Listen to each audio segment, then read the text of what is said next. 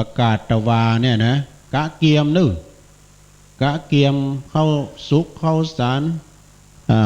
หรือว่าเป็นนั้นเข้าสารอาหารแห้งมาม่ายำไวปลากระป๋องเล็กตาซอย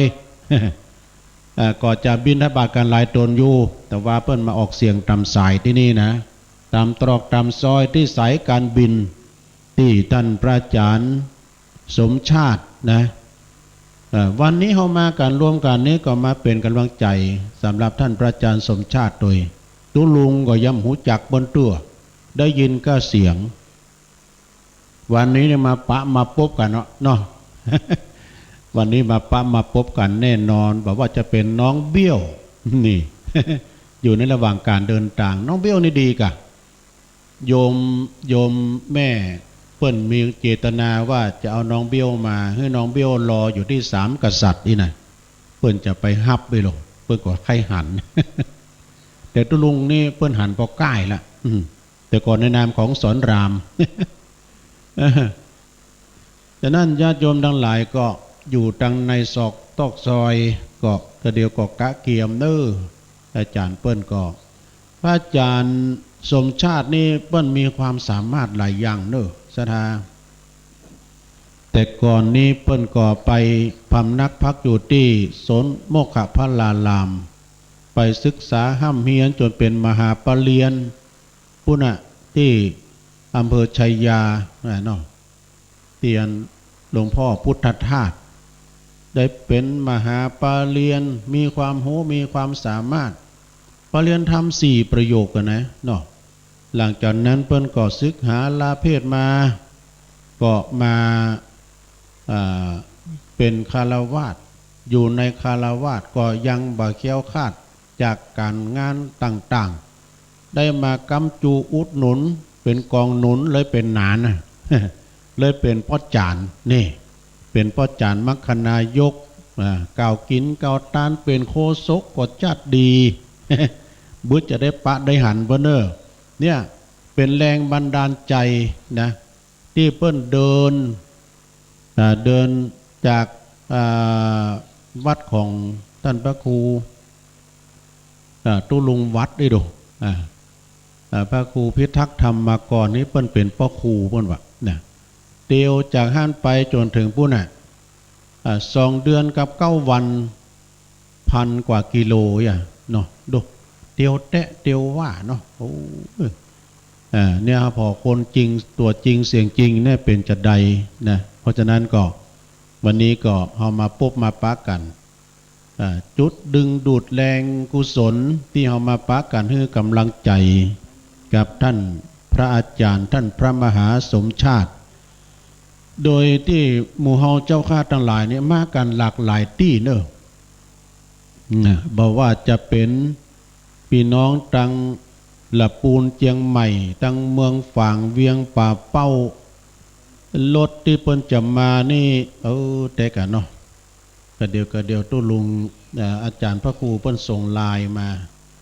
คงจะออกกันมาแล้วเนาะเดี๋ยวนี้นะ6 โมงป่ายแล้วนี่ เดี๋ยวตู้ลุงจะพอในเฟซในไลน์เพราะว่ารถตังใดพ่องนี่นะอาจารย์เปิ้นก็ส่งเฟซส่งไลน์มาประกาศไปตามนี้แล้วก็กำหนดการพิจารณาข้อมูลก็เอาให้มากำเดียวก่อนเนาะราตรีนี้ยังยาวไกลเพราะฉะนั้นคณะสัตยาญาติโยมก็ดังที่ได้ประกาศไปนะวัดตุ้งโป่งนี่เป็นวัดที่ว่าบ่ใหญ่สักเท่าใดเบิ้นกำลังคิดสร้างห้างแปลงงานในหอระฆังนะโยมเด้อเปิ้นแปลงหอระฆังก็ป้อใหญ่ก็เดี๋ยวประจักษ์แก่สายตานะแล้วก็เปิ้นก็ปูตัวนอนโดยกะเกียมไว้เนอญาติโยมอันไผจะร่วมทำบุญกะเกียมไว้ตารางเมตรปูตัวนอนก็200 บาทนะแล้วก็หอระฆังก็ต่างหากแล้วแต่มาปักต้นปักยอดปักต้นกล้วยนี่นะสำหรับรถตู้ที่จะร่วมการเดินทางจากไปที่อำเภอเมืองปานจังหวัดลำปางรวมทั้งสิ้นณบัดนี้จำนวนถึง42 คันรถเนอะ รถตู้นะออกเดินทางกันวันที่20ก็คือวันนี้นะแล้วก็จะมีวัดบ้านหนองผ้าขาว3กันด้วยกันเพราะอาจารย์ชัยเพิ่มได้มาแม่บ้านไปเนอะทุลุงอีดงเพราะครูได้อยู่บ้าน ขอบคุณพระครูชัยทองขันด้วยเนอะรถไอ้แก้วไอ้แสงมณีเขาก็มาเนาะ4กัน3กันกันเนอะหนองผ้าขาว3กันปากตังเจริญ4กันแม่จันเรือนใสกองเสบียงอันยิ่งใหญ่กองทัพนั้นเดินด้วยท้องแถม1กันเวียงตาการแม่อุยล่าวงสายะบ้านดงหาดนาค1กันแม่บุญปั่นบ้านศพเตี้ยจำนวน1กันแม่สีทรบุญศรีมาบ้านหนองล่องแถม1กันแม่บุญศรีสังเลงบ้านต้นพึ่ง2กันกันเนอะพี่น้องบ้านต้นพึ่งนะมี2กันแล้วก็แม่บัวไหลอินทนนท์จากวังขำป้อมต้านล้อตัว2กันแล้วก็แม่บัวเร็วบ้านสันเหมือง2กันเนอะแม่จิรพันธ์โมป้อจากวปปเวียงป่าเป้าอันนี้ผู้นำบุญอันยิ่งใหญ่3กันด้วยกันนะเพื่อนจะเอาเพลงมาร่วมด้วยเนอะแม่จิรพันธ์นี่นะแม่สมบ้านโป่งเทวี1กันแม่ลัดดาโป่งเทวี1กันแม่จงดีอำเภอฝางในนามของหลวงพ่อท่านพระครูสุจิตานิรักที่รักอันนี้เปิ้นก็จะมาแถม2กันนะในนามของหลวงพ่อใหญ่เฮาแม่จงดีเป็นตัวแทนมา2กันนะจากอำเภอฝางแม่พรบ้านหัวเวียงป่าเป้า4กันเนอะนี่นะแล้วก็บ้านปัจจันเวียงป่าเป้าเจียงไฮ้1กันมาหมดเป้าหลวงเล็กเขาพินานเพชรเขาครูบาเดชแต่ว่าท่านปลัดนัตพงศ์เพิ่นติดงานเป็นหยังเนาะเพิ่นติดงานด้วยแม่เลนโนบ้านร้องดอนชัยอำเภอสารปี1กันพ่ออ้ายแม่น้อยหีบทองสันโป่งแม่ริม1กัน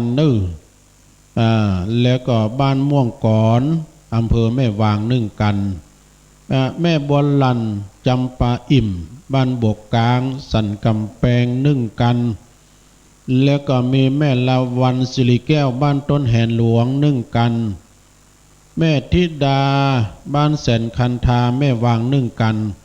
แม่บัวรวยแรงจริงบ้านป่าคาล่องเคาะวังเหนือลำปาง1กันแม่บุญทวีตะออดบ้านน้ำเพอพระบ้านโฮ่ง1กันแม่อัมพรท่านนินทรนะบ้านศาลาต้าศาลาเนื้อจอมตอง1กันคุณแม่เกษณีชัยเทพบ้านวัดอุโมงค์เนอะอุโมงค์เถราจันทร์อำเภอเมือง1กัน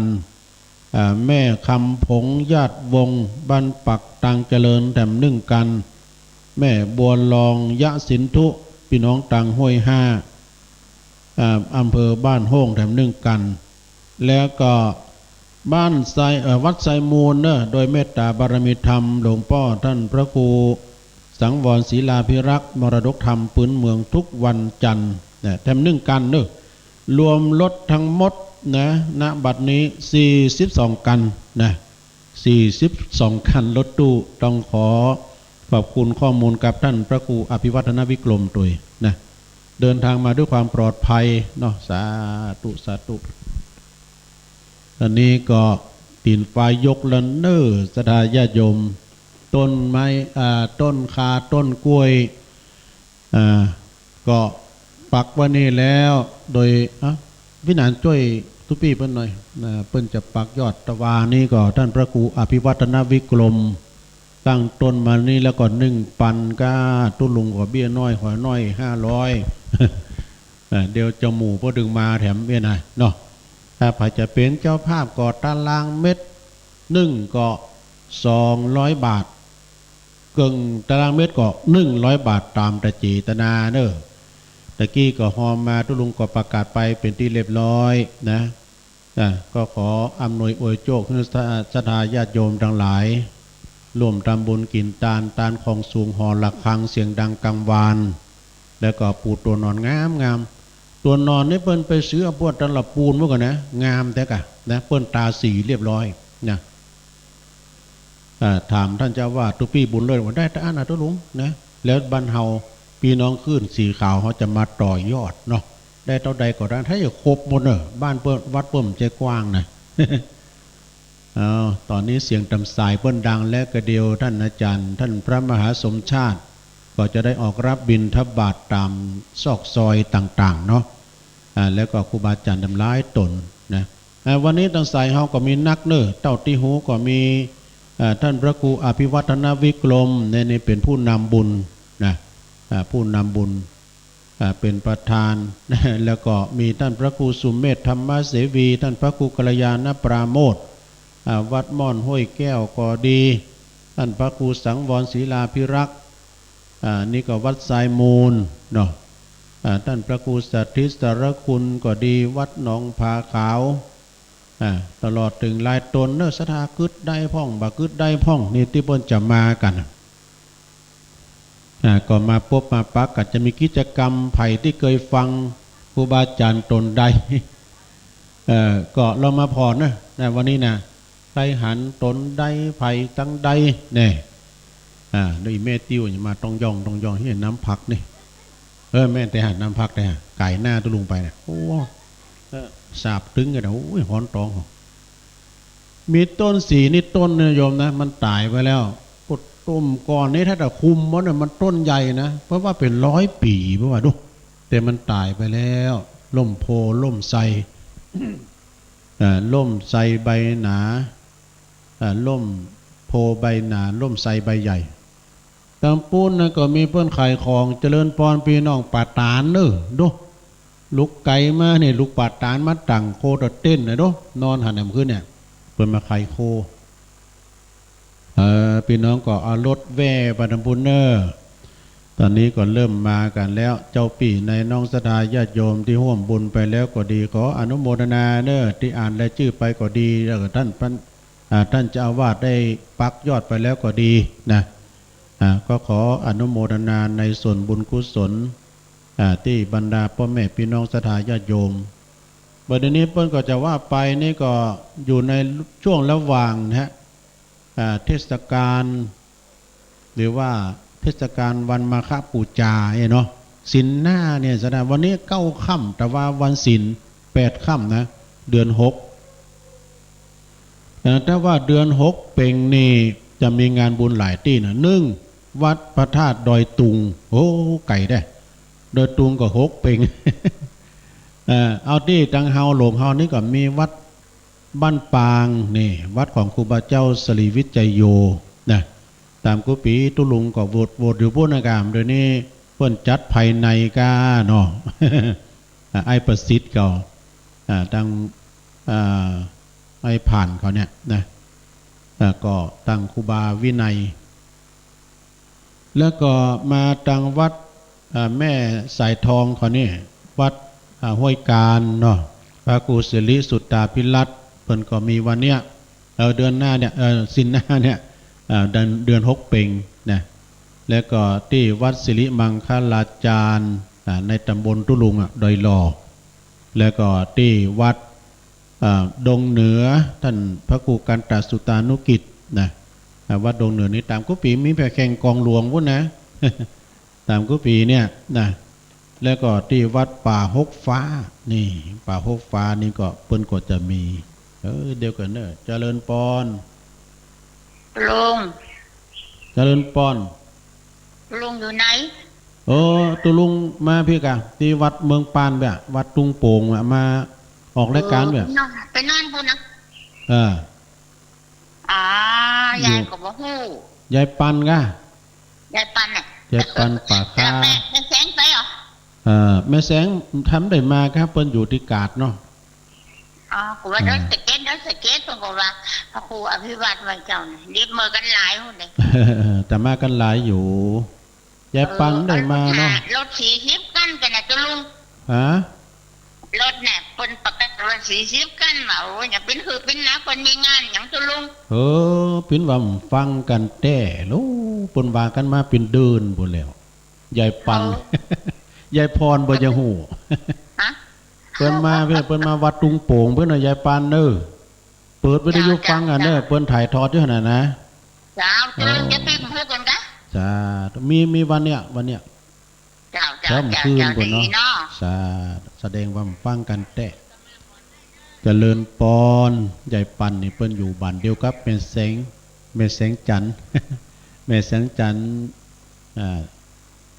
สมรูปนี่แม่แสงจันทร์นี่เปิ้นก็ทำบุญกูวัดกูวานะ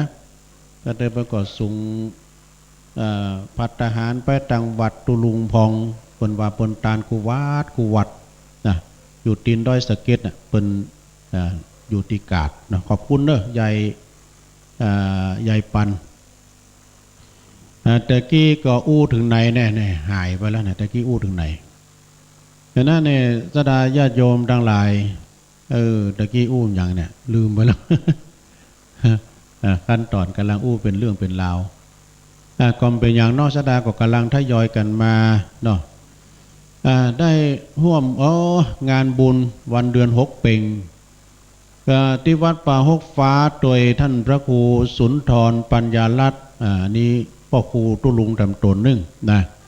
เปิ้นเป็นเจ้าคณะตำบลหนองยวงเจ้าวาดวัดป่าหกฟ้าจัดภายในเหมือนกันไม่มีมหรสพแต่ว่าเปิ้นมีมัจฉา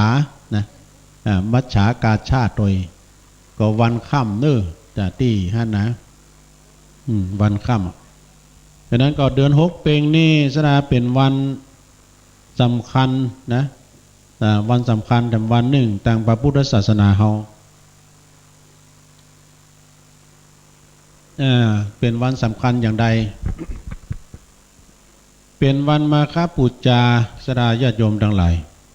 มาฆปูจานี่เป็นวันสำคัญที่พระพุทธเจ้าแสดงโอวาทปาติโมกข์ก็เห็นเนาะเป็นวันจตุรงคสันนิบาตเจริญพรอรุณสวัสดิ์เจ้าตุลุงเจ้าโอ้คุณโยมพิสมัยเจ้าโยมดีเจเป็นนายพ่อเจ้าไปนอนปุ้นพี่นันคำมูลเขาก็สบายดีกันนะรับสบายดีเนาะนอนแบบให้รับกันวะ คุบขับมันเปลี่ยนที่นอนใหม่ เดี๋ยวว่าบรรยากาศดีรับดีโอ้เงียบแต่อากาศที่นี่นะเงียบพอตอนมันโม่ไหนจะยินรถเครื่องอีกกันเพราะว่าวัดหนตางก็มีใกล้เนี่ยหน้าวัดเนี่ยนะมาก็บางเฮาไกลก็ไม่ได้ยินเสียงขันเนอะตอนนี้นะเงียบดีแท้ก็นึกว่ารับสบายมันเปลี่ยนที่นอนใหม่ก็เป็นธรรมดามันก็นอนรับป้องรับยิบรับจอบไปจ้ะแต่ว่าอันข้าวก่อนอยู่ใกล้รถไฟว่านอนมารับเขานี่อันอยู่ตังป่าตังน้อยนึกว่ารับบ้านเมืองเพิ่นนี่ตอนนี้สงบดีแท้กะเนาะแต่ทั้งด้วยความคิดถึงแม่สายพินด้วยเนาะก็เดี๋ยวเพิ่นก็จะมาเนี่ยกะได้ค่ะแต่ว่ากับอันพระอาจารย์เอาลากละแกคงกลับมาผู้ฟังอยู่นี่ไปหมดเนาะครบทีมกับวันนี้น้องเบลเขาก็มาหมดอ่ะค่ะวันนี้เราพระโคสเวทก็ไปนะพระครูสุเมธก็จะมากันนะอยู่ทางบ้านก็ฟังเอาเนอะฟังเพื่อนถ่ายทอดเสียงเนาะเสียงก็ดีเหรอชัดเจนดีกว่าเสียงชัดเจนดีเนาะดีกันชัดเจนโอ้ตุ๊บที่ท่านอาจารย์เฮาเพิ่นควบคุมหรอควบคุมตังผู้นาการถ่ายทอดเสียงนั้นมันจะมีเครื่องมีเกียงเข้ามาใหม่เยอะมากเลยจะซื้อเข้ามาเนาะจะต้องฟังดูแล้วก็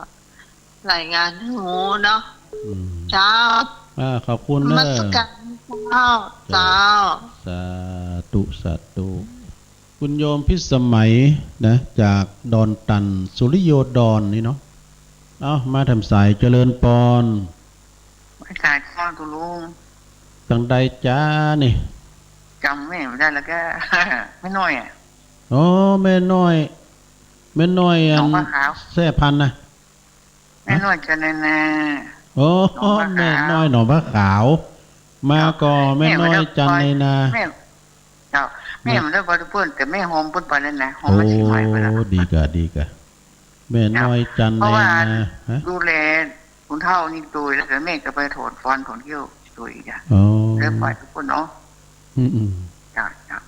อ่ะ อนุโม เป็ ท นห นา ยัง บุญทุก เจ้า นะเจ้า สาธุนี่แม่มได้มาก็ฟังตังวิทยุนะ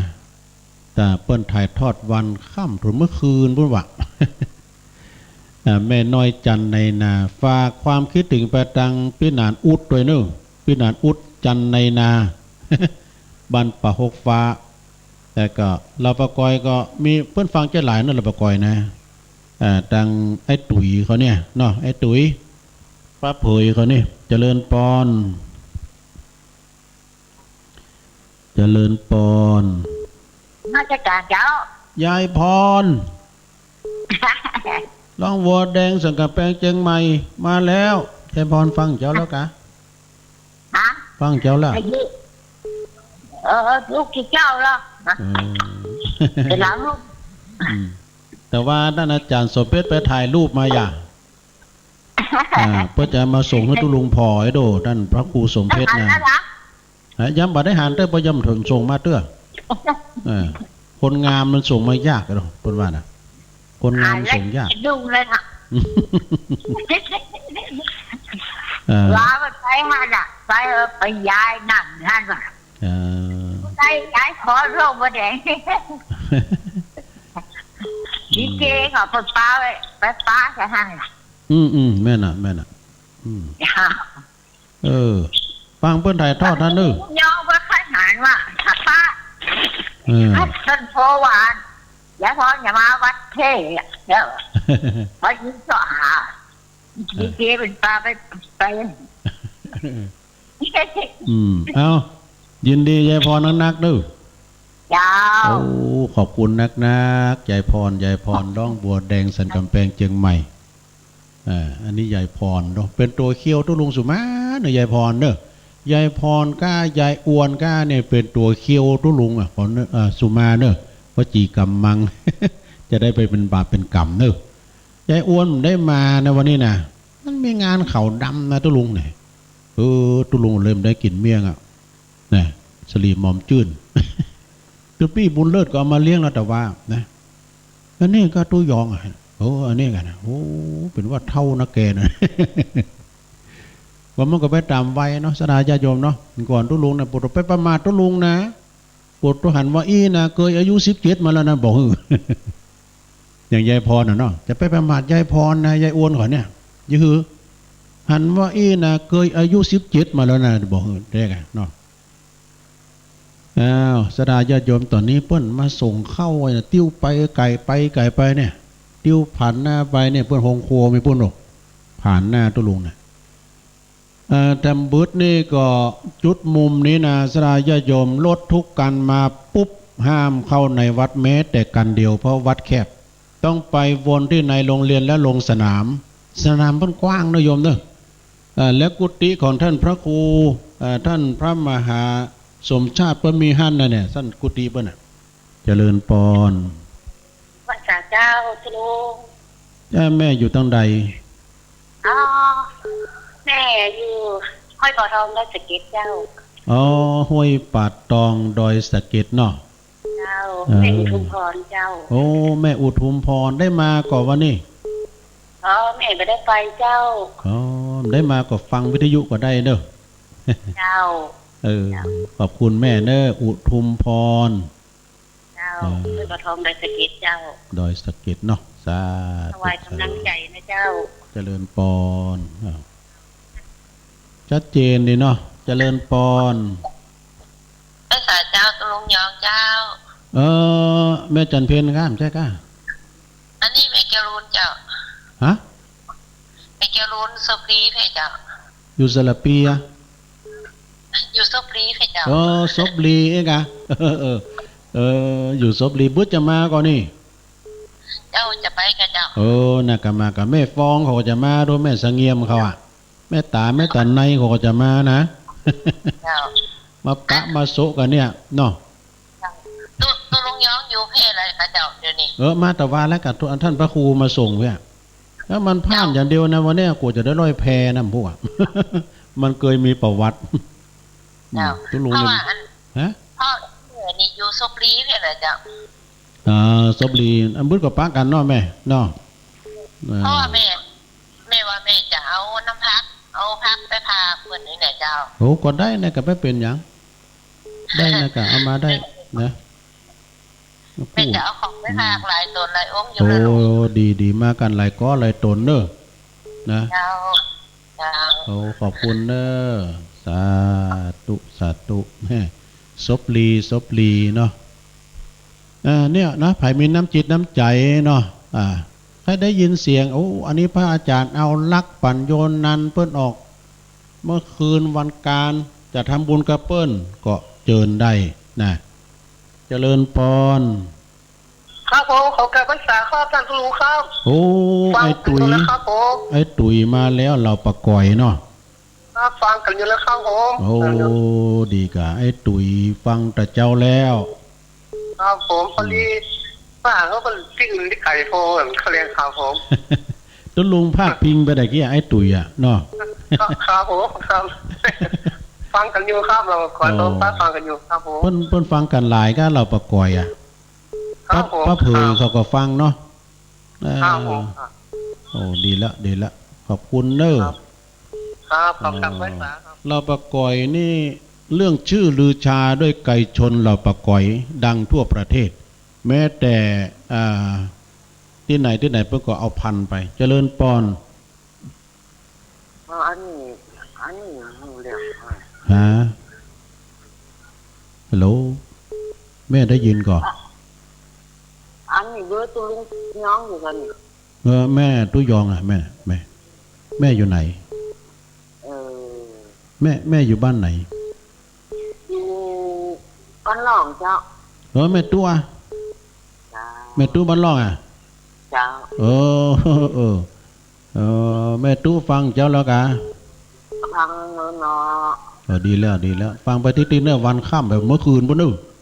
จ้ากำลังใจเลยสาธุแม่ตู้บ้านหลองเกียมทานวะกะทานก้มบีบทานไฟฉายนะโคทานมันจะหมดอ่ะ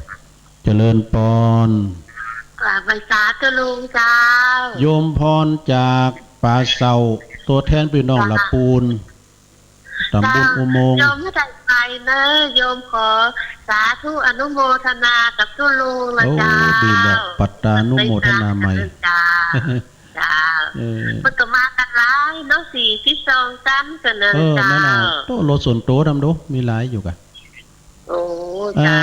โยมพรวันที่26เปิ้นเตียวขึ้นดอยตัวหอยครูบากะเจ้าที่วัดพระบาทเจ้าโยมพรประกาศไปหน่อยแล้วเจ้าเปิ้นไปสวดกันโอวาทปาติโมกบุญดอยตีเจดีย์ศรีครูบาบุญดอยจ้ะคือนั้นให้จะแมลงจะเอาจานอย่างก็จะกำผ่าห่มผ้าพันธาจ้ะเดี๋ยวขึ้นดอยกันไปจ้ะดีละเป็นอย่างนี้จังก่อนพวกนี้มีจังก่อนโดยก็จะโยมพรประกาศไปเลยเนาะจ้าเชิญไปรวมทำบุญกันเนิ่มว่าได้ยินแม่จันสีบันกอกคนบอกกั้มจ้าแม่จันสีมาตอนมาเจ้านะเจ้าน่ากะเปิ้นบอกกั้มแล้วก็ใครงั้นโยมพรลืมแถมกั้มไหมกะเนาะเจ้านาทีเช้าฮอกเลยจ้าจะมีงานเตียวขึ้นดอยตัวหอยครูบาห่มผ้าพระธาตุจะพระธาตุศรีครูบาบุญดอยเปิ้นนะจ้ะก็คือจะมีครูวานะจ๊ะไปเปิดงานอย่างอบจอย่างต้อยนะจ๊ะมีการเปิดงานแล้วก็ท่านครูวากับอันนายกเหล่ากาชาตินะเนาะมันจะเลี้ยวขึ้นไปกินนำขบวนขึ้นไปอ่ะจ้ะเอาหลวงพ่อเขาขึ้นไปก่อนจ้ะเดินนำไปก่อนนะจ๊ะโดยกันขึ้นไปปินซ้ายจ้ะจัดงานเช้าไปอยู่บุญดอยพอนะเพลงไฟนะสิเป็นเซลขึ้นมางามจ้ะอ๋อดีกะ จ้ะ นั่นละ ตามตั้งเตียวเปิ้นจะมีโคมจะ อ๋อ โค เปิ้น ม มี บุญ โคม นะปิดซ้ายจนถึงบุญดอยเปิ้นน่ะจ้ะ โคมที่เปิ้นใส่เอาไฟไปทางในนะ จ้า อย่างแม่โบพินเขาแปลงนะกะแม่โบพิน จ้ะ สุนทรเวช จ้า เนี่ย เหมือนอย่างนั้นน่ะจ้ะขึ้นไปแล้วเปิ้นก็มีการเปิดมีพิธีสวดโอวาทปาติโมกข์กันเถอะจ้ะโอ้เสียงดังก็คือเมื่อจ้าอ่ะ อันก็ลงจ้ะ ดี แล้ นะ วสวดเสร็จแล้วเขาก็ อยู่สักมื้อสักมื้อนั่งภาวนาอย่างบุญคนหมดอ่ะจ้ะ อืม เสร็จเรียบร้อยนี่จะนี่เสร็จพิธีก็เดียวกันขึ้นมาถ้าใครเอารถไปก็เอารถลงมาจ้ะ อ๋อ งานที่เป็นงานใหญ่เหมือนกันนะจ๊ะงานสำคัญพิธีสำคัญ ตอนแรกก็จะคือเป็นจะจัดถ่าปิงอะเนาะพอดีปีนี้มันจึงเลื่อนไป6ปิงอะนะเจ้า อ๋อ ขอเชิญชวนทุกท่านเนอะถ้าใหญ่มาทำได้ไปไหนก็มาเอววัดพระพุทธบาทตากผ้าเนอะเจ้า โอ้ขอบคุณโยมพรหลายๆเน้อนี่แจงต่อไฟใส่ต่อน้ำสาธุ นะเจ้า เจริญปน เจ้า อันนี้ก็เป็นการโฆษณาเนาะนะคือว่าเปิ้นมีกูปีอ่ะนะตามปกตินี่ก็มาคาปูจ้าจะมาหาปิงปีนี้เป็นปีอาทิกรรมาสนะเดือน82เตื้อเปิ้นก็เลยเลื่อนมานะเป็นวันเดือน6เพ็งเป็นวันมาคาปูจาพระพุทธเจ้าแสดงโอวาทปาติโมกข์อัศจรรย์4อย่างนะที่พระเจ้าประสงค์องค์ครูบาสังฆะมากันด้วยไม่ได้นัดหมายแล้วสมัยประเดี๋ยวนี้จะส่งเฟซส่งไลน์ให้กันกะเนาะอันนั้นส่งกระแสจิต มาถึงมด1,250 ตนพระสงฆ์เหล่านั้นนี่ก็ล้วนแล้วแต่เป็นที่พระพุทธเจ้าบวชให้เป็นพระอรหันตาขีณศพถึงมวลแล้วก็เป็นวันพระจันทร์เสวยมาค้าเลิกโดยนี่อัศจรรย์นะศรัทธาญาติโยมนะเพราะฉะนั้นศีลหน้านี้ก็เป็นศีลเดือน6เพ็งแล้วก็เป็นวันมาฆปูจาจะมีการเวียนเทียนการกู้วัดกู้วากันเนาะโดยเฉพาะก่อที่วัดพระพุทธบาทตักผ้าที่โยมพรเปิ้นประกาศไปก็ไปร่วมกันเนอะวัดประจำอำเภอป่าซางเป็นพระอารามหลวงโดยเมตตาบารมีธรรมในพระเดชพระคุณท่านเจ้าคุณพระพุทธบาทพิทักษ์ท่านเจ้าคณะอำเภอป่าซางเจ้าวาดวัดพระพุทธบาทตากผ้าพระอารามหลวงเนาะแล้วก็มีหลายงานนะฮะญาติโยมทั้งหลายทุลุงก็อู้ไปต่างรอใส่ทานน้ำจิตน้ำใจพี่น้องกำลังอยู่ในระหว่างการเดินทางเนาะกำลังเที่ยวทางกันมาอยู่เดินทางกันมายังไม่ถึงที่หมายพี่น้องตังเมืองฝางนี้เพิ่นออกแต่เมื่อ4 โมงแล้วเนาะเอาละพี่นานดีเจเอารถโฆษณาออกแล้วเพื่อจะไปบิณฑบาตท่านพระอาจารย์สมชาตินะพระมหาสมชาติพร้อมด้วยคณะของเปิ้นเปิ้นจะไปบิณฑบาตตามซอยที่เปิ้นประกาศไปแต่ว่าเอาประกาศศรัทธาญาติโยมเนอะวันที่20ถึง28วันนี้เนอะญาติโยมประกาศข่าวสารงานบุญตังอำเภอบ้านโฮงอำเภอป่าซางก็ดีวันที่20วันนี้เปิ้นจะได้อาราธนาสรีระร่างอะไรดวงวิญญาณของท่านพระครูศรีหธรรมรัตน์ด็อกเตอร์ตุลุงจันแก้วอดีตที่ปรึกษาเจ้าคณะตำบลเหล่ายาวอดีตเจ้าวาดวัดแพะโป่งเนอะแพะโป่งใจทุ่งโป่งนะแพะโป่ง เปิ้นจะลากภาษาทวันนี้เนอะน้อมนำเอาสรีระร่างอะไรดวงวิญญาณของท่านพระครูหรือว่าครูบาเนาะไปนอนพระศาสตร์เมนไม้นกฮัสดีลิงวันที่28ปุ้นเพื่อจะมีการพระราชทานวันสุดท้ายของเดือนกุมภา28กุมภาเป็นวันพระราชทานแต่ละค่ำแต่ละคืนก็ไปฟังเทศฟังสวดพระอภิธรรมนะโดยเมตตาบารมีธรรมท่านพระครูวิบูลย์เจติยาธรนะท่านเจ้าคณะอำเภอบ้านโฮงเปิ้นก็เป็นประธานในการดำเนินงานครั้งนี้โดยเนาะแล้วก็ตุลุงนี่จะไปวันที่21เมื่อแหลงวันพุธ เนาะตุลุงจะไปที่จริงเปิ้นนิมนต์วันนี้เหมือนกันนะป้าหลวงนิกรแต่ก็ติดงานตอนนี้มันถึงหลายวันอยู่28ด้วยกันเนาะหลายวันอยู่ที่วัดแพะโป่งเด้อโยมเด้อวัดเปิ้นกว้างปอก้าไม่ขายไปลงของก้าของขายได้ปล่อยล้อเสียศพครูบานี่คนนักนะ แล้วทำงานนึงวันเปิ้นจะมีงานนะฮะก็อันนี้ก็เสียศพครูบาเหมือนกันปุ้นแม่แจ่มบนนี่นะแม่แจ่มปุ้นก็คือวัดแม่ปานตำบลช่างเครื่องอำเภอแม่แจ่มงานออกเมนพระราชทานเพลิงศพท่านพระครูวิโรธพดุงศาสตร์นะจะเริ่มในวันที่28วันสุดท้ายของเดือนนะ28กุมภาอาราธนาสรีระร่างอาลัยดวงวิญญาณของท่านพระครูวิโรธพดุงศาสตร์ขึ้นสู่นอนพระศาสตร์เมนไม้แล้วก็วันที่4มีนาเป็นวันพระราชทานเพลิงศพเด้อที่วัดแม่ปานตำบลช่างเครื่องอำเภอแม่แจ่มนะก็ไปร่วมบุญกันได้งานปล่อยหลวงเทาะนะบ่ใจแต่หมายความว่าเทาะนี่ตันไม่ตันคาขึ้นอยู่ก่อนแต่จะมีทำกรรมนึงก่อนรอให้มันเป่งลึงก่อนดีๆก่อนนะที่วัดอินทกินเริ่มตะวาละ19ถึง21นะ19ถึง21ที่วัดอินทกินเวรุคามป่าซางนะที่ใกล้ๆกับที่ว่าการอำเภอป่าซางนะก็จะมีปล่อยหลวงเทาะเนอกุฏิเปิ้นงาม2ชั้นก่อนก็โดยเมตตาบารมีธรรมอาจารย์ท่านพระครูสุตตคุณวัฒน์อาจารย์มหานิคมแล้วก็ท่านพระสมุพานุวัฒน์เขมานันโทตุปิเก่งเขาเนาะตุปิยัดโดยนะแล้วก็วันที่21เนอะสดาญาติโยมทั้งหลาย แล้ววันที่27นะ27นี่ก็เพิ่นจะมีงานประจำปีที่วัดดอยแก้วตำบลดอยแก้วอำเภอจอมทองเพิ่นจะมีการอบรมสมโภชพระพุทธรูปแล้วก็พุทธาภิเษกโดยพระพุทธรูปประจำวัดอันสำคัญที่วัดดอยแก้วในวันที่27เด้อตรา27กุมภาเนี่ยนะ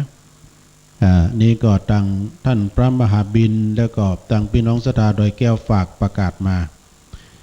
วันที่26 27ก็มีงานตัดไหวลูกนิมิตผูกพัทธสีมาที่วัดวังดินตำบลขวงเปาอำเภอจอมทองเนอะวันที่26นั้นเมื่อคืนนั้นจะมีการสวดมนต์ตันพุทธาภิเษกเตดน้ำเตดธรรมเมืองมีสวดเบิกมีไข่มีกวนข้าวติ๊บเนี่ยหลายอย่างตอนเจ้ามาก็มีการสวดธรรมจักรปวัตนสูตรหรือว่าไข่ตาพระเจ้า เบิกพระเนตรโดยเวลา 13 นาฬิกาก็จะมีการ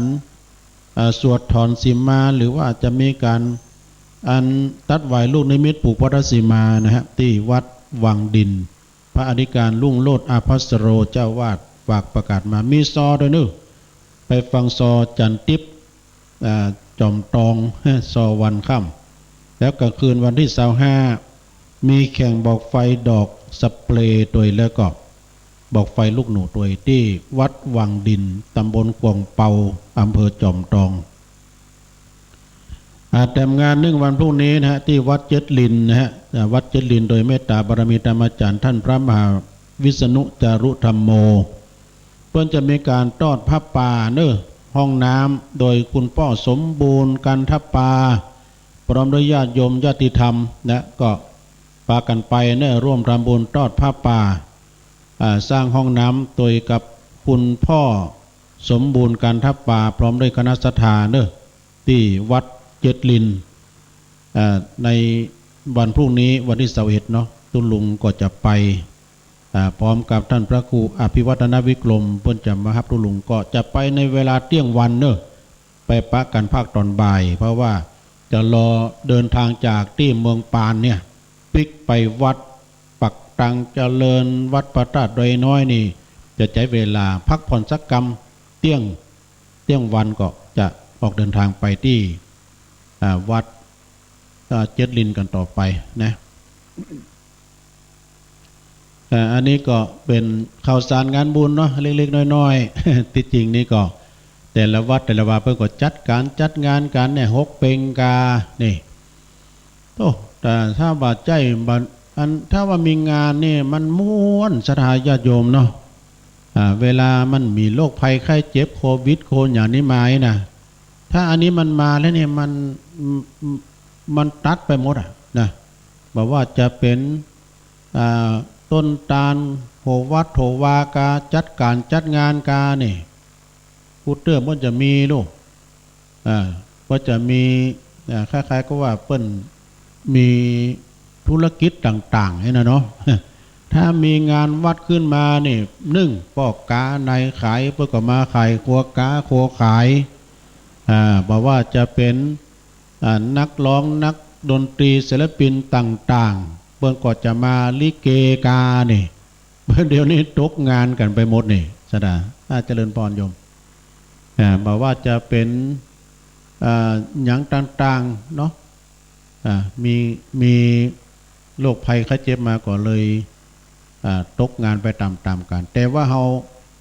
บ่ต้องตกใจบ่ต้องตื่นตระหนกคะแนนว่าเฮาป้องกันตัวเองดีๆเนาะอย่างที่เปิ้นว่านะเอามาวันนี้ก็จะไปลืมนะแม่เอาหน้ากากมาตัวเพราะว่าเฮาอยู่กันรวมกันหลายรวมแยกกันเราอยู่รวมหมู่ก็ต้องใส่หน้ากาก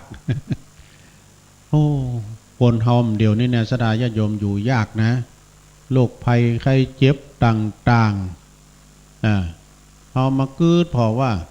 ใหญ่แม่ว่านะงานศพก่อนนักตุเฮ้ยบึดก่อตังใต้บึดก่อตังเหนือคนเฮานี่มันมีความตายเป็นที่จังนะบางทีนี่เวลาเปิ้นล้มตายกันนี่นะสดาเดือนนี่มี2 ลาย 3 ลายก็มีเนาะก็เปิ้นพาธนาไปด้วยกันนะแล้วก็เฮาก็ไปช่วยเปิ้นนั่นเนาะเปิ้นถึงเวลาเปิ้นแล้วเนี่ยมันความตายไผจักหนีปนได้มีความตายเป็นติดจังเนื้อสถาเนื้อจะไปประมาทนะ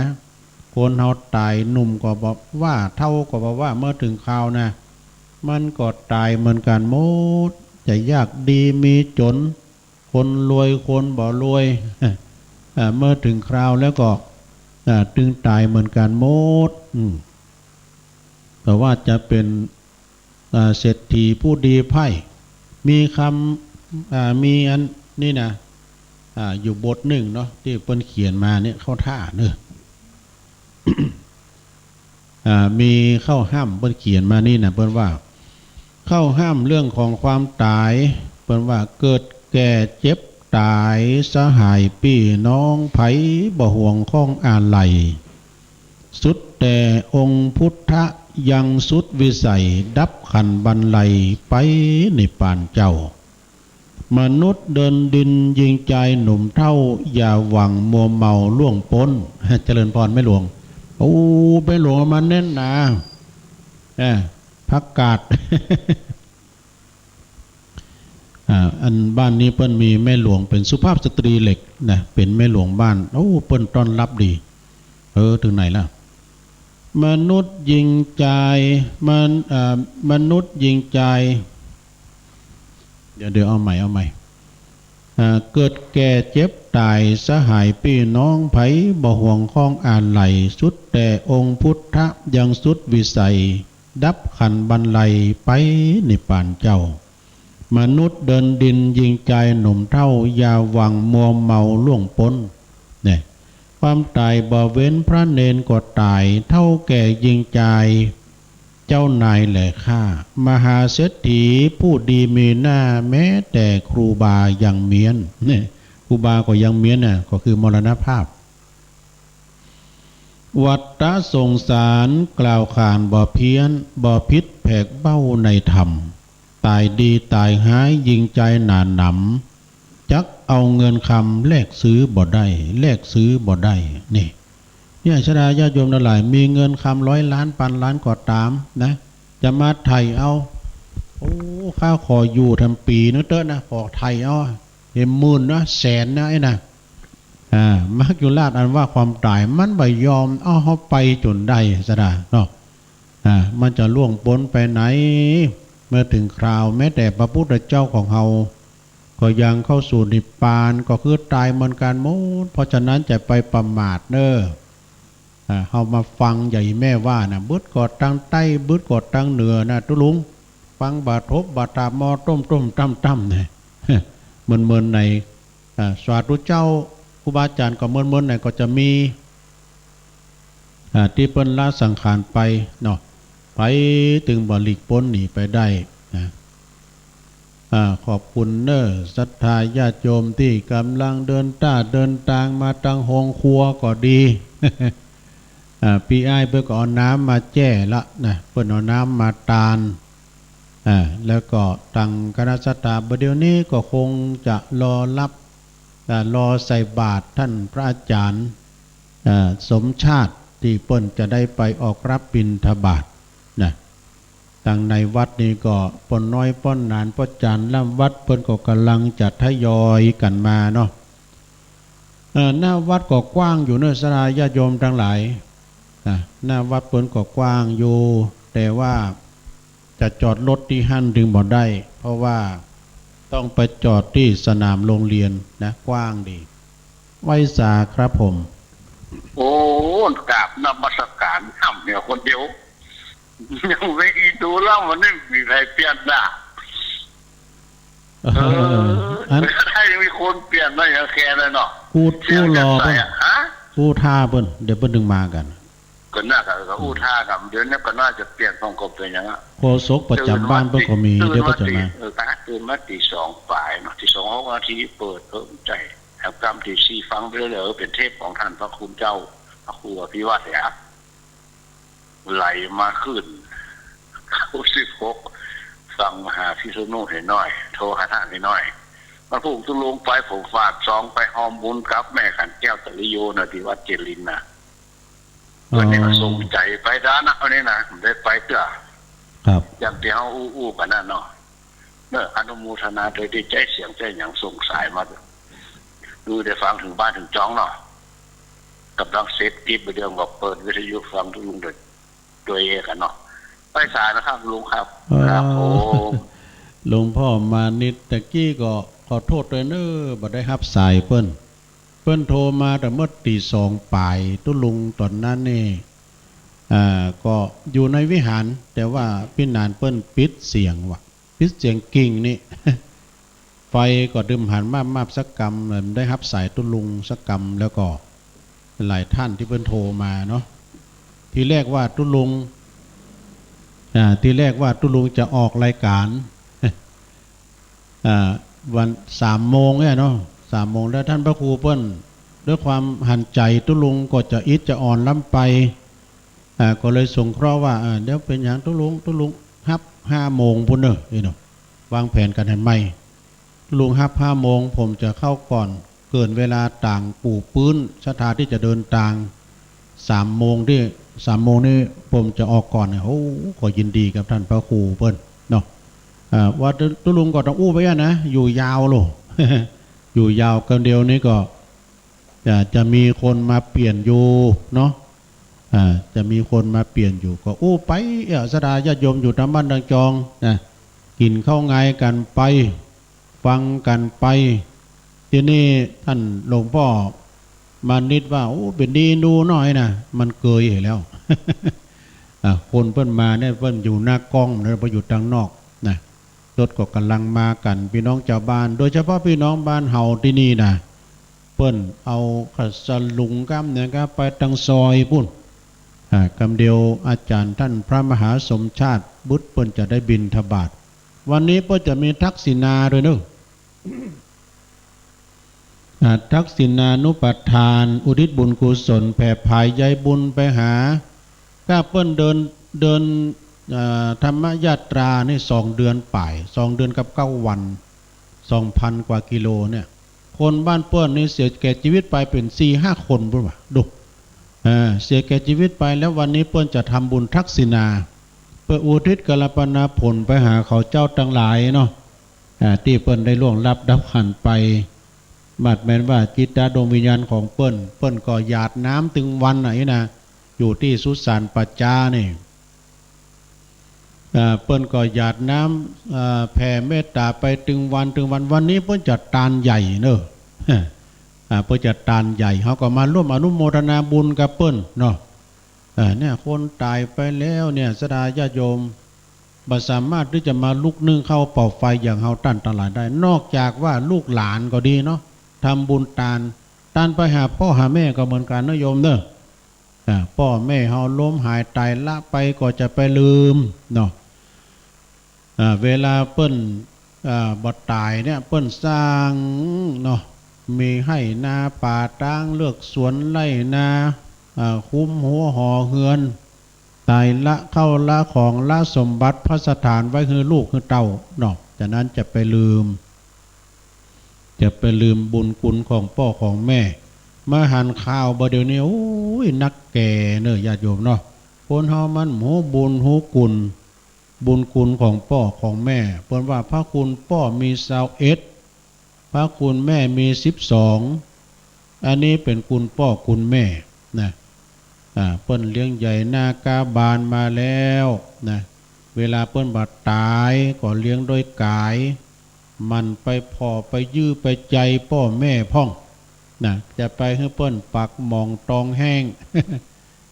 เวลาเปิ้นลบหายตายละก็ทำบุญตานให้เปิ้นตานขันเข้าให้เปิ้นนะ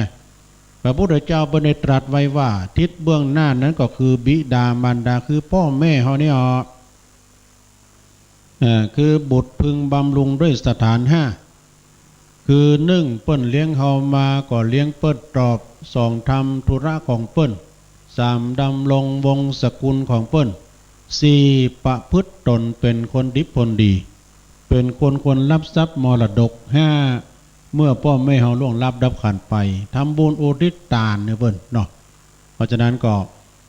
ถึง5อย่างนี้นะสดาญาติโยมจะเป็นละป่อลืมแม่บ่เดียวนี่โปโตคนเฮาใจไม้ไสลกรรมฟังข่าวนี่เป็นดีสลดสังเวชใจไปด่าป่อตีแม่กานี่บางวันนั้นเฮาหันในคลิปน่ะโปโตเผาอ่ะ เจริญพรป่อบ้านเจ้าแล้วกะกำลังมาเนี่ยบ่อยู่บ้านไหนอ๋อบ้านเฮาเนี่ยเนาะโอ้ดีกะเป็นว่าฟังทุกวันเนาะขอบคุณพระหนานเนอสาธุอันนี้เปิ้นมาตักตายตุลุงเนาะเพิ่นก็อยู่บ้านตุงโป่งเนี่ยป้อนหนานป้อนน้อยป้อนหนานก็กำลังมา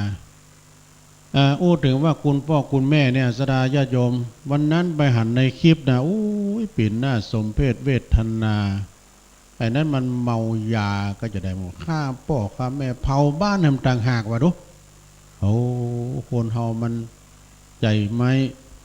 ใส่ละกรรมเนาะมีอันบทลืมไปแล้วก็เปิ้นว่าบทเนี่ยบทเข้าห้ามมีหันบทนั่นน่ะตุลุงจะเล่าต่างรอเนาะต่างรอรถตู้หันมากันนั่นเมื่อกี้น่ะคุณพ่อคุณแม่เนี่ยอันนี้คุณแม่นะโยมเด้อนะไอ้อันนั้นมันถ้าเห็นลูกม่อนหกมาเกิดนะตัดลิ้นแม่มันวะนะฆ่าแม่มันโอ้ยน่าสังเวช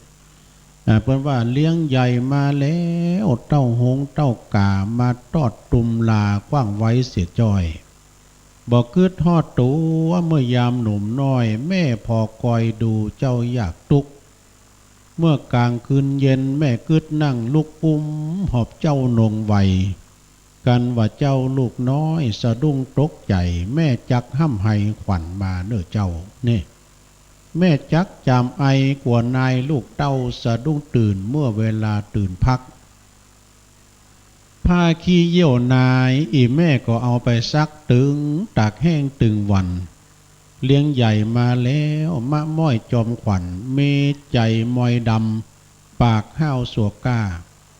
ยามเมื่อปามานอีแม่ก็ก้องหันหน้าวังปึ้งบุญกุลยิ่งนักเลี้ยงใหญ่มาแล้วกายเป็นเพศยักษ์บ่คืดฮอดอันบุญกุลแม่ได้หอบเลี้ยงกำจูอุดหนุนแม่วังเป็นกุลเมื่อยามแก่เท่านี่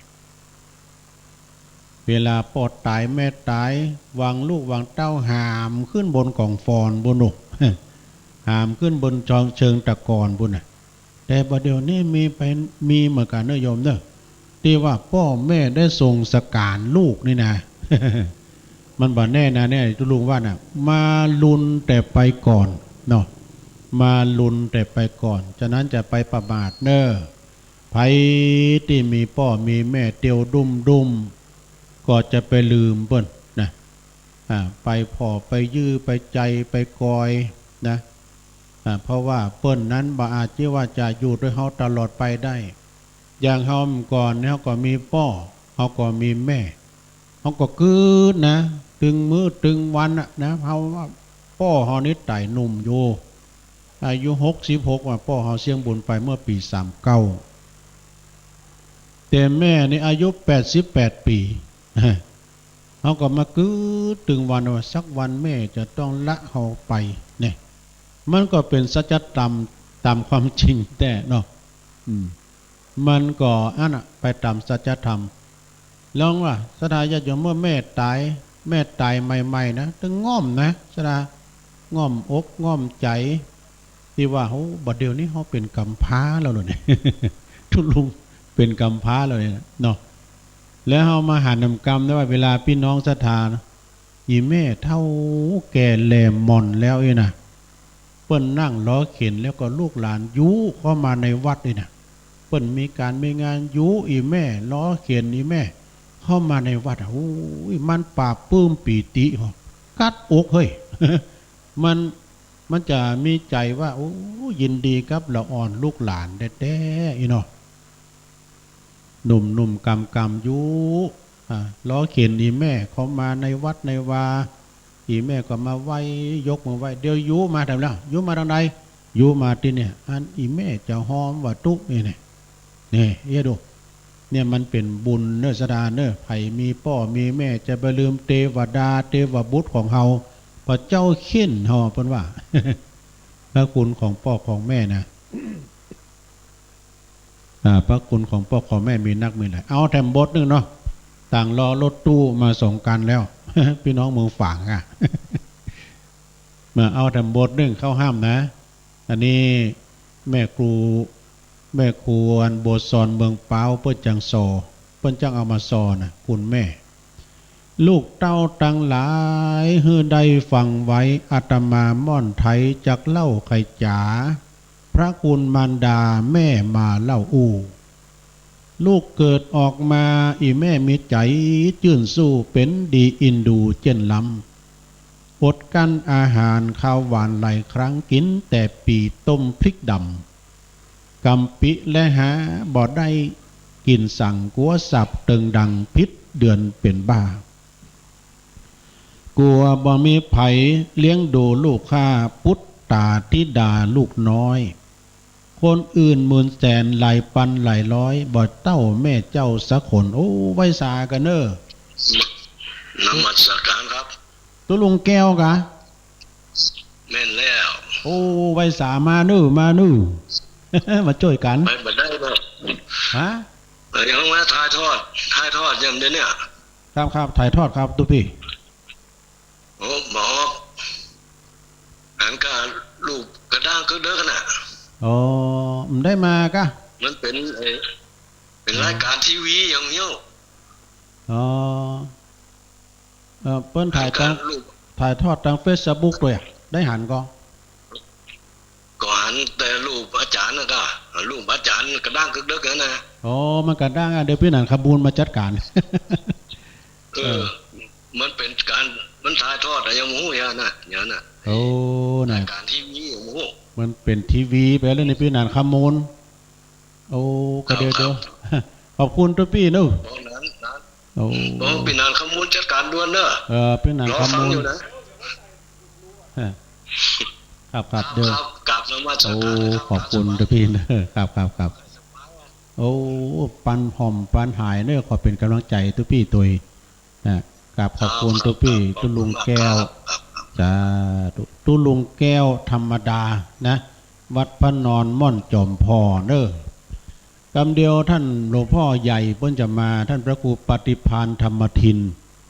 ครูบาดอยจะมาเนอะเนาะเพิ่นอยู่ในระหว่างการเดินทางเนาะเดี๋ยวพี่นันขมูลมาพอกำเนอภาพมันกระด้างกึกดึกว่ะ เล่าถึงไหนตะเกียดีแล้วเนาะตัวพี่หนุ่มแปลงแล้ว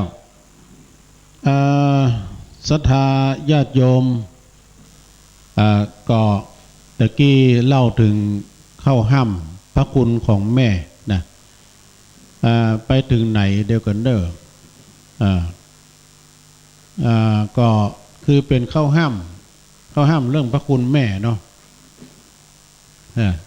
ดีแล้วเนาะพี่นันจะได้แล้วเนาะตะกี้มันเป็นทีวีมันอยากออกคนนี้ไอ้นี่ เดี๋ยวนี้จะได้แล้วจะเป็นหนุ่มบนแปลงแล้วก็กำลังทยอยกันมาเนาะพี่น้องศรัทธาญาติโยมทั้งหลายตอนนี้ก็เวลาก็7:00 นแล้วพี่นันเนาะ7:00 นก็ต่างรอพี่น้องศรัทธาญาติโยมเนี่ยนะ7:14อยู่ศรัทธาญาติโยมทุกลุงก็ค่าเวลาทำลายเวลาไปเรื่อยๆเอาสาระมาพ่องอู้กันไปแล้วก็อ่านรายชื่อรายนามไปอ่านเข้าห้ำกำเกลือไปคุณพ่อคุณแม่คุณพ่อ21คุณแม่12ยืนในกรรมนะจะหน้ามันตัดมันเป็นอย่างนะพี่นันมันนั่งเมินยืนในกรรมโอ้มาไหลกันอยู่ทางลุ่มบนนั้นรถตู้เฮากันนะได้รถตู้วัดไฟหินเขาก็ว่าโอ้รถตู้มา2 คันอันนี้รถไฟหินถ่ายทอดเสียงนี่นะที่กับศรัทธาญาติโยมจึงได้หันทางบ้านทางจองตัวปอกกาก็เริ่มมาอันนั้นปอกกาพี่น้องบันปัตตานเนี่ยมาเต็มวาเนี่ย มานอนเนี่ยฉะนั้นก็จะไปลืมเนอะคุณพ่อคุณแม่พอจะทำบุญให้พ่อให้แม่ก็ดีนะในวันมาฆปูจาแม่ก็ก้อยขึ้นมาเนอะมันเป็นดอยเนินนิดๆหน่อยๆก็เดียวจะได้ปะได้หันกับท่านพระอาจารย์สมชาติซึ่งก็เปิ้นมีบทบาทหน้าที่สำคัญที่เฮามากันวันนี้ก็เพราะว่ามาฮือกำลังจิตกำลังใจท่านพระอาจารย์สมชาติเดี๋ยวนี้เปิ้นจะออกรับบิณฑบาตก่อนพี่น้องศรัทธาที่เอาภัตตาหารมาก็ดีไปรวมกันที่โรงครัวเพิ่นก็ทยอยกันมาสาเข้ากันเฮ้ยมาสาเข้าจังหันวัดนี้ก็งามนะโยมเด้อวัดนี้นะมาถามตุปี้บุญเลิศว่ามีตนเดียวอ่ะพ่อรู้โอ้วัดจัดงามอ่ะได้วิหารก็งามแล้วก็โฮงกองนี่ตุปี้ว่าจะลื้อไอ้ลงมันตกกลางไปหน่อยมันบ่หันมันจะไปบังไงเนี่ยหอระฆังก็งามดูหอระฆังก็ได้ประมาณสัก60%นะญาติโยมบึดพระจะให้จะหอมก็เจิญเนอะตานหอระฆังปูตัวนอนปูตัวนอนบริเวณวัดเพิ่นก็มีโครงการจะปูตัวนอนที่บริเวณวัดใครจะเป็นเจ้าภาพเจ้าศรัทธาก็ตารางเมตรละ200 บาทถ้า100 บาทก็ได้กึ่งนึงแล้วนะมาถึงเวลาดูได้อยู่แถวนู้นแล้วนะได้ทำหลายแถวอยู่ดังนั้นนี่แม่เขาทำบุญไปจะมาร่วมเป็นเจ้าภาพก็มาปักต้นปักปลายนี่ได้หอละครั้งก็แล้วแต่ต่างหากจะได้ร่วมบุญกุศลอันนี้ก็เป็นจุดลักเนอะอันนี้ตังแม่หลวงก็ว่านะช่วยทั้งวัดทั้งวาตังตุปี้บุญเลิศเพราะว่าเพิ่นเป็นเจ้าวาดเนาะญาติโยมก็ร่วมทำบุญกันไปหลายตารางได้ทำบุญถวายทานไว้ไปปากนาก็ดีทานไปหาตังญาติกาวงศาไปหาพ่อหาแม่หาพี่หาน้องเป่าปันวงศาญาติโกโหติกาญาติสนิทมิตรแก้วสายคำนะสายบุญเท่านี้นะถึงเชื่อแต่ญาติโยมทั้งหลายสายบุญเท่านี้นะเพราะอย่างใดเพราะว่าก็น่าจะบอกกินบอกตามที่ไหนนะอย่างท่านพระครูอภิวัฒนวิกรมเนี่ยเพิ่นจะไปทำบุญที่ห้างที่นี่นะคนก็ลูบลามตามโดย40 กว่ากันรถดูเนี่ยที่จะมานี่นะตุลุงก็คิดว่าอันปูตนนอนไม่เนี่ยถ้าต่อยอดแล้วบ่เลยหูเนาะมันก็จะกว้างในบึดถึงหันนะซะดาวิหารเพิ่นก็งามกูบาอินทจักโกเนี่ยที่เพิ่น เป็นครูบาอาจารย์เปิ้นละสังขารไปแล้วนะครูบาอินโอ้เปิ้นก็มีบารมีสูงเนอะเปิ้นแปลงรูปปั้นรูปหล่อไว้เคยคิดว่าสร้างวารุ่นบุกเบิกนะครูบาอินทัจจโกเปิ้นแปลงวัดแปลงวารุ่นบุกเบิกพ่อหลวงเปิ้นว่านะเอาป้นนานเอาว่าเปิ้นเนอะคงครัวเปิ้นเนอะป้นนานเนอะเปิ้นก็ทยอยเปิ้นมาล่าหน่อยเนาะมาขวายก็เป็นยังนะมาช้าดีกว่าไม่มา แม่หลวงนี่เปิ้นมานี่เมื่อตะวาแล้วเนาะแม่หลวงเปิ้นผู้ใหญ่บ้านเจริญพรนะโยมเนอะสาธุสาธุจัดตันขันเข้าพุ่นนะที่โฮงครัวพุ่นนะพ่อเนอะโฮงครัวพุ่นนะกองทัพนั้นเดินด้วยท้อง แล้วก็ศรัทธาจะเอามาร่วมเพลก็เอามาได้เนอะเพื่อจะมาร่วมเพลแจ้งความจำนงมาก็หลายนะบอกว่าจะเป็นแม่บอลลมมาปินตาเขาก็ดีแม่จงดีเชื้อกันทาเขาแล้วก็พี่น้องตังในเมืองโดยที่เปิ้นจะเอามาร่วมเพราะว่าครูบาอาจารย์วันนี้ก็กะว่าซาวเนาะซาวตนตึงเปิ้นตึงเฮาตังเฮาก็มานักมาหลายแล้วก็คณะครูบาอาจารย์ที่เปิ้นจะมาประจำอยู่ที่นี่แถมเนี่ยนะใส่ของงานตังตุปี้บุญเลิศโดยนะแล้วก็ใส่ตังท่านอาจารย์สมชาติโดยนะตอนนี้เปิ้นก็ทีมงานของเปิ้นไปรับบิณฑบาตอยู่เปิ้นย้ายแถวกันปุ้นในตรอกในซอย เพราะฉะนั้นก็ญาติโยมก็ก้อยมากันเนอะ8 โมงเกิงกันก้าที่ล้อหมุนที่อันนี้นะแต่ที่กาดตุ้งเกวียนเนาะกาดตุ้งเกวียนก็อย่างอาจารย์พระครูว่านะเฮามาเจ้านี่มันจะใกล้ตี้เนาะมันจะใกล้ตี้ฉะนั้นเขาก็เลย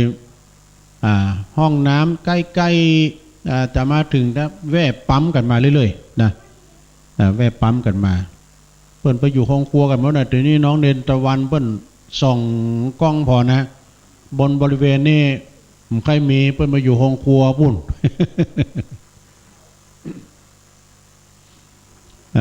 โยมจะปิดป้ายตันใดก็เจิญเนอะในตอนนี้ก็ตังแม่บ้านเฮาก็กำลังที่ว่าจัดแจงสถานที่ที่จะได้แบ่งป้ายกันช่วงนี้ก็ศรัทธาญาติโยมที่เดินทางมาแล้วนะบริเวณหน้าวัดก็ดีถ้ารถนะก็เอาไปจอดที่สนามโรงเรียนเนาะสนามเพิ่งก็กว้างดีนะเปิงตังท่านอาจารย์เปิ้นก็รณรงค์ในการยอบยั้งในการยุบโรงเรียนน้อย มันโรงเรียนน้อยเนี่ยเข้าถึงชุมชนเวลาว่าเฮาก่อนได้เอาส่งลูกส่งหลานไปไกลมาเรียนหนังสือเนี่ยนะสมัยแต่ก่อนนี่อย่างท่านอาจารย์สมชาติวาดได้กะอย่าเมื่อเป็นละอ่อนนะมันมีโต๊ะยาวดูเก้าอี้โต๊ะยาวนะนั่งกำ3 กำ 5มันจะมีโต๊ะเดียวนะแล้วมีโต๊ะแล้วมีโกนโต๊ะไอ้นี้ เพราะว่ามันจะมีความผูกพันเดินพาเลทกามสังกาเปิ้นมีความผูกพันในการที่ว่าโรงห้ามโรงเรียนวัดบ้านโรงเรียนมันเป็นคู่กันก่อนนี้วัดมันโรงเรียนมันโรงเรียนวัดดอกโรงเรียนวัดทุ่งโป่งเนี่ยมันจะมีวัดคู่กรรมโรงเรียนวัดนั้นโรงเรียนวัดนี้เปิ้นเอาโรงเรียนมันอยู่ใกล้กับวัดนะและบัดนี้มาตรการของเปิ้นแยกวัดจากโรงเรียนไปนี่ ละอ่อนที่จะมาเป็นไขโยมนี่ก็นักเกเหมือนกันเนอะศรัทธาเนอะเพราะมันเขี่ยมไปมันน้อยไปได้ฮะยังก็ โอ้ยอายหรอแม่บ้านไปบอกว่าโอ้ไปว่าตัวนี้ก็ตู้ยองไงเดี๋ยวนี้อู้เหล่า เราเหนือแล้วก็ฮะอู่ยองนี่มันปิ้นเลยนะโขมเขือดำเขือแกกินโง่โมโหกินแล้วเมาโหแม่บ้านเปิ้นแซวลูกตุลุงในโอ้ลาวนี่บ่ค่อยเก่งนะถ้าโอ้ยองนี่โอ้ยองนี่มันค่อยเก่งอ่ะเฮาคนน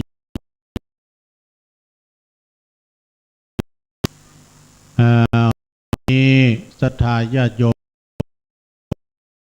นักแล้วพอจะร่วมจะเป็นเจ้าภาพวัดเฮานี่ส่วนหนอนตารางเมตรละ200 บาทนะหรือว่าศรัทธาญาติโยมจะร่วมทำบุญสร้างหอระฆังด้วยกันก็เจิญได้นะวันนี้ก็เป็นวันเสาร์ที่20โดยมีพี่น้องศรัทธาญาติโยมได้มาร่วมจดลายใหม่นามกันก็แจ้งความประสงค์จำนงใหม่ตะกี้ตู้หลวงอู้เรื่องแม่นะอันนี้เปิ้นเขียนมาว่าแม่คือคนที่เห็นเราเป็นคนแรกได้กันเนาะแม่นะแม่คือคนแรกที่เราเห็นนี่เพราะว่าเวลาเขาให้ก่อนนี่เป็นละอ่อนเขาพอนะเดียวก็ตามนะแต่ถ้าว่าเปิ้นเอายาให้กินก็ดีเอาเข้าให้กินเขาพอใจงอนแม่นะปัดขว้างให้ก็มีปัดกำเข้าขว้างให้ก็มีเนี่ยเวลาเขางอนมันแบบพอใจแม่นะเวลานอนในอู่แม่ก็ยื่นหน้าไปเอาตีนตั้งหน้าแม่ก็มีแม่ก็ชอบไปในพอใจนะเพราะมันไร้เดียงสาอยู่ตอนนั้นเนาะแม่คือคนแรกที่เรา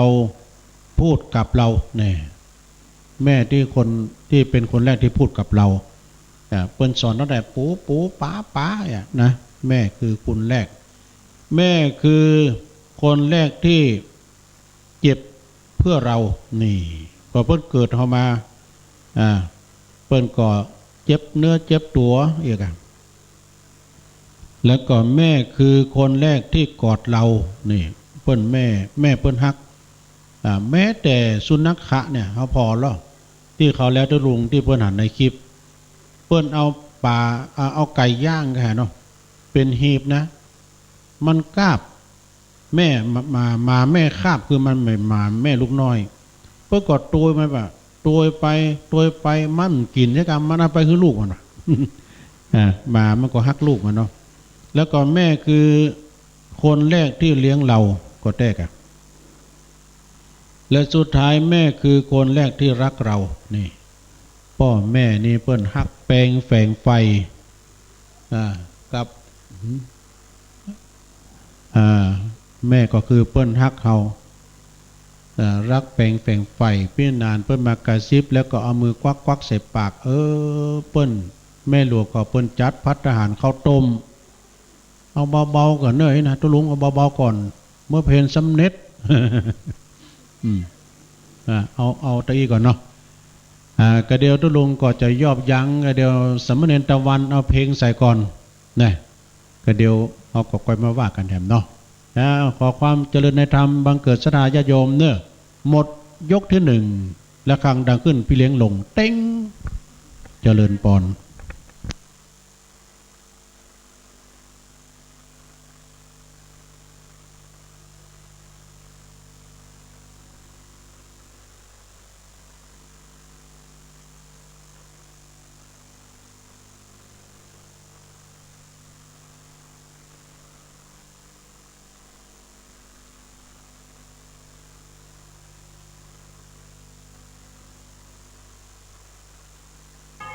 รายการต่อไปเป็นรายการถ่ายทอดสดจากสถานีวิทยุเพื่อการศึกษาพระพุทธศาสนาและวัฒนธรรม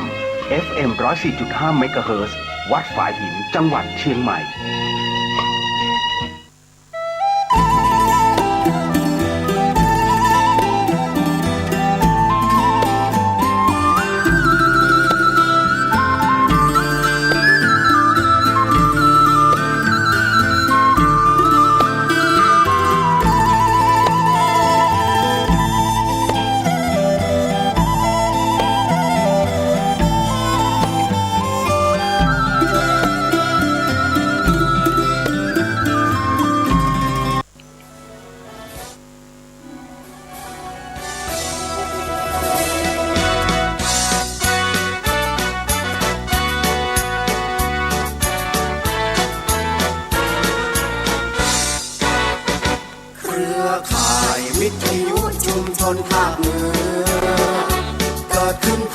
ประชาชนชุมชนทั่วไปโยงพิจิตรพิษณุโลกพะเยาเชียงใหม่สุโขทัยเชียงรายแพร่แม่ฮ่องสอน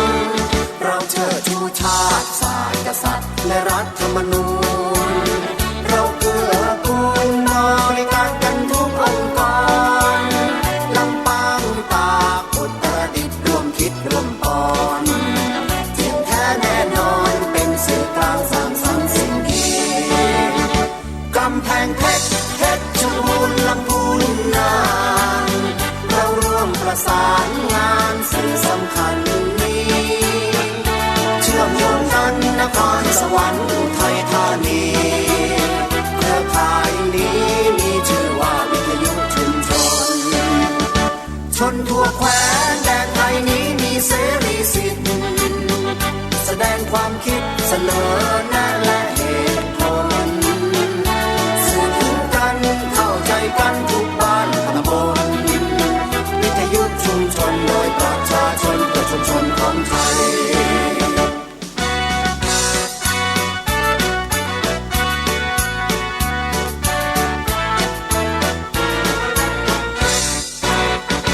เครือข่ายวิทยุชุมชนภาคเหนือ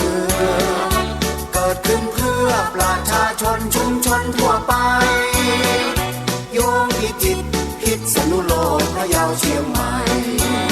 สุโขทัยเชียงรายแพร่แม่ฮ่องสอนเราเชิดชูชาติศาสตร์กษัตริย์และรัฐธรรมนูญเราเกื้อกูลบริการกันทุกองค์กรลำปางตากอุตรดิตถ์ร่วมคิดร่วมปอนเที่ยงแท้แน่นอนเป็นสื่อกลางสร้างสรรค์สิ่งดีกำแพงเพชรชลบุรีลำพูนน่านเราร่วมประสานงานสื่อสำคัญนี้เชื่อมโยงกันนครสวรรค์อุทัยธานีเครือข่ายนี้มีชื่อว่าวิทยุชุมชนชนทั่วแคว้นแดนไทยนี้มีเสรีสิทธิ์แสดงความคิดเสนอแนะและเหตุผลสื่อถึงกันเข้าใจกันทุกบ้านตำบลวิทยุชุมชนโดยประชาชนเพื่อชุมชนของไทย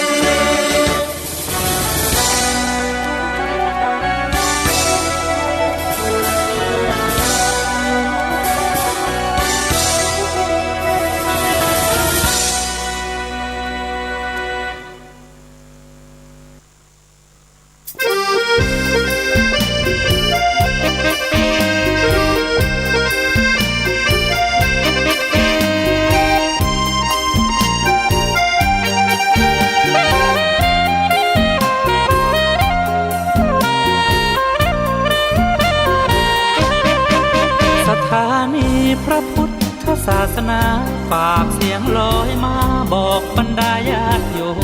มที่มีใจใช้ธรรมชโลมที่มีใจใช้เพลงชโลมบอกบรรดาญาติโยมให้ฟังคลื่นนี้ สถานีตั้งไม่ไกลไม่ไกลตั้งอยู่ทั่วเมืองไทยชวนคนไปทำดีเชิญฟังกันทั้งวันดีเจสร้างสรรค์พากันสุขีใครอยากฟังธรรมเชิญทางนี้ใครอยากฟังธรรมเชิญทางนี้หรืออยากฟังเพลงดีๆเปิดคลื่นนี้นะคุณสถานีพระพุทธศาสนาฝากเพลงลอยมาย้ำชาวพุทธสร้างบุญธรรมะจะติดตามตัวคุณธรรมะจะชี้นำใจคุณที่สุทรงท่านหนุนไว้ให้คุณมาสร้างสถานีที่ล้ำค่าชี้นำธรรมะเพิ่มปัญญาแตกฉานสอบถามธรรมะข้อใดเชิญลองถามไทยเรื่องที่อยากถามมีธรร สลับกับเพลงเพราะมีทำสลับกับเพลงเพราะและดีเจชอล็อกไว้เป็นเพื่อนคุณ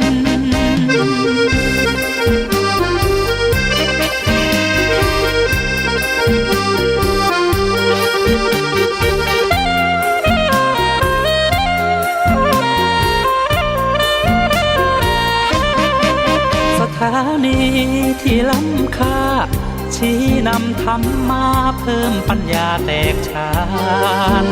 สอบถามธรรมะข้อใดเชิญลองถามไทยเรื่องที่อยากถามมีธรรมสลับกับเพลงเพราะมีธรรมสลับกับเพลงเพราะและดีเจชอล็อกไว้เป็นเพื่อนคุณ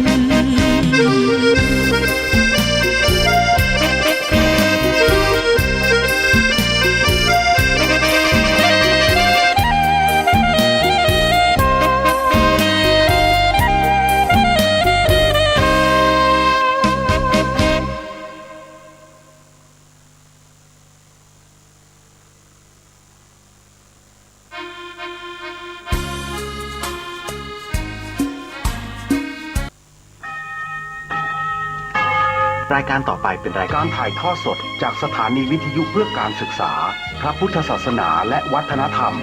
FM 104.5 เมกะเฮิรตซ์วัดฝายหินจังหวัดเชียงใหม่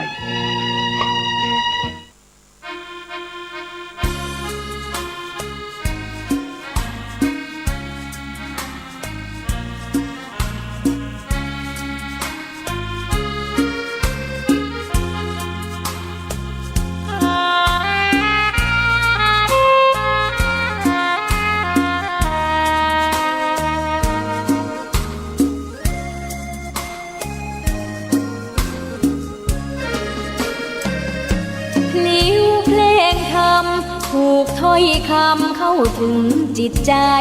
ฟังรายการวิทยุเสียงใสส่งถึงใจไปสู่ปลายนาสารธรรมน้อมนำมองพระศาสดาบอกผู้คนทั่วลาหันมาเข้าวัดฟังธรรมคลื่นเสียงนี้เป็นคลื่นธรรมะจากใจส่งถึงบ้านไกลบ้านไกลฟังได้สุขใจล้ำยามดึกดื่นค่ำคืนมีงานต้องทำเป็นคลื่นสารธรรมเน้นย้ำธรรมะเพื่อนใจเสียงคลื่นธรรมบอกหลักธรรมให้คลายความเหงาฟังเสียงธรรมะเบาเบาบอกเล่าถึงคนบ้านไกลสื่อธรรมะบอกลดละละวางด้วยใจสื่อไปถึงสวงในเข้าใจหลักธรรมหลักดีลิ้วเพลงธรรมถูกสัมพันธ์จิตใจร่าเริงฟังสาระธรรมะบันเทิงรื่นเริงในชีวิตยามวันว่างเดินทางไปเยี่ยมสถานีนัดพบกันน้องพี่วันนี้วันดีวันเสาร์สวดมนต์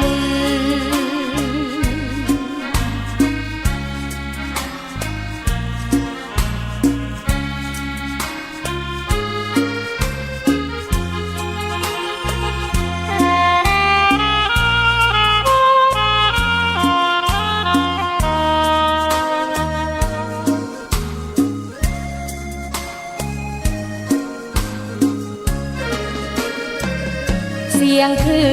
นธรรมบอกหลักธรรมให้คลายความเหงาฟังเสียงธรรมะเบาเบา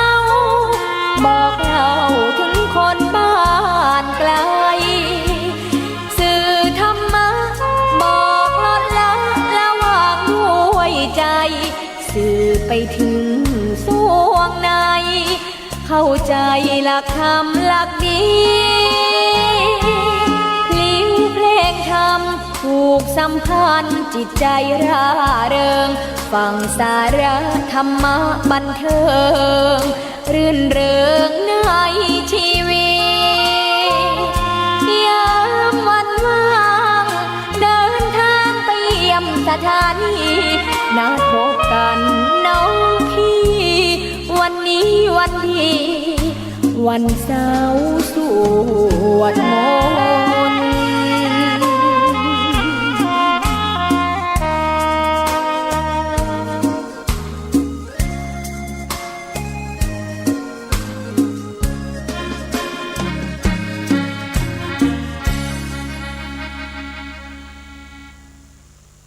รายการต่อไปเป็นรายการถ่ายทอดสดจากสถานีวิทยุกระจายเสียงพระพุทธศาสนาแห่งชาติและสังคมจังหวัดเชียงใหม่ได้รับการสนับสนุนกำกับดูแลโดยคณะทำงานการจัดตั้งสถานีวิทยุพระพุทธศาสนาแห่งชาติตามมติมหาเถรสมาคม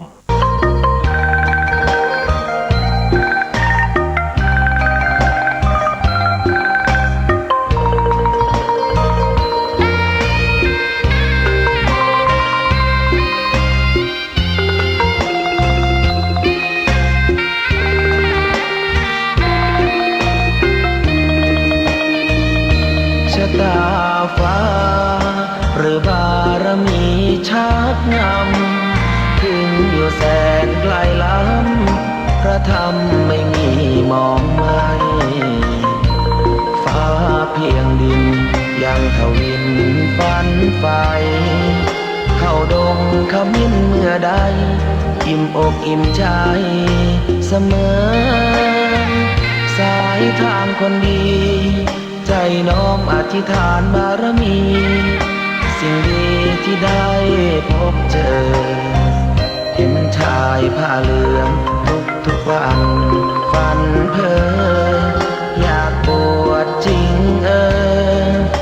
ละเมอเข้าวัดบ้านคงเป็นบุญที่เคยเป็นทุนสร้างมารักผ้าเหลืองดังว่าปรารถนายึดมั่นอยากบวชทุกทีผ้าเหลืองผืนนี้ผูกพันอยู่ในใจทุกวันใฝ่ฝันถึงผ้าเหลืองกายวาจาใจสัญญาว่าไม่เสื่อมคลายหัวใจมุ่งหมายเนืองไม่มีอะไรมากันให้คุณเคืองศรัทธาผ้าเหลืองบวชเป็นเรื่องใหญ่เราวันรอคอยเข้าโบสถ์ได้บวชเสียทีเป็นคนสุขเต็มที่ตามรอยความดีพระพุทธเจ้าไม่ลืมบุญคุณพ่อแม่การุณเลี้ยงเราผ้าเหลืองห่มกายคลายเศร้าพ่อเราแม่เราศรัทธาสุขใจจริงๆเป็นชายแต่หัวใจสิงพูดจริงทำจริงทุกคราทุกคืนทุกวันผ้าเหลืองพันผูกกายา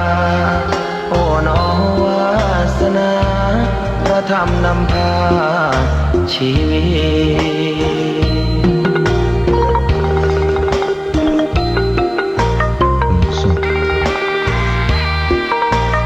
เอาละเจริญพรกับศรัทธาญาติโยมเด้อทางบ้านทางกรตอนนี้ตังตุลุงพร้อมด้วยทีมงานตุพี่หนุ่มเขาลูกเนนแต่พี่หนานคำมูลเขาก็ได้รับข้าวต้มไปอิ่มนำสำราญเอามอกพอให้พอดีเบาๆไปก่อน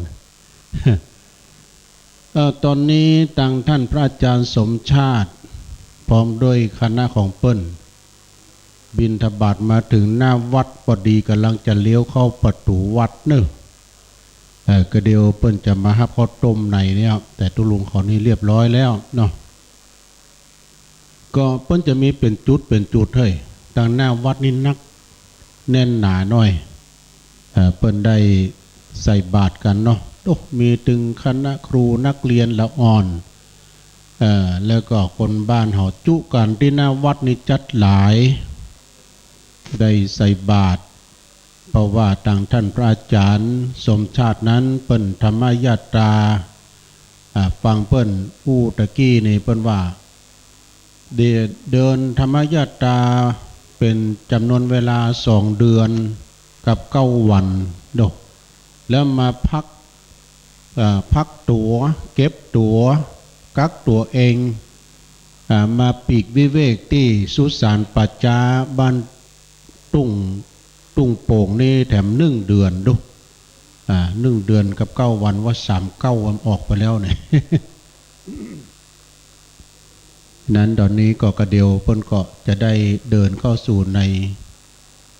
นวัดเฮาเนาะเข้ามาในวัดในวาหลายก้อหลายตนอยู่เน้อเปิ้นก็รับบาตรกันขโยมก็ช่วยกันแตะหลายกระสอบนี่เปิ้นก็มาไปไหนนะอาจารย์เปิ้นก็ว่าจะเอาเลี้ยงละอ่อนนักเรียนที่เปิ้นได้เข้าห้องห้ามห้องเรียนนักต่อสู้นะท่านอาจารย์นี่นักต่อสู้เพื่อความอยู่รอดของโรงเรียนน้อย อีแม่เอาซาเข้าจังหันไปที่โรงครัวนะแม่เนอะอนุโมทนากับศรัทธาญาติโยมนักศีลนักบุญเฮาได้มาซาเข้าจังหันกันขอบคุณตังแม่หลวงบ้านตุยพร้อมกับแม่บ้านถวายภัตตาหารเจ้าข้าวต้มก็เบาๆอิ่มหนำสำราญกันไป ตอนนี้ก็แดดอ่อนๆเนอะตอนนี้นะมีแดดเนอะศรัทธามีแดดอยู่เหมือนกันเพราะว่าเดินทางมาก็คงจะมีแดดอยู่นะขณะนี้เป็นเวลา07:46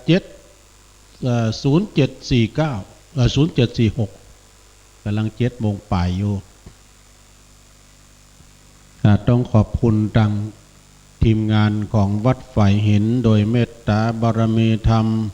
อาจารย์ท่านพระครูสมุวิศวัตวรกิจโจได้นำทีมงานเนาะโดยพี่นานคำมูลตุพี่หนุ่มเขาได้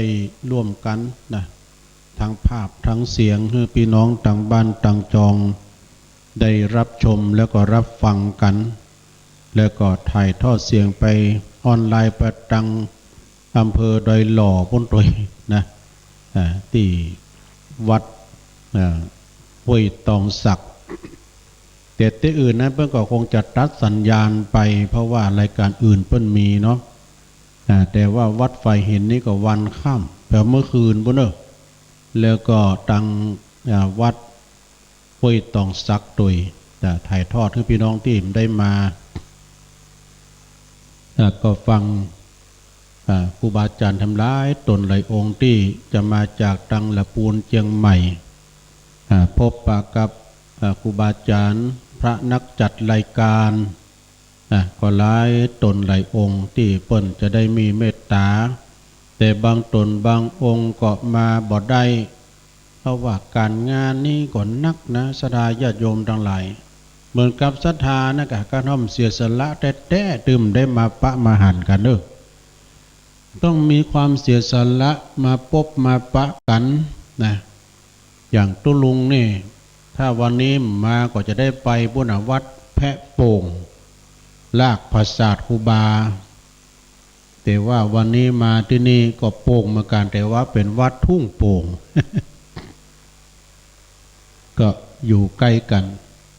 ถึงวัดถึงหงเฮียนเนาะเปิ้นปั่นปอนให้ในจุดหนึ่งเนอะท่านพระอาจารย์สมชาติตอนนั้นก็แม่เขาหลังจากที่ฮับปอนไปแล้วก็จะปิกบ้านปิกจอเปิ้นมารอนานเนาะกินข้าวน้ำจำข้าวไงแล้วก็ปากันมาทำเด้อก็เดียวคลื่นของวิทยุเปิ้นจะปัดปั่นกันมาเนี่ยศรัทธาญาติโยมทั้งหลายเจริญพรอาจารย์เนอะสาธุไปบ้านเย็น อ๋อเพิ่นจะไปห้วยน้ำเย็นเนาะโอ้ไปแถมจุดนึงเนอะไปบ้านห้วยน้ำเย็นแถมตีนึงเนาะเนาะโอ้เป็นที่น่าอนุโมทนาเนาะในวันนี้ก็ได้รับความอนุเคราะห์จากพี่น้องชาวบ้านเป็นอย่างดีก็ดังที่ท่านผอ.อภิลมเนาะอภิวงงามว่านี่เขาสนทนาธรรมกับเปิ้นเพราะว่าโอ้ท่านอาจารย์สมชาตินี่เปิ้นมีความดีมาตลอดบอกว่าจะเป็นคฤหัสถ์ญาติโยมเนาะบอกว่าจะเป็นสาธุเจ้าเป็นมหาเก่าเปิ้นเป็นมหาก่อนนั้นอยู่ที่สวนโมคคพลารามแล้วทีนี้เปิ้นก็ได้เป็นมหาปาเรียนศึกหำตามผ้าไปก็บ่เขียวตังวัดได้เป็นมัคคณายกของวัดเป็นกรรมการเป็นโฆษกพิธีกรต่างๆโดยเพราะว่าถ้าจะได้เงินมักหมื่นป่ายนี่นะอู้เจ้าเดียวนะมาวัดนี่นะเป็นว่าจะกินจัดทานอันใดอันนั้นนี่นะมาอู้กรรมเดียวได้หมื่นป่าย นับว่าเปิ้นนี่มีฝีปากเอกฝีปากดีโอ้มาแล้วเอาเข้าโรงเรียนบนเด้อโชเฟอร์นึเอาคนลงก่อนก็ได้โอ้พี่น้องเมืองฝางมาแล้วดู3 4 5 6กันรถตู้เดี๋ยวท่านอาจารย์ทางพ่อครูเขาไปบอกตะไว้ที่นี่ผ่านบ่ได้ เข้าตีในห้องเรียนแล้วก็พจน์สนามห้องเรียนตังหลังไว้เด้อมันเชื่อมต่อกันหมดนะเดินทางไปไหนมาไหนได้หมดนะกินข้าวกันมาแล้วก้าที่นี่มีข้าวต้มได้เนอะ เบาๆไปก่อนนะพี่นานว่านะนี่พี่น้องป้ายเหลืองในรถตู้ป้ายเหลืองแท้เป็นพี่น้องเมืองฝางจ้ะเนาะเอามาสัมผัสบรรยากาศตังเพเนอร์ตังในพินาสถานเนาะแต่กี้นี่ลูกมาเมื่อเจ้ากับพี่นาน2 คนนอนด้วยกัน2 คนที่ในวิหารกูตูนอนกับพี่นาน2 คนลูกก็นอนกลาง มันอย่างใดแล้วมั้ยพี่นานก่อนเขาก็ว่ามันรับดีคนบืดๆไปว่ายุกเยามันเปลี่ยนที่นอนใหม่ทุลุงมันนอนบัดรับไงฉะนั้นวันนี้ก็เจริญพรต้อนรับพี่น้องต่างบ้านต่างจองพี่น้องต่างเมืองฝางเพิ่นมากันเจ้ามาถึง 3-4 กันรถตู้บอกว่าเป็นพี่น้องต่างใด อาจารย์เพิ่นไปตะเอาไปทางปุ้นก่อนเข้ามาทางสนามโรงเรียนเนาะเนี่ยงานบุญนี่นะสดาญาติโยมทั้งหลายคนเฮาถ้าอยู่ไหนอยู่หั่นถ้าว่าเฮาจะเอาการเป็นมอกมาตึงมีกากานะว่าไปในว่าไปนอกอย่างต้องรวมกันไม้ล่ะเดี๋ยวมันได้ยั้งนะกันเฮาไม้นะยืมได้ยั้งก็เป่าขี้เยอะถึงวันเป่าใบไม้ยามบ่เดี๋ยวนี้ใบไม้มันหล่นเห็นไหมกันเฮาเสียสละเฮาบ่ได้มาหันยืนน่ะมันได้มาหันแล้วว่าทุ่งโป่งก็เสียสละนะกันบ่มีบุญก็บ่ได้มาปะกันบ่มีธุระก็ดื่มบ่ได้มาหัน เพิ่นสอว่านี่เนาะถ้าไอ้เป็นปืนไอ้จะรับเป็นเฝ้า สอแม่แสงเอ้ยก่อนเอามาแล้วโหอันนี้แม่จันก็เนี่ยพี่น้องอะไรมาเพ่แม่กินข้าวแล้วมาเพ่ ขึ้นสีขาวมาแล้วจ้ะเดี๋ยวตะลุงเตียวหน่อยจะเตียวไปทักทายหน่อยมาให้แม่มาให้พี่หลี่หน่อยแม่อยู่บ้านไหนโอ้พี่น้องโอ้แม่จิรพันธ์โมป้อนี่ผู้นำบุญมาแล้วป้อเย็นมากะป้อบุญเย็นมาเนาะเขามารวมตัวกันเพื่อก่อนพี่น้องเวียงปากเป้าโดยการนำของคุณแม่จิรพันธ์โมป้อแม่อย่างนี่เนาะแม่วันดีก็มาหอห้องน้ำไม่ได้แม่เด้อห้องน้ำไม่ได้นี่เวียงปากเป้ามากี่กันให้แม่3-4 กันเนาะโอ้เดี๋ยวยังตามมาเรื่อยๆเนาะแม่สีดามาด้วยกันห้องน้ำไม่ได้เจริญพรพี่สาธุโอ้วันนี้เพิ่นมาเจ้า เอาตามให้ก่อนก็ได้พี่ห้องน้ำมีดังเพนเนอร์ห้องน้ำมีน้อยมาก่อนได้เปรียบเนาะมาก่อนได้เปรียบถ้าจะยื่นซองเข้าประกวดใจ จะยื่นซองให้ตุลุงอ่านผ่านแล้วก็ได้ยินทางบ้านก็เอามานี่ได้เนาะโอ้สาธุสาธุนะแม่เนอะนั่งก่อนตามสบายตามมัธยาศัยข้าวต้มมีปุ้นบุญก็ได้ไส้ก็เต็มเนาะเจ้าโอ้วัดดีพี่แม่ห้องน้ำไม่ได้พี่เนาะสาธุจ้าเจริญปอนเป็นขบวนแรกเนาะโอ้ดีกะเนาะเดี๋ยวทำธุระส่วนตัวก่อนเนาะสาธุเอามีใกล้ได้เปรียบก่อนเนาะใกล้หรือเปิ้นกันเนาะเดี๋ยวแม่อ่านก่อนเดี๋ยวลุงอ่านก่อนมาเป็นรายแรกซองพี่น้องตังเวียงป่าเป้าร่วมทำบุญกันดิเจก็เลียน้อยเนอะจะไปให้มันหอนเนอะแม่แสงเพียรนะฮะแสงเพียรกุสุโธพี่น้องร่วมทำบุญจำนวนแบบ1 ซองเนอะสาธุอนุโมทนาเนาะแม่บ้านก็เดี๋ยวก็เกียมเนอะพี่น้องเวียงป่าเป้าเปิ้นมาเจ้าพระจะฮับข้าวต้มก็มานะโยมเนอะแกงข้าวลูกพี่หนุ่มมักขนาดบอกว่าจะไปนักแก่เนอะเนาะก็เดี๋ยวนี้เมื่อเพลนี่สำเน็จนี่นะพ่อนาตั้งมือเพลนี่เปิ้นจะมาสมทบแถมนักอยู่อนุโมทนากับแม่ตัวนี้ร่วมทำบุญมาขออนุโมทนาบุญกุศลตัวเนี่ยขึ้นบุญนะญาติโยมทั้งหลายก็เป็นที่น่าอนุโมทนากับนักสู้แห่งขึ้นบุญต่างๆท่านพระครูอภิวัฒนวิกรมแต่ก็เนี่ยตุลุงขอจัดรายการก็มันก็ตึกอยู่ที่ดอยหล่อหั่นแล้วเนาะขึ้นถึงไหนก็ใจถึงหั่นแต่อาจารย์พระครูอภิวัฒนวิกรมนี่เปิ้นไปหาพันธมิตรนี่ไปหาแนวร่วมไปเชื่อมมาตังเวียงป่าเป้าเชื่อมไปตังเมืองแป้เมืองน่านพะเยาตังลำปางเนี่ยก็เลยกว้างไปตังเมืองฝางไปตังเมืองลีแม่แจ่มเมียดูเอาก็นี่ขยายเขตกว้างไก่ไปได้ติ๊กแม่สีดามาแล้วจ้ะเจริญพรจ้ะ เดี๋ยวกินข้าวกันเด้อเปิ้นบอกว่าห่อข้าวมาเรียบร้อยเนาะดีกะเนาะแล้วเปิ้นก็บอกว่าเฮาฟังก็โดยหลอก็ตึกโดยหลอเปิ้นก็เลยเชื่อมไปหลายที่โดยเหมือนกับเฮายิงกงสติ๊กหนังสติ๊กถ้าลูกกงตึกหั่นมันก็ตึกหั่นแต่ถ้าว่ามันตึกหั่นคนอื่นยิงต่อแถมก็คว้างไปแถมเจริญพรก็คว้างไปแถมเนี่ยอย่างพี่น้องแต่เมืองฝางเนี่ยเพิ่นฟังกันนักนะทางเมืองฝางนี่โดยเมตตาบารมีธรรมหลวงพ่อท่านพระครู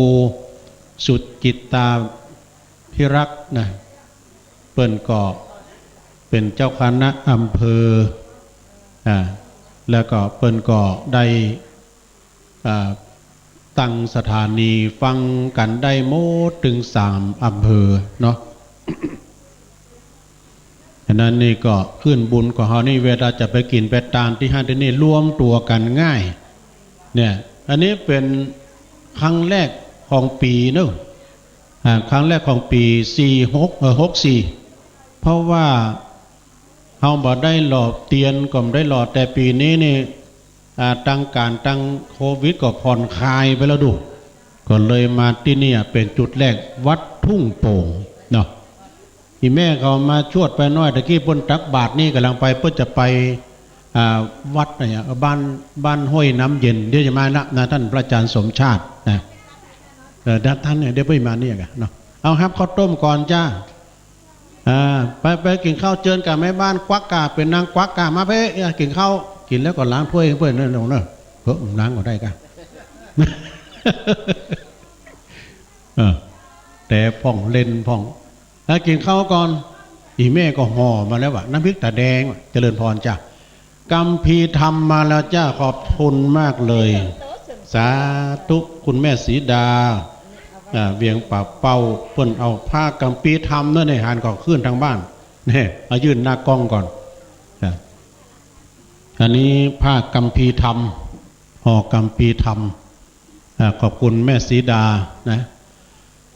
นั่งกันตามสบายนะแม่เนิ่มมาก่อนย่อมได้เปรียบนะรับประทานอาหารข้าวต้มก่อนบางคนเพื่อก็ห่อมาเรียบร้อยแม่ก็จะกินตะลุ่มกะใส่เขาเจ้าตี้อ่ะนู่ใส่เขาเจ้าตี้ผีมีทุกยอมย่าเนี่ยต้นสีนี่นะญาโยมมันนานว่าเป็น100 ปีว่ะมันกำลังตายไว้เนี่ยดูโอ้ต้นแตะต้นว่านะเป็นปะกันเนี่ยเป็นโอบกอดกันด้วยเนี่ยกันมีคลื่นบุญมาไปหูจักกันเห็นบ่ได้เนาะคลื่นวิทยุเนาะนี่นะสถาไว้ตัวโอบกอดกันโดยจากกันไปเหิงเมินนานปะกัน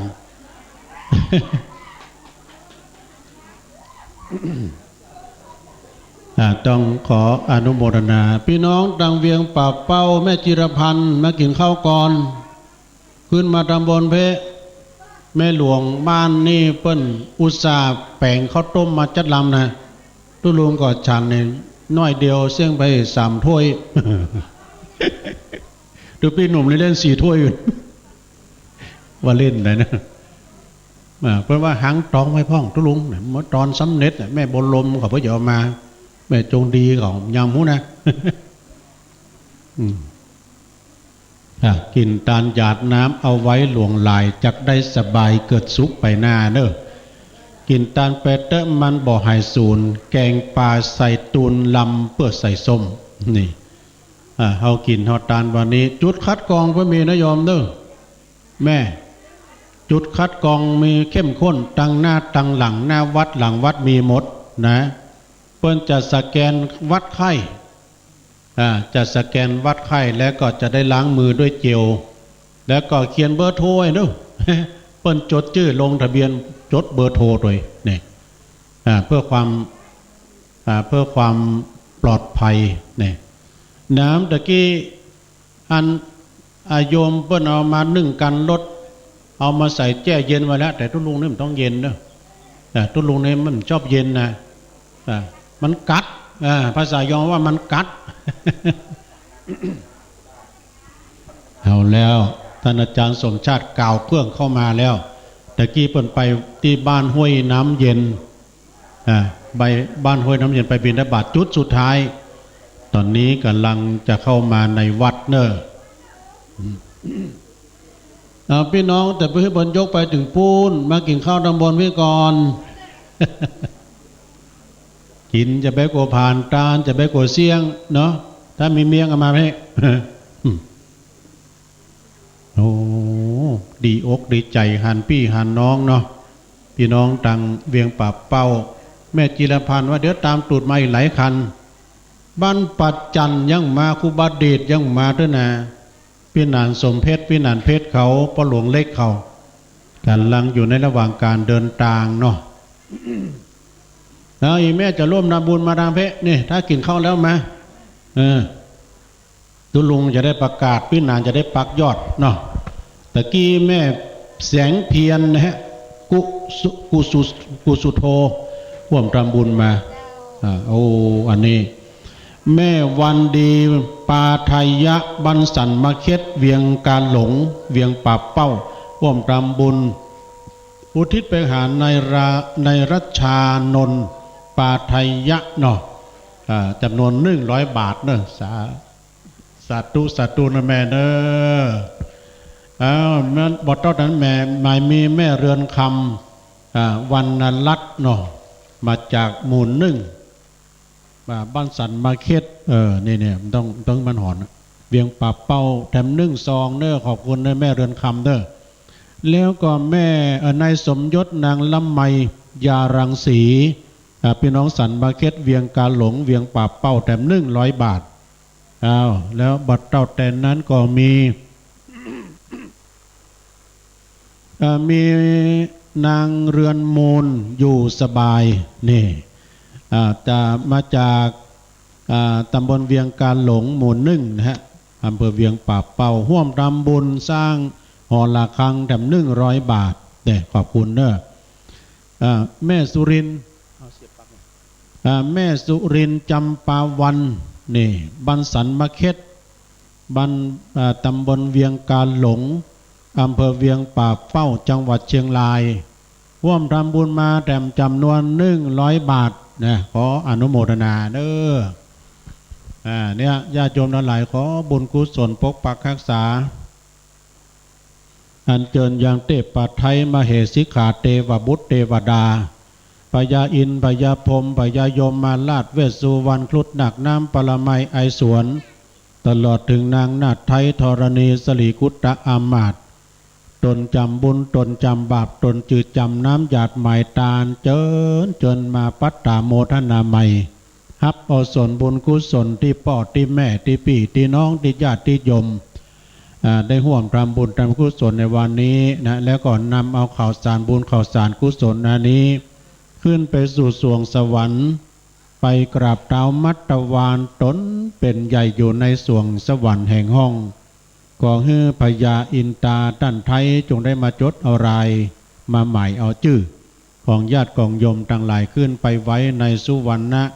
ปับปะตะหลับเงินหลับคำสนามจำชื่อไว้ตกน้ำจะได้ไหลไฟลามจะได้ไม่เนอตอนนี้กระบวนของ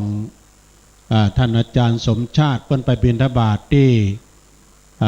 จุดสุดท้ายที่บ้านห้วยน้ำเย็นก็มาถึงแล้วเนาะหนุ่มๆช่วยกันคนของลงรถนะไปที่โรงครัวเนาะแม่บัวผันปาไทยะบ้านสันมาเค็ดตำบลเวียงกาหลงอำเภอเวียงป่าเป้าร่วมทำบุญแถม50 บาทเนอะสาธุสาธุอนุโมทนาเนอะญาติโยมพี่น้องเวียงป่าเป้าเปิ้นมาเจ้าเพราะว่าบ้านเปิ้นใกล้ตะกี้ตุลุงบอกว่าพี่น้องตั้งเมืองฝางเนี่ยก้าเปิ้นมาเจ้าออกวัด4 โมงตี 4มาเลยแม่จงดีเขานะแม่จงดีนี่เปิ้นเปิ้นได้เป็นตัวแทนเนาะหลวงพ่อถือไว้สาเนี่ยท่านอาจารย์ครับอันนี้ก็ท่านอันนี้ท่านอาจารย์สาธุเปิ้นยังหนุ่มอยู่ในตุลุงหันเดี๋ยวนี้นะท่านอาจารย์ท่านพระมหาสมชาตินะโอ้เนี่ยเปิ้นน้องเล็กแท้ๆกันเนี่ยเปิ้นเจริญพรเปิ้นไล่ทักทายพี่น้องตังเวียงป่าเป้าเปิ้นจัดเตียวไปกู้เฮือนเปิ้นว่านะขอได้อันนี้เปิ้นชอบเตียวเนี่ยนี่เป็นหนุ่มเป็นเตียวนะ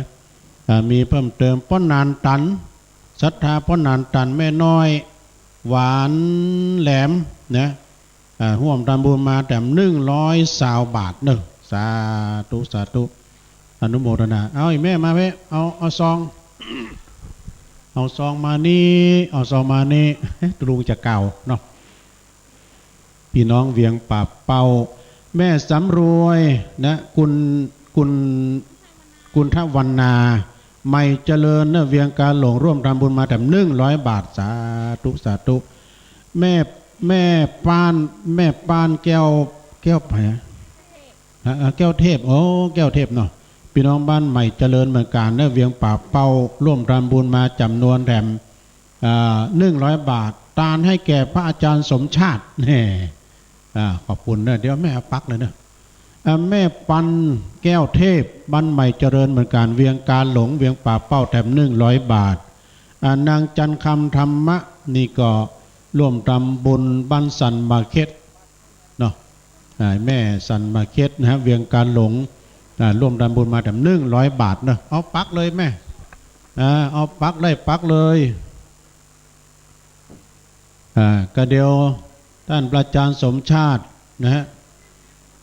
ในก็เปิ้นได้มาแล้วก็เดียว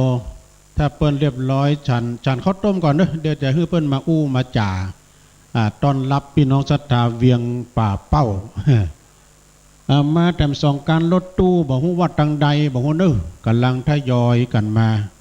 ขอบคุณแม่ศรีดาคนงามเปิ้นเอากัมปีธรรมมาตานตุลุงนี่เป็นกรณีพิเศษนี่ดูเอาอันนี้เอาห่อหุ้มมันทำอะไรโลดโผล่มาลายโผล่โลกเลยนะทำมาอย่างก็ได้เนอะขอบคุณนักนะ เอามาแล้วทีมงานของเปิ้นบินทบาทเอานั่งเก้าอี้นะป่ะนั่งเก้าอี้เก้าอี้มานั่งป่ออยู่ห้านาเนอร์แล้วก็เอาปักขึ้นเปิ้นดู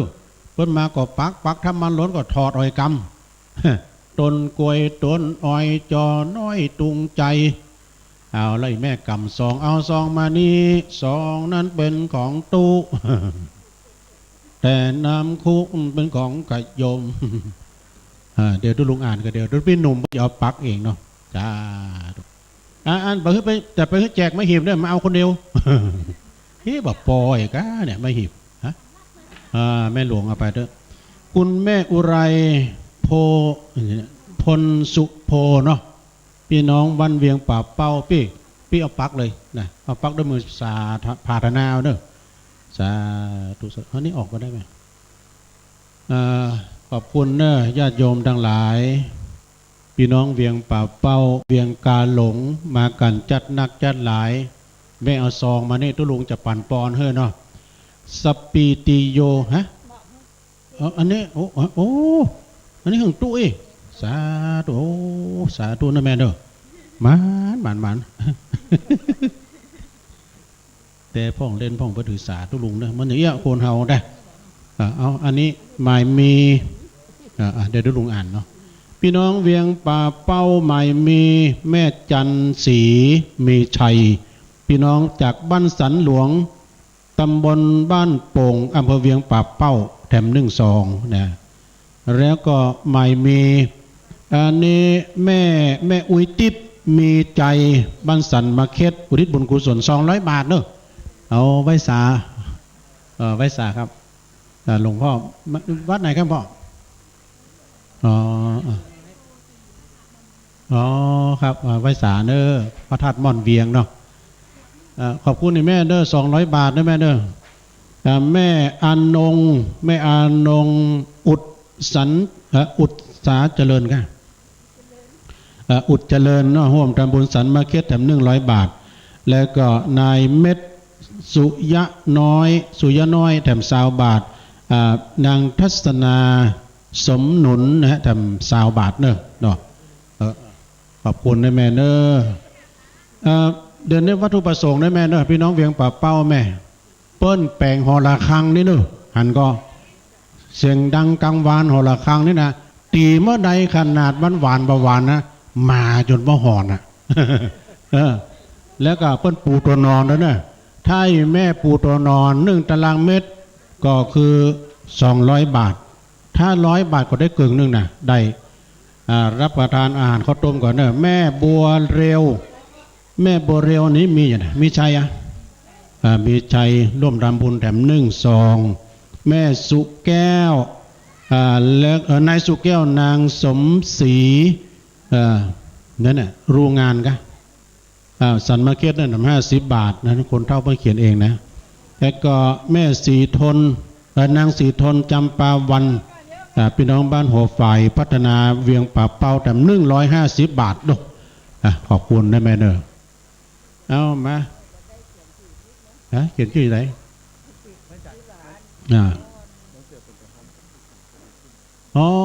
อันพูดในการศึกษาเนาะ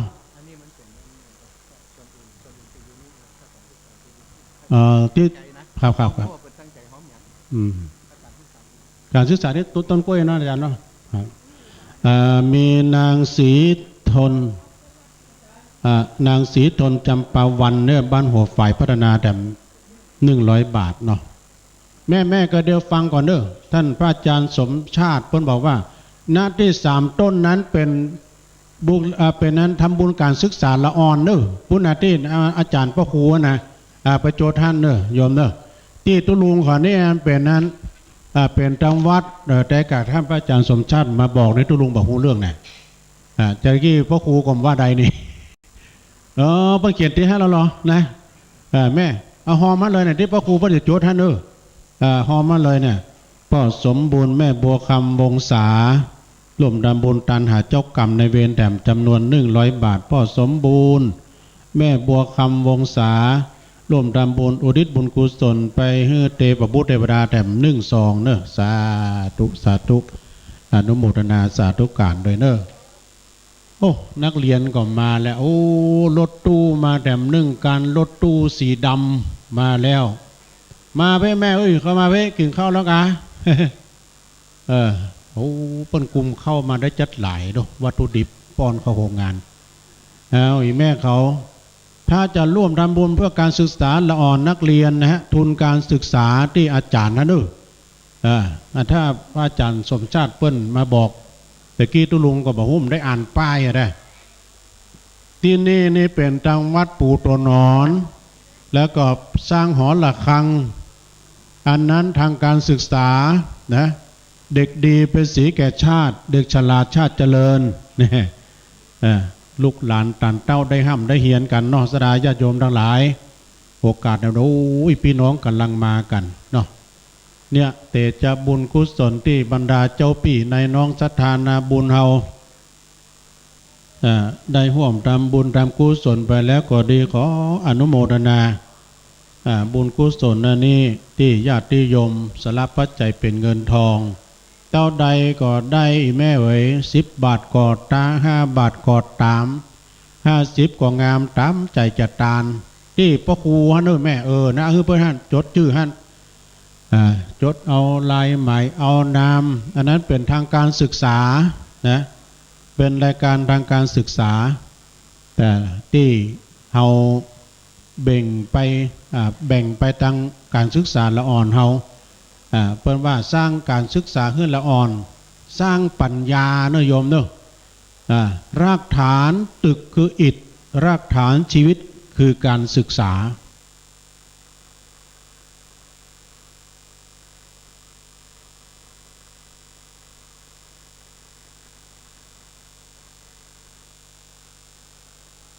นี่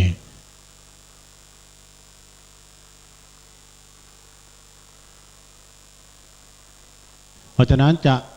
สร้างปัญญาให้ลูกหลานเอาไปที่พระครูเลยนะเจ้าใดก็ได้จดชื่อเลยพี่สาธุอนุโมทนาเกิดมาภาวะใดจาติใดก็ตามนะก็ของเฮานั้นเกิดมาได้อยู่กินอยู่ตานกันไปใจเป็นเวลาอยู่8:16 นี่8:00ล้อหมุนจากทุ่งเกวียนจะมาถึงนี่ประมาณสักชั่วโมงป่ายนะจะมาถึงนี่ประมาณสัก10 โมงแน่เนาะขบวนรถขึ้นสีขาวเปิ้นก็จะมาถึงประเดี๋ยวนี้ขบวนแรกมาถึงแล้วบ่ตกขบวนแน่นอนพี่น้องเวียงป่าเป้าโดยการนำของคุณแม่จิรพันธ์โมป้อแม่ศรีดาคนงามนี่หลายคณะบุญมาแม่จะเอาไม้หิบได้เนอะเอาปากขันได้ไหมเดี๋ยวมีขันพานสักอันเอาไว้ใส่รองรับมีพานเหลืองเอามาสักพานเนอะเอามาใส่สวยดอกไม้ขันแก้วทั้ง3มันจะมีหลายอย่างนะโยมเนอะเมื่อในมีกิจกรรมท่านอาจารย์สมชาติเพื่อนจะได้ทำบุญทักษิณาโดยนะอุทิศบุญกุศลไปหายังญาติกาวงศาผู้มีอุปการะคุณที่เปิ้นเคยอุปถัมภ์อุปถัมภ์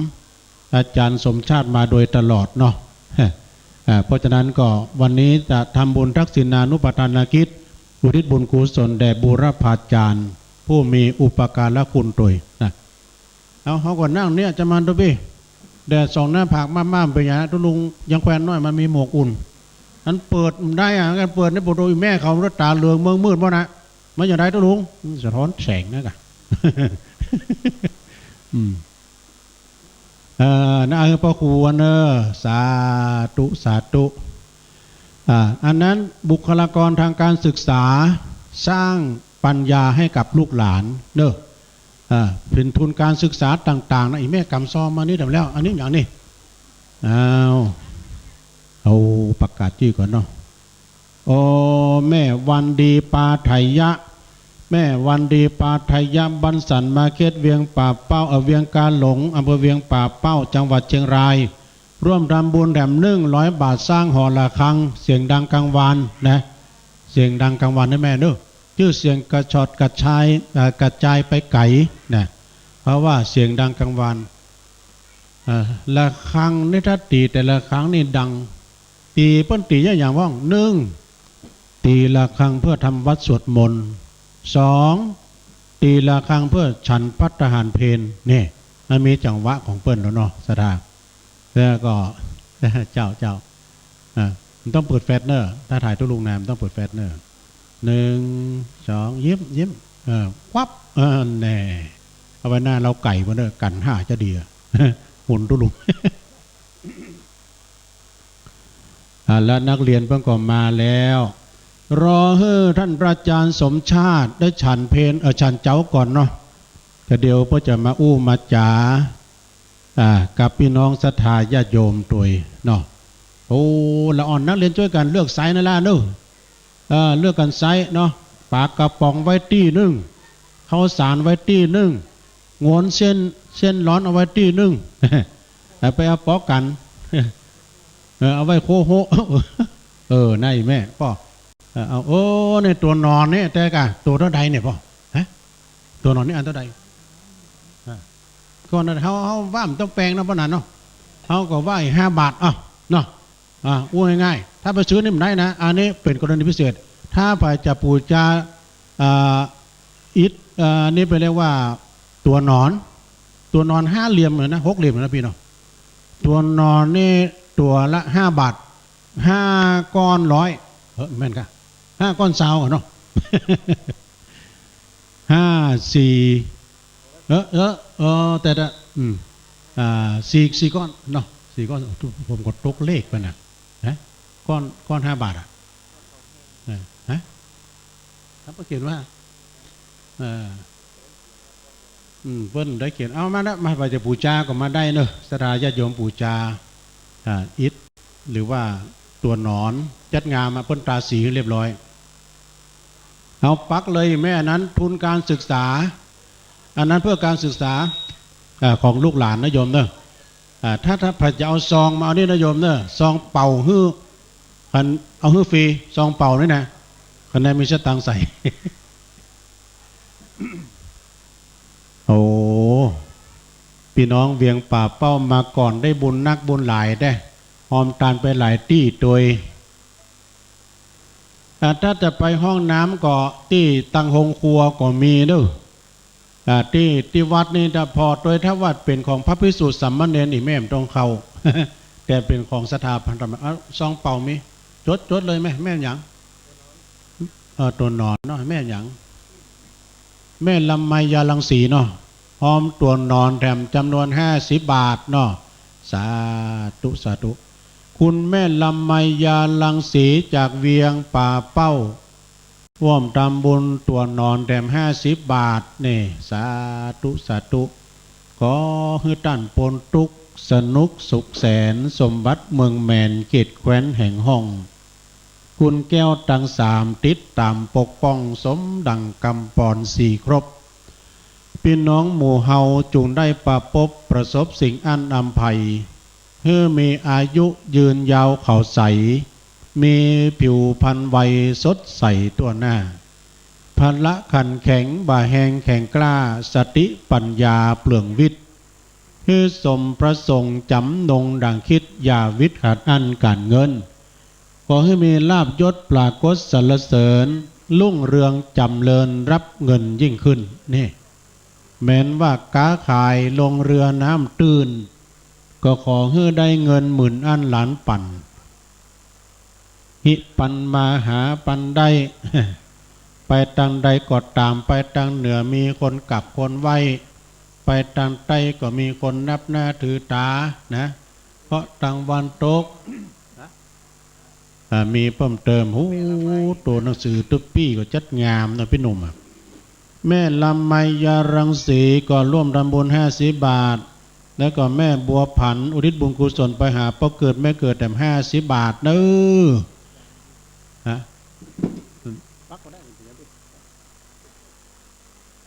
เอาละอีแม่ติ้วฉลอมมาแล้วกินตาลหยาดน้ำเอาไว้หลวงหลายจักได้สบายเกิดสุขไปหน้ามี2 อย่างเหมือนกันหมดอีแม่อ่านปูนเพื่อการศึกษาที่พ่อครูอันนึงเพื่อการศึกษาเป็นทุนการศึกษาของเด็กๆนะแล้วก็มาตามไปก็อิฐ เนี่ยปูตัวหนอนตารางเม็ดละ200 บาทแต่เขาจะห้อมเนี่ยหอละครั้งเห็นไหมเสียงดังกลางวันตามเจตนาเนอะนะ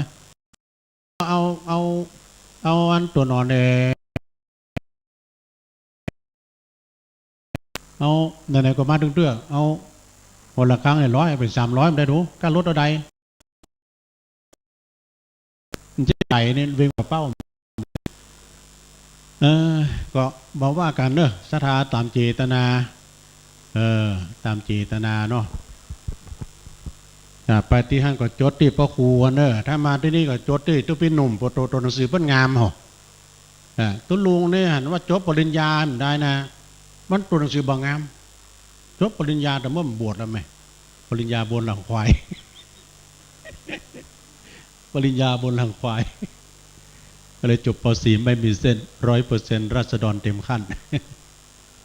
ข้าวต้มมีปลาเลอะเยอะแยะนะโยมเนอะดูโอ้วันนี้พี่น้องต่างใดบอกว่าเนอะอันนั้นเหมือนโอ้พี่น้องต่างหลับปูนเลยนี่มารถตู้นั่นแหละพี่น้องหลับปูนก็มาแล้วเนี่ยแม่เนอะจะรถตู้ไม่อัดนะรถตู้แต่เนี่ย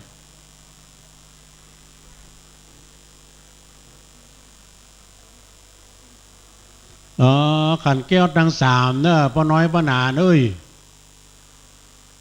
เดี๋ยวนี้ป้นจะมาใส่ขันแก้วดัง3เอาขันแก้วขัน3เหลี่ยมมาตัวนะแต่เดี๋ยวตั้งขันเหลี่ยมตัวดูอีแม่เข้ามาแล้วอันนี้อย่าแม่โอ้เหมาะกะได้กะฝากประจันบรรยงอันเนาะน้ำพริกน้ำพักก็มามักเบิ่นกันของกินของล้ำของพี่น้องเจ้าบ้านเป็นซออันนี้อย่างโอ้การเตะตัวลุงแม่เสาสุดาจันเนี่ยบ้านป่างิ้วตะกี้เนาะอันนี้หอมกันเทศเอาตั้งไว้ตั้งใดสักทีพี่ตอนนั้นฮักก็ได้อันน่ะที่นี่มันจะเติกเนาะพี่น้องที่เดินทางมาแล้วโอ้เพื่อจัดการน้ำเอามาเพื่อเลยโยมเนอเดี๋ยวนี้รอท่านอาจารย์สมชาติเปิ้นได้ฉันเข้าก่อนเนาะตัวใดก็มาถามในตนใดตนนี่กาอาจารย์สมชาติใจดูนี่ตุลุงยุกหลับปูนมานี่อาจารย์สมชาติเปิ้นหนุ่มหรือตุลุงก่อนก็เดียวก่อนเปิ้นรับข้าวต้มก่อนนั้นพี่น้องตันใดเอาจุหันแม่เอาจุหันเดียวจะให้ตัวพี่หนุ่มไปปั่นปอนให้ก็ได้ แม่อยู่ไหนบ้านไหนแม่เวียงป่าเป้าติดตามแม่ได้เนี่ยอย่างแม่จิรพันธ์เดี๋ยวตามตูดมาอีกหลายตู้มาแล้วพี่น้องเวียงป่าเป้า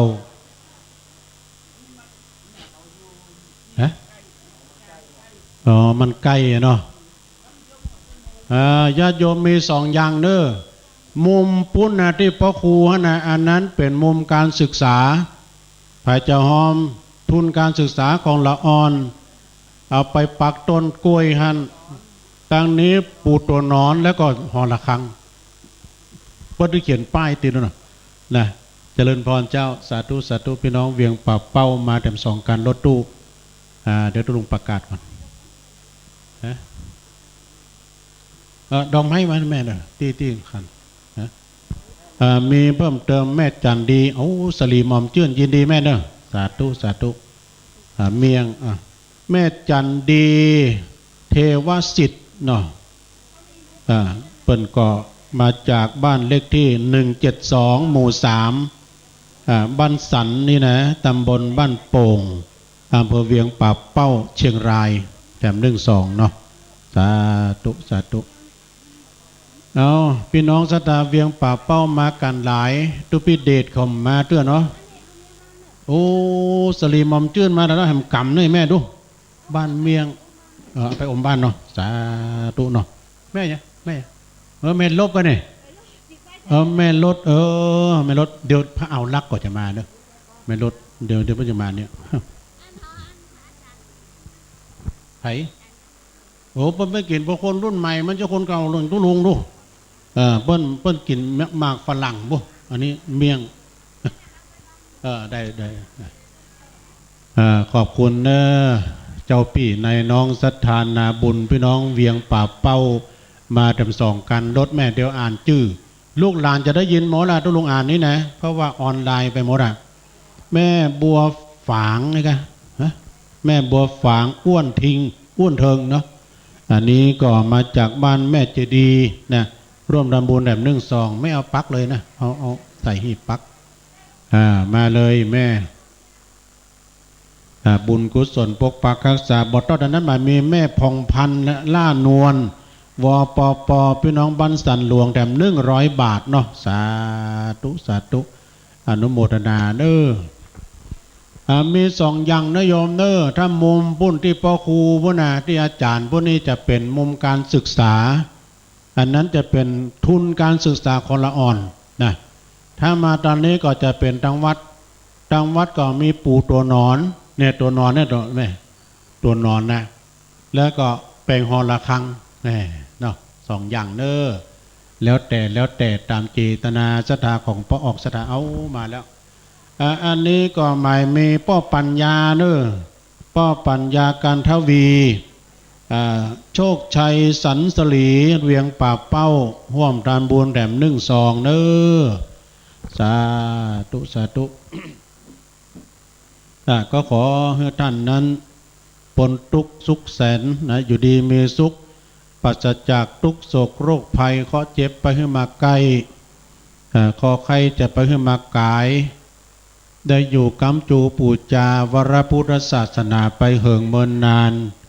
อยู่ดีมีสุขอายุมั่นขวัญยืนมีจกมีใจเอามาดำแล้วแม่ของท่านนั้นพ้นเสียจากหายพ้นเสียจากยังเคาะปีเคาะเดือนเคาะวันเคาะยามเคาะหลับเคาะตื่นเคาะเมื่อยืนเมื่อเตียวเมื่อเกี่ยวเมื่อกินเคาะตังหน้าตังหลังเคาะกลางคืนห่อผ่อบ่หันเคาะเมื่อวันบ่หูเคาะอูเคาะจ๋าเคาะนาต่างเคาะ13 นาม 15ก็ดีสัพพทุกโศกโรคภัยสัพพะเสน่ห์จังไรต่างหลายก็ขอให้มันแก้วกล้าหายไปนายไพศาลนางสายพินนะฮะบุญเทพมาจากบ้านห้างต่ำเวียงป่าเป้าแถม1 2เน้อสร้างหอระฆังร่วมกันก็ต้องขออนุโมทนาสาธุกับพี่น้องศรัทธาญาติโยมทั้งหลายทุกคนทุกท่านตัวพี่หนุ่มเพื่อก็ปักต้นกล้วยติ๊กๆเนาะศรัทธาญาติโยมทั้งหลายป้อนนานเพื่อก็มาช่วยกันนี่อันนั้นก็พ่อครูเพื่อก็ปักยอดขันศีลมาแล้วเน้อขันศีลขัน3นะขันแก้วตัง3ก็มาแล้วนะกินตาลจับเพิ่นว่ากินตาลหยาดน้ำเอาไว้กันหลวงหลายจักได้สบายเกิดสุขไปหน้าก่อนที่จะเข้ามาขวงแก้วอารามตัง3นะอีแม่ก็ไปล้างมือก่อนไปให้เปิ้นสแกนวัดไข้ที่หน้าผากก่อน แล้วก็ไปให้เปิ้นเขาล้างมือก่อนเนาะล้างมือด้วยเจลเพื่อความปลอดภัยเนาะสาธุสาธุ ขออนุโมทนาเด้อขอบคุณทางพี่น้องทางเวียงป่าเป้าเพิ่มเจ้ามามได้เนี่ยเอาเมี่ยงมาฮื้อตัวแล้วก็น้ำพริกตัวดูน้ำผักตัว เอาฝากให้ท่านพระครูบรรยงอันนึงเลยดูนะแล้วก็เมี่ยงเนี่ยฝากให้อาจารย์บรรยงกำเพราะว่ามันจะกินก้าคนหนุ่มเอาหมากอะ เอาฝากเอาหมากกันบ้างมีเนอะญาติโยมเนอะไปจะร่วมบุญกุศลมาตอนนี้นะแม่เนอะกึดใจได้ไข่ใจตึงกึดใจได้ตอยใจสุขปลูกใจฝังอย่างใจตึกอย่างกองบุญกองการกุศลร่วมกินร่วมทานโดยทานนะปรมีบุญจะเกิดขึ้นได้เมื่อเฮาฮื้อทานเนาะทานบัตรทานเฟืองทานสลึงก็ดีเจาะใส่เก้าเจาะใส่หัวโมทนายกมือ10 นิ้วขึ้นตั้งวางกิ้วไก่เก้าเกษาห่างวันตาขอบุญกุศลตั้งมวลรอท่าเมื่อหมดเวลาชีวิตขออธิษฐานเป็นต่างสายติบยามเมื่อดับจิตอันไปบนขอเจ้าพี่นายน้องอย่าได้ถอยหนจุคนช่วยกันห่วมสร้าง เอาไปเป็นขัวสะเป่าขี่ข้ามฮื้อถึงต่างสวรรค์จัดนี้พี่น้องหมู่เฮาอย่าได้หลีกลี่ช่วยกันก่อสร้างต่างบุญเพื่อช่วยกันยกกำจูอุดหนุนศาสนาคุณพระพุทธเจ้าขอเตจาบุญกุศลเป็นเงามาบังห่วมหับใครได้ทำบุญนั้นก็จะได้อาภัพพึ่มมั่งมุนด้วยเงินคำอายุถึง100ตั้งมั่นสัจจังขอสมดังกรรมผาธนาเจ้านี่สมดังกรรมผาธนานะโยมเนอะ เพราะฉะนั้นญาติโยมที่มาแล้วเจิญได้ใส่คันสินคันสุมาตอนนั้นเนอะนะโอ้พระอาจารย์มาแล้วเอาเลยฮะขอรบกวนคนที่จะไปห้าพระคุณเจ้ากันเนอะน้องกุ้งไอ้กุ้งงานล้านปานิวเนอะกุ้ง1 คนลุงประนอมนะยายพอเอารถมาก่อนบอกเอารถมาอะไรเอารถเก่งบ้านเฮาบอกไปห้าตัวเจ้าตีนึงเดี๋ยวเอารถตีบ้านคุณนิมติดต่อที่พอนี่1 คนลุงน้อม1ไอ้กุ้งเนอะไอ้กุ้งมหาทุปีกรรมไอ้กุ้งวิชาอีกคน4 คนประกอบทุปี4 คนประกอบ4 กันละวิชาเดี๋ยวปางอายครับแล้วฮับพอคุณเจ้าครับเดี๋ยวพอรถไปตอนการศพแล้วแต่ทุปีจัดคนเดี๋ยวนี้กุ้งคนชาคนแล้วก็สายยานที่ไปปังอายสายยานไปเลยไปแล้วเนาะโอเคเนาะที่ติครับปอวิชาไอ้กุ้งเนอะลูกสาวพ่อกุ้งไปบอกพ่อหน่อยหลวงตาให้ไปรับพระไปบอกพ่อหน่อยพ่อกุ้งน่าจะอยู่บ้านมั้งไปรับพระหน่อยนะเดี๋ยวอูกับทุกปีนี้ปล่อยแม่ติดเดินทางมาถึงก็เดี๋ยวไปปะกันเนาะ ตอนนี้ดูแลตรงนี้กันจะรบกวนครูบาอาจารย์เป็นในอูไปก่อนก็เดี๋ยวไปปะกันเนาะเดี๋ยวจะอูกันเนี่ยเดี๋ยวเขาจะประสานงานแหมสักหน่อยกันต้องขอบคุณทางท่านพระอาจารย์สมชาติก็เดี๋ยวได้ฟังแน่ยาวเลยตอนนี้เพิ่นยังบัดสิ้นธุระเตื้อเนาะก็เดี๋ยวจะมาอู้มาจากกับพี่น้องสตาปออกทั้งหลายนะหัวใจงานก็คือท่านพระอาจารย์สมชาตินะเจริญพรจ้ะสาธุรับดีนอนดีพอเนาะอภิรมเปิ้นผินพอเปิ้นอยู่บ้านทิพุ่นนะนี่สันทรายบ้านทิเปิ้นก็ได้มาสนองงานครูบาอาจารย์มาเลยแม่ยื่นซองประกวดเลย เอาต่อไปประกาศรายนามเพิ่มเติมแม่ประกาศมาเอาซองเดี๋ยวอภาธนาเนอที่แม่ตุลุงประกาศนี่ได้ยินกับลูกหลานพุ่นนะแม่คำปันชัยสิทธิ์นะฮะแม่พี่น้องบ้านแม่เจดีเนอร่วมทำบุญมาแต่100 บาทแม่เอาปักเลยบทต่อนั้นครอบครัวของแม่ฟองนันธรรมนะฮะมาจากหมู่3แม่เจดีเวียงป่าเป้าแต่100 บาทแม่สาธุเอามาแต่พอจะร่วมทำบุญมาติ๊กก็แม่วันดีพงงามเนี่ยนี่มาจากบ้านแม่เจดีเหมือนกันนะฮะร่วมทำบุญจำนวนแบบ1 ซองนะแล้วก็มีเพิ่มเติมเปิ้นกำลังจะไปรับสวาตุเจ้าวันนี้ตุเจ้าประมาณ20 ตนเนี่ยโยมแม่สุพินนะแม่เนาะแม่สุพินศรีวิชิตมีจะมาจากแม่เจดีย์ใหม่ร่วมทำบุญแบบ1 ซองนะขอบคุณได้แม่เนอแล้วก็ไม่มีแม่จันตาเครือใจพี่น้องแม่เจดีย์ร่วมทำบุญแบบ1 ซองนะปักเลยแม่ภาวนาปักแล้วก็มีเพิ่มเติมแถมใส่ชุดขาวได้ไหมแม่น้อยบุญเพ็งฮะมาจากบ้านแม่เจดีย์แบบ1 ซองแล้วก็มีแม่วันแม่จันแก้วพรหมมาร่วมทำบุญจากแม่เจดีย์ใหม่เวียงป่าเป้าแบบ1 ซองไม่เอาปักเลยเนอะไม่หีบปักไม่หีบเนี่ยอันนี้หมายมียอดเรือนนะในยอดเรือนเหจงอะไรอย่างเงี้ยฮะนั่นสกุลอย่างเตจาบุตรหูไก่ก็เป็นวาวะเนาะเหจงว่ะเป็นว่าเต เตจาเนาะ100 บาทเนอะสาธุเอาบอดเต้าแต่นั้นครอบครัวของแม่เขียวเสาแก้วมาจากแม่เจดีย์ใหม่เวียงป่าเป้าแถม1 ซองนะขอบคุณเนอะสมมุติมินี่ถ้าไปบอกก็เขียนได้นะแม่อันนี้เขาจะเอาปูตัวหนอนตารางเม็ดละ200หรือตามเจตนาแม่แถมต้นหนึ่งอันนั้นเขาสร้างหอระฆังเสียงดังกลางวันที่อาจารย์ที่คุณครูเพิ่นนั่งอยู่ห้านนี้เป็นทุนการศึกษาของละอ่อนนักเรียนเนาะของละอ่อนนักเรียนเด้อตามเจมีอยู่3 ปุนแม่มี3 ปุนปุนแรกปูตัวหนอนปุนที่2หอระฆังปุนที่3การศึกษาละอ่อนนักเรียนเนี่ยเนาะสถาญาติโยมละหลายโตตอนนี้คณะครูนักเรียนเปิ้นมาเสกซ่อมยอมยศไม่ใช่เปิ้นมาเลือกคัดแยกที่เปิ้นบิณฑบาตมาดูได้เป็นลำรถปิกอัพเอาส่วนใดส่วนนั้นเด้อปากกระป๋องก็เอาไว้ที่นึงแล้วก็ชมสุกลุกไม้ก็เอาไว้ที่นึงแล้วก็อันเอาไปที่ไหนเอาเลี้ยงละอ่อนเขา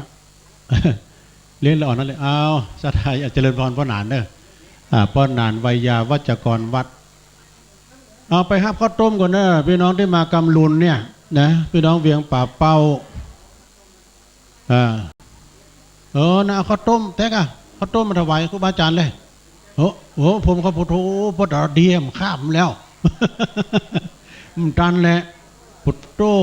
คนแรกเลยผมมาดูขนาดจิ้มแล้วได้เส้น3 ถ้วยทุพี่หนุ่มเส้น4 ถ้วย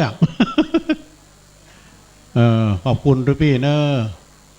เปิ้นอยู่บนธาตุดอยธาตุเนาะมีความเป็นห่วงตุลุงเขาเยี่ยมเอาข้าวต้มมาเลี้ยงเพื่อนพอดีฉันแล้วเนาะแม่หลวงเปิ้นยกมาคนแรกเลยพี่น้องเวียงป่าเป้าร่วมรับประทานอาหารกันเด้อรับข้าวต้มก่อนเนาะดูคนมาติ๊กพี่น้องตังใดถ้ารถจอดแล้วขึ้นมาตำบลไปนึพี่น้องญาติโยมญาติธรรมขอให้มาฮับข้าวต้มกันตังบนเพะนะก่อนที่จะมาก็จุดคัดกรองอย่าลืมจุดคัดกรองล้างมือด้วยเจลแล้วก็วัดไข้สแกนวัดไข้ที่หน้าผากแล้วก็ล้างไม้ล้างมือตุยเนาะหน้าขันแก้วตั้ง3มี5นโยมเนอะไม่มีตรงไหนบ้างครับดีเจขอไม้ทำตัวเนอะท่านอาจารย์สมชาติอันนี้ปัจจัยบิณฑบาตกันเอาไปนับก่อนให้ไปนับที่หนึ่งก่อนเดี๋ยวเลขที่ออกมันจะได้เท่าใด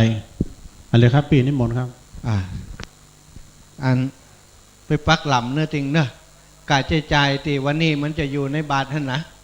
ออกมาปักตีโรงเรียนด้วยอันนี้จะบ่ฮักกาใจของวัดนี่เขามาช่วยเปิ้นแต่ว่าวันนี้กาใจตีนี่เขาจะเอาตีโรงเรียนติงมานับตีอันท่านอาจารย์วิชัยไปเลยนับตีโต๊ะเลยตอนนี้ขอปั่นป้อนกันเนอะขวดตานกำลังเข้าพี่น้อง มีขวดตานเข้าจากพี่น้องอันนี้เนาะมีแหมตู้นึงกะรถตู้นี้จะเอาก่อนมาตู้นี้เอาก่อนอีแม่ยกเลยเนาะเอายกถึงโต๊ะเนี่ยมามุดนี่แตะกันเนอะแตะกันอีแม่สาธุดีเลยอาจารย์ในวันนี้ก็เป็นวันดีสลิสุปะมังคละอันประเสริฐลำเลิศจริงก็ไว้ละยามทั้งหลายบัดนี้หมายมีมูลศรัทธาเท่าแก่พ่อแม่พี่น้องซึ่งก็หมายมีแม่ลัดดากันทะวงแม่แล้วก็แม่จันสมโฉมไทยสงแม่พรชัยอินคุณพัชรินสายลือพาแม่บัวผันวันนาสิริแม่สีวันยิ้มอยู่แม่เครือวันหนอกแก้วคุณนงคลานวันนาสีคุณวันดีเทพพนมคุณบัวลาทองดีแม่คำมูลบุญเทพตลอดถึงญาติกาพี่น้องทุกผู้ทุกคนที่เดินทางมาด้วยกันอาจจะไม่ได้เคยเขียนชื่อเสียงเรียงนามลงมาในนี้ก็ถือว่ามีส่วนแห่งบุญในกันทุกผู้ทุกคน ซึ่งก็เดินทางมาจากอำเภอเวียงป่าเปาจังหวัดเชียงราย ได้น้อมนำมาซึ่งจตุปัจจัยทายธรรมน้ำตลอดถึงน้ำดื่มมาถวายอาตมาภาพในฐานะที่เป็นตัวแทนของพระธรรมยตราเพื่อการศึกษาโรงเรียนขนาดเล็กในโครงการพัฒนาการศึกษาโรงเรียนขนาดเล็กของอำเภอเมืองปานที่ได้ทำธรรมยตราไปที่สวนโมกขปารารามเดินทางกลับมายังหมู่บ้านชุมชนในวันนี้อีปอยอีแม่เท่าแก่จากเวียงป่าเปาก็หันความสำคัญของการศึกษาได้น้อมนำมายังจตุปัจจัยเพื่อสมทบสนับสนุนเป็นทุนให้กับโครงการนี้อาตมาภาพก็ขอน้อมนำเอาคุณของพระศรีของพระรัตนตรัยเจ้าแก้ว3ประการพระพุทธพระธรรมพระสงฆ์ตลอดถึงคุณพระอาหารเจ้าอริยสงฆ์เจ้าจุตนจุพระองค์ได้มาแผ่ปรมีปกเก่าเกศาตนตัวของอีปอยอีเมจากเวียงป่าเป้าที่มีชื่อเสียงเรียงนามดังได้กล่าวไปแล้วนั่นให้มีแต่ความสุขความเจริญพญาติอปาดข้อเกณฑ์เว้นภัยเมื่อได้กล่าวการแก้วออกจากตนจากตัวเหมือนน้ำที่กิ้งการลงจากใบบัวใบบอนหมัดแม่นว่าจะอุติสะผลบุญตามตั้งหลายตั้งบนเหล่านี้ไปให้เจ้ากรรมในเวรเจ้าเทวบุตรเจ้าเทวดาพญาอินทร์พญาผมพญายมราชตลอดถึงครุฑนาคน้ำปรมัยไอส่วนหมู่ญาติกาทั้งหมดทั้งนวลที่เป็นลวงลับมรณาไปสู่ปรโลกไปนางให้เปิ้นได้กินให้เปิ้นได้บริโภคให้เปิ้นได้ป้นจากสิ่งอย่างได้พรากจากสิทุกข์ได้ถึงสุขเป็นที่แล้วคือเมืองแก้วยอดเนรปานบุญสมปานที่ตนตัวแห่งผู้ข้าได้มาบวชในพุทธศาสนาได้มาทำโครงการธรรมยตราเพื่อการศึกษาขอให้เป็นพระวปัจจัยส่งเสริมเกื้อกูลหนุนทรงให้ปล่อยแม่ตั้งหลายเจริญไปโดยอายุวรรณสุขะพละปริพานธนสารสมบัติการกรุงรุ่งเรืองจุเนืองชุปการสมดังบทบาทภาษาบาลีติสลิสัพปัญโยพระพุทธเจ้าได้เทศนาเอาไว้วายถาวาริวหาปูราปาริปุเรนติสาการังเอวะเมวะอิโตทินังเปตานังอุปกปติอิชิตังปฏิตังตุมหังคิปเมวะสมิชตุสเพปูเรนตุสังกปาจันโทปนะระโสยถามณิโชติระโสยถาสัพพิติโยวิวัชชันตุสภะโรโกวินาศตุมาเตภวัตวันตรายโยสุขีธิคายุโกภวะอภิวาทนาสีริสนิจังวุตตาปจายโนจัตตารโอธรรมาวัฏันติอายุวันโนสุขังพลังสุขังพลังสุขังพลังมีสุขภาพดีมีสตางค์ใจมีความชื่นใจบานตลอดปีตลอดไปใจแด่เตอโอ้สาธุสาธุเนอะอนุโมทนาบุญด้วยกันอีแม่ตั้งหลายเกิดมาจัดได้เจนได้ก็ขอให้ได้เป็นแม่เป็นลูกกันอย่างนี้ตลอดไปเนอะวันนี้ขอสมัครเป็นลูกแห่งกรรมอันนี้อีปอมาจะได้ตั้งใดนี่ถวายเงินครับโอ้คณะเดียวกันเนี่ยล่ะอันนี้เวียงว่าเป้าเหมือนกันครับอ๋อนี่มาแหมตีหนึ่งเปิ่นฝากมาก็ว่ามาขับรถครับอ๋อแหมตู้หนึ่งแหละเดี๋ยวเก็บไว้ก่อนเนาะเจ้าเปิ่นมาเถอะกะมาแล้วครับมาอยู่ไหนบ่ฮู้เตือนเนาะโอ้เอาหูไผ่นี่งามก็ว่างามมาใส่โอ้สาธุสาธุเอาหูไผ่งามกับงามมาอวดเป็นนี่สาธุสาธุโอ้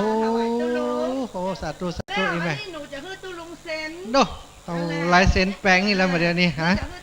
โอ้ได้เป็นดาราด้วยเพิ่นแล้วหนูจะเอาประมูลในงานนี่ถ้าไผ่ได้ถูกนี่หนูจะเอาตังค์ฮื้อตุลุงวัดอ๋อสาธุสาธุจ้าจ้าเซ็นตั้งหลุมนี่บ่เจ้านั่นเลยวันนี้วันที่สาวนั่นเลยอีสีแดงนี่เนาะโอ้เปิ่นอย่างมาเก่งแต่ว่าใครได้คนอย่างเอมาช่วยหาตังค์เข้าโรงเรียนใช่ไหมจ้าสาธุสาธุจ้าใ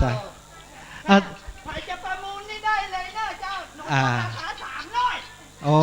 300โอ้มีคนเอาแต่ว่าการลูกงามขนาดอ่ะถ้าตังเข้าหาตุ้ลุงวัดเนอะเอาตังไว้นี่ตั้งราคา300ไผ่หรือนักกว่า300เอาไปเลยสาธุ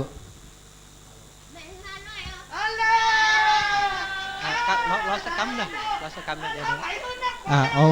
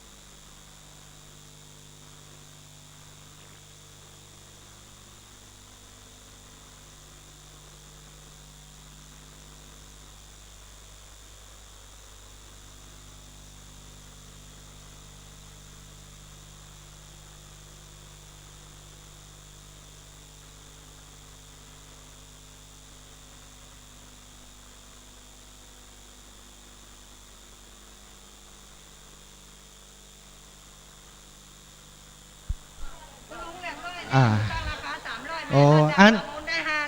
ดิตะกี้300เลย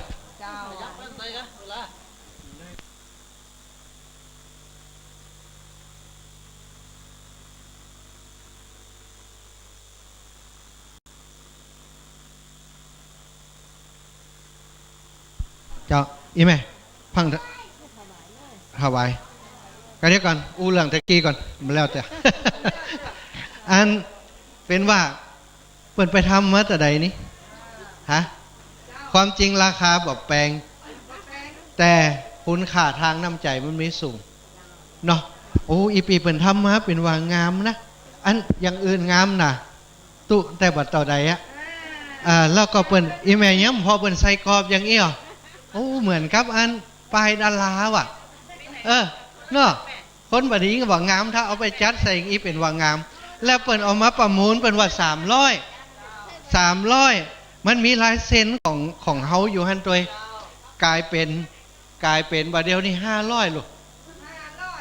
แล้วเดี๋ยวนี้เปิดถวายเฮามาเฮาก็จะเอาประมูลเหี่ยถ้าไผ่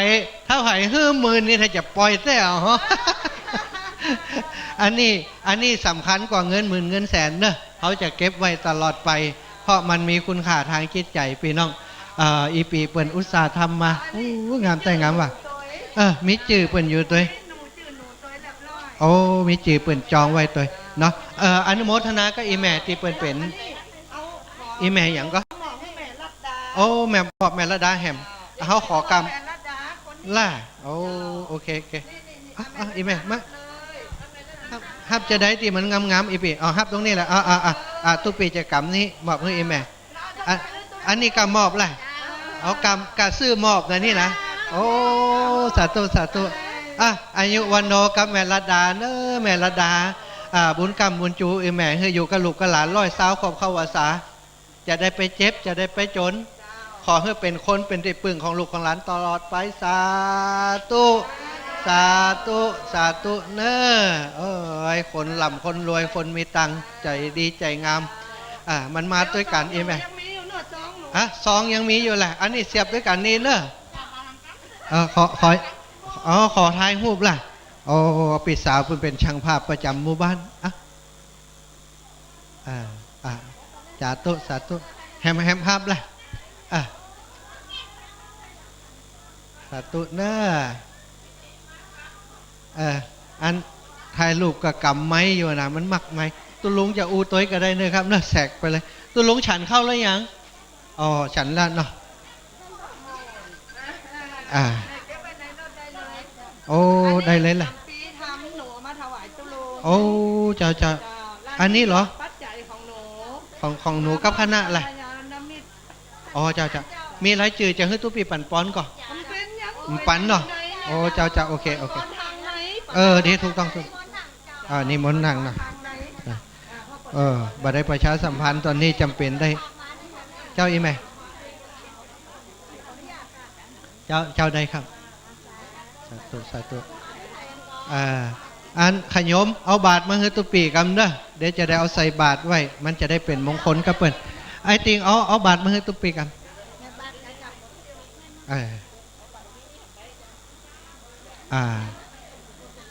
อีแม่เอามาเด้อ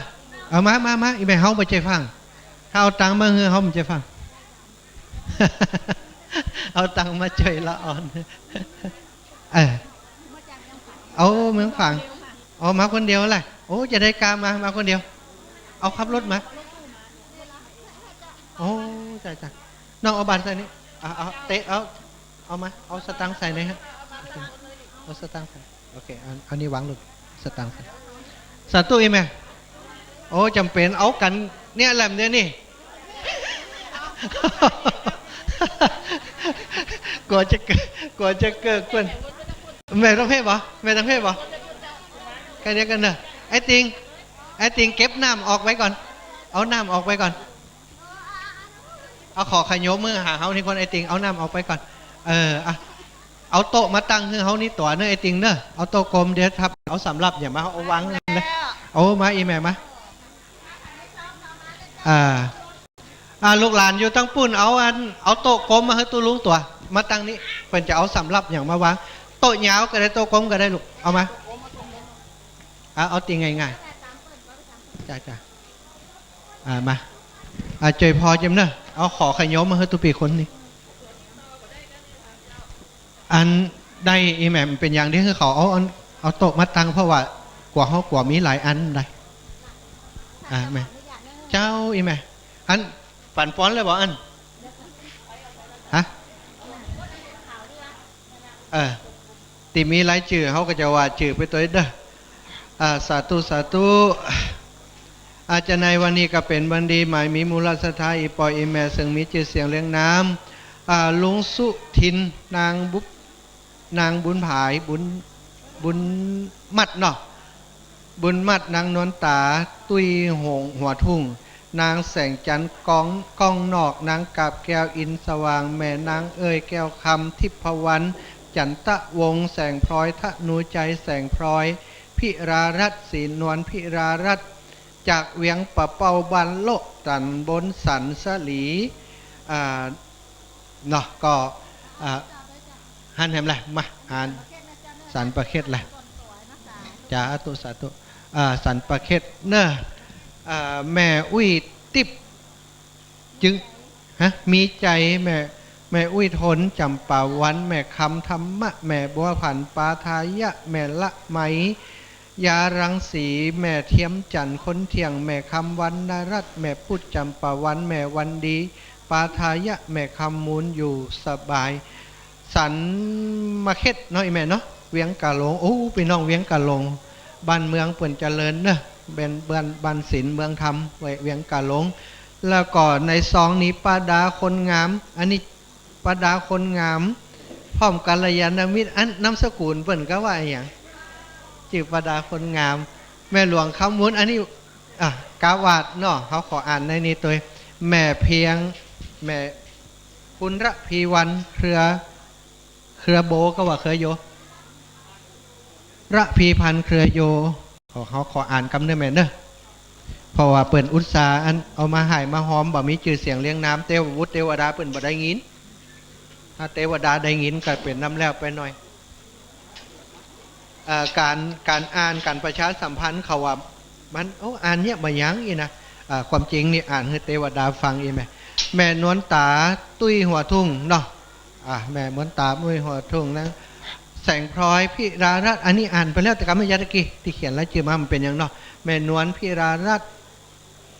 แล้วก็นางแสงจันทร์ก้องนอกอันนี้อ่านไปแล้วแม่เอื้อยแก้วคำอันนี้ก็อ่านไปแล้วดีคุณสีพลอยอันอุ่นใจแม่คำมามะนีวันแม่เทียมจันทร์คนเที่ยงแล้วก็นางน้อยเล็กเดชาอันนี้ยกหวังเลยครับเล็กเดชาแล้วก็ปอจันแม่ลอยบ้านของกอมก็มีเฮ้ยแม่รัตดากันทะวง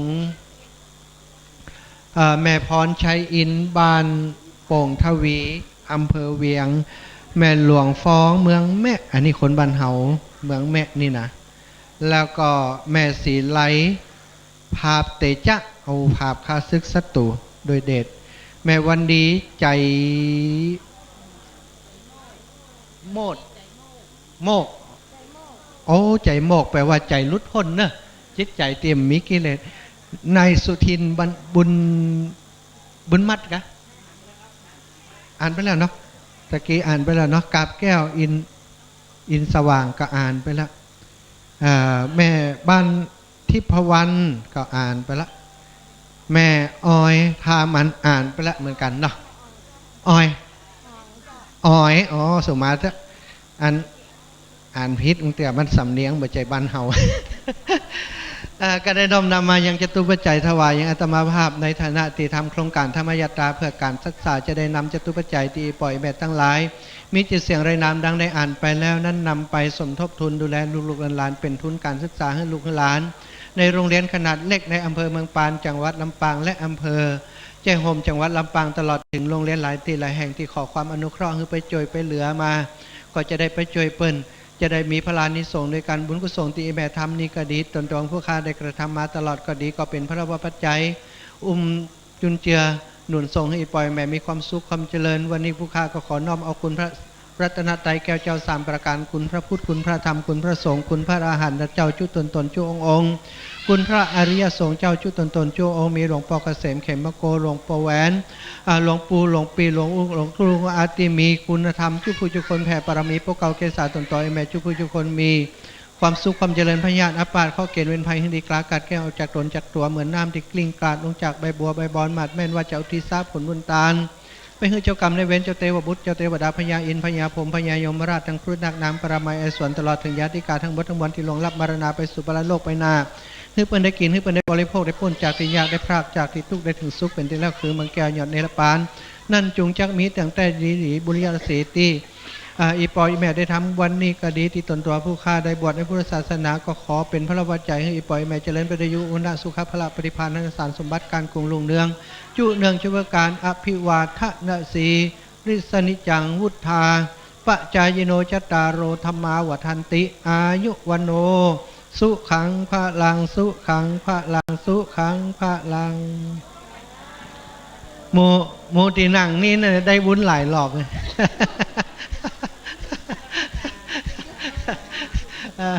ว่าอีปอเข้ามาเปิดพี่น้องวันเดียวนี่เขาอันตั้งไหนบอกอีแม่วันเดียวนี่ตีอันตีหมาหนังไหนนี่เขาขอเรียนเชิญหนังตั้งไหนหนังตั้งไหนเลยเนอะเพราะว่าตั้งปุ่นมันจะเย็นหน่อยมันมีพัดลมมีอย่างตัวพี่น้องที่อยู่ตั้งไหนอีแม่เปิดพัดลมล้อเปิดถ้าเปิดหนาวก็เปิดถ้าเปิดนะอ๋อเจ้าอีแม่อันสันมาเข็ดละสันมาเข็ดเนาะอีแม่อันเรียนเชิญหนังไหนเพื่อนเดี๋ยวเขาจะไปหนังไหนเพื่อนนะหนังไหนจะได้ปั่นป้อนแล้วหนังไหนเลยเหรอจะได้สบายไว้สาอีแม่มานี่กันนั่งนี่แม่ถวายนี่กันนั่งนี่นั่งกันได้เอ็มเจ้าอีแม่ทำไมอันนี้เปิดตานแล้วเอาไปให้เปิดลงปุ่นเลยอันคณะกรรมการโมท่านผู้ช่วยมาดูแลเรื่องพระปาการศึกษาป่ะท่านผู้ช่วยมาช่วยอันท่านปอาจารย์นี่ปอาจารย์เป็นดูแลอยู่ตอนนี้เจ้าอีแม่สาธุสาธุบ่นี่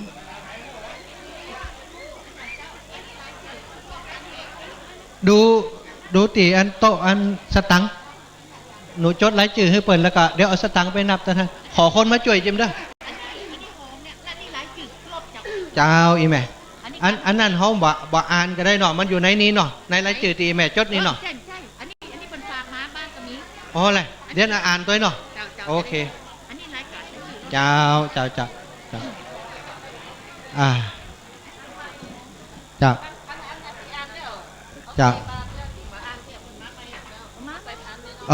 อีแม่เดี๋ยวเขาจะอ่านเขาจะได้อ่านให้เป็นอนุโมทนาให้เป็นอนุโมทนาให้เป็นตัวสาธุอีแม่โอเคอีแม่นั่งดีๆเนอะนั่งดีๆอันถ้านั่งบ่ดีมันเจ็บแข้งเจ็บขาบุญมันบ่เข้ากลับไปนั่งพุ่นอะเสียงไม้ได้ยินอยู่สาธุอีแม่นั่งเด้อโอ้ในรถเนอะ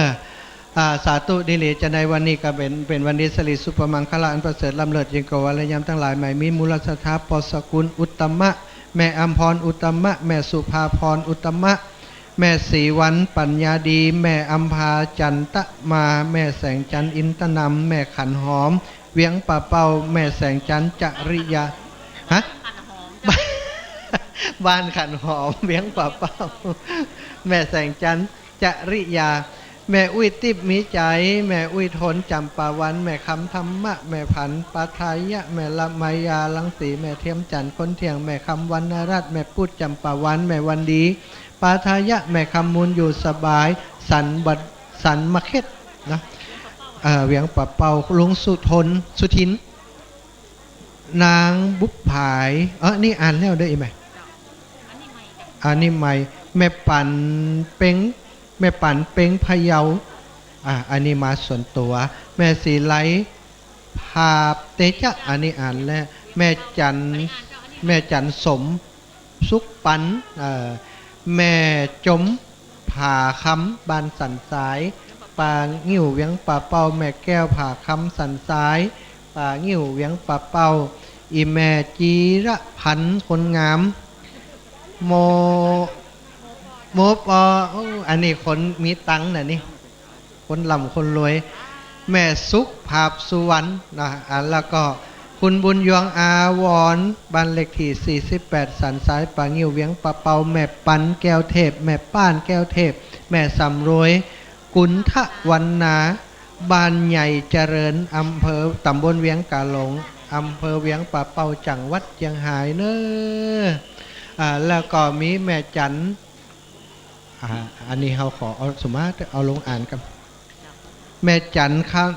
คันทียะอายเนาะยายน้อยคำน้อยแม่บุญเป่งบุญขันป่ออินท้องแม่ปันแม่แก้วผาคำคุณพุทธแม่คำเอ้ยขาคำกำป่อสมบัติแม่อัมพรปวงคำแม่อุ้ยฟองแม่อัมพาจันตะมาป่อสกุลนางอัมพรอุตตมาป่อสกุลแม่อัมพรอุตตมาแม่แสงจันทร์จริยาแม่สุภาพรอุตตมานายอนันยทานนางสาวิรีคำกำแม่สุภาพรอุตตมาแม่แสงจันทร์อินตดำแม่พันปัญญาดีแม่อุ้ยฟองนางอัมพาจันตะมาแม่สุภาพสุวรรณแม่จมผ่าคำแม่จันหอมจันแก้วกันทะแก้วแม่บุญยวงอาวรแม่จีรพันธ์โมปอแม่สุโมอะไรโมปอแม่สุนามว่าเปิ่นโมเดียมได้ตังสุนาคนสนิทแม่วันนาผมเชื่อแม่ตาคำปวงอินไหวแม่มาบุญเถา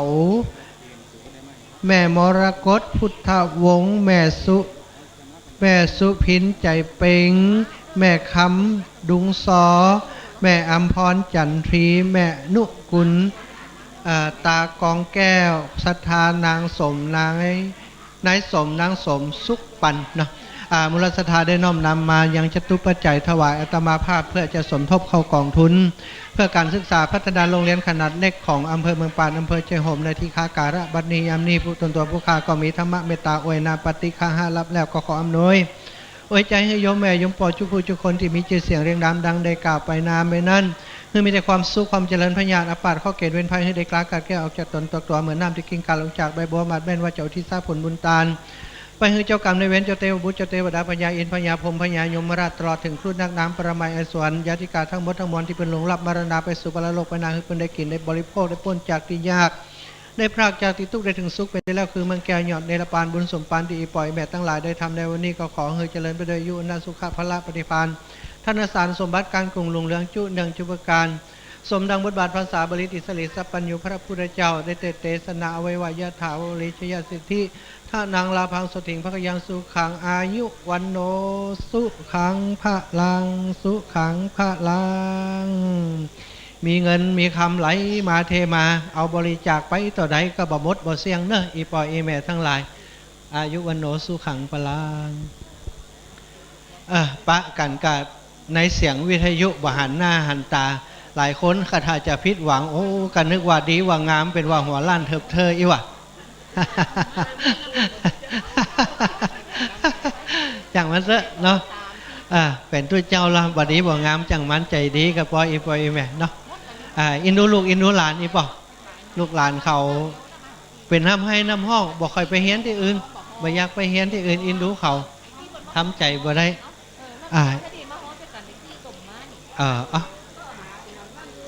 อ๋อแหละอีแม่มันเป็นยังมาลุ้นกับหอมลุ้นได้ตอนที่47คนตอนนั้นมี50ปลายก่อนมันอันเดือดร้อนกันอีเขาก็บอกมั่นใจเขาก็ไปที่อื่นดิกะแต่บอกเป็นยังเขาคิดว่าบัดเดียวนี่นะตั้งราชการเนี่ยคนบาหันตัวแค่คนเดียวเปิ่นยังย้อมอันนี้คนตึงหมู่บ้านมันกว่าคนตึงหมู่บ้านแล้วก็ลูกหลานมันมาย้อมไปลูกหลานไปคนหนึ่งนะจะมันหลักแขนเขาไปถ้าเขาจะอยู่ที่นี่เขาจะต้องหาคนมาสอนเขาอันนั้นคือสิทธิพื้นฐานต้องห่วง จะเอาสตังค์หมูเนี่ยไปจ้างครู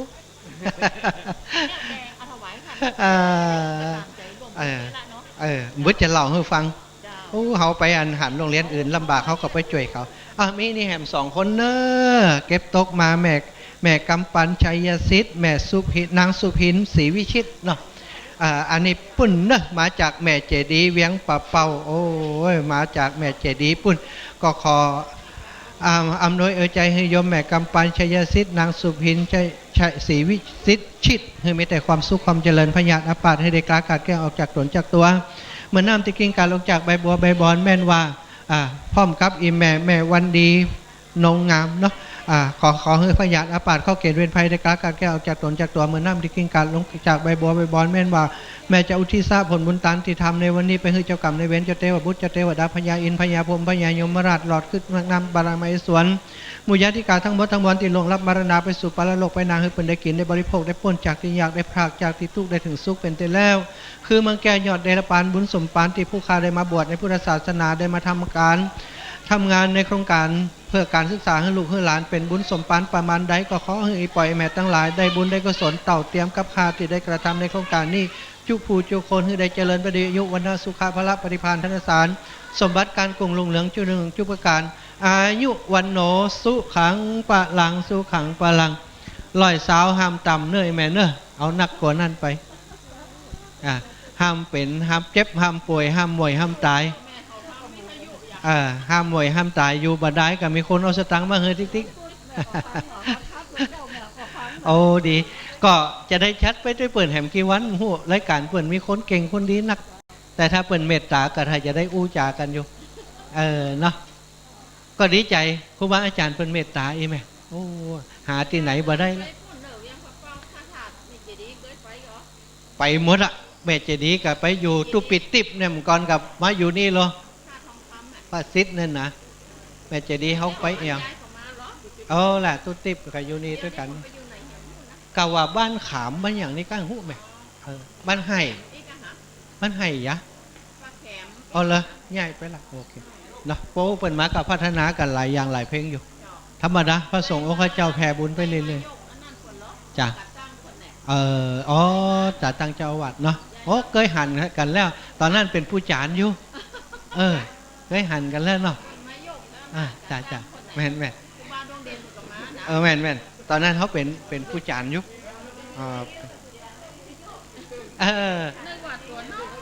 แหละเป็นล่ำเนี่ยแหละข่าวจ้าก็ล่ำอะละเนาะอีปอยอีแม่ที่เดินทางมาถึงแล้วเนอะจุผู้จุคนเนาะเขาก็บัดได้ออกไปตอนรับเนอะจะได้ก็อันขอมาปะกันนี่กันแล้วกันเนอะเอาประธานผู้สูงอายุโรงเรียนผู้สูงอายุบ้านใจซ่อนมาท่านพอคุณครูโรงเรียนผู้สูงอายุมาเนอะมาปบมาปะกันอีปอเอาอันอย่างยักเอาไรจื่ออะไรไรจื่อมูนี่อีแม่ไผ่ที่บ่ฮื้อเบอร์โทรศัพท์เขากำเตือนเนอะเอาอันนี้ไว้นี่ก่อนกันนะเบิร์ดก่อนจะคือเขารวมกำเดียวนี่อะไรเบอร์โทรศัพท์อะไรอันเอาฮื้อเขาเหี่ยบ่นี่เพราะเขาจะเอาเบอร์โทรศัพท์เอาอีปอสาธุพอแก้วว่าจะได้จ้ะมาห่วมบุญด้วยกะอันนี้ส่วนภาพมาสาธุพี่น้องดอนใจเนาะแม่นวลสีที่เอามาปอไอสีที่แฟนรายการของพระอาจารย์เนอะปอแก้วตอนรับอีปอบุญกุศลเนอะถวายพระอาจารย์ด้อยเนาะพระอาจารย์ด้อยมาถึงแล้วยังตุลุงพระอาจารย์ด้อยมาถึงยัง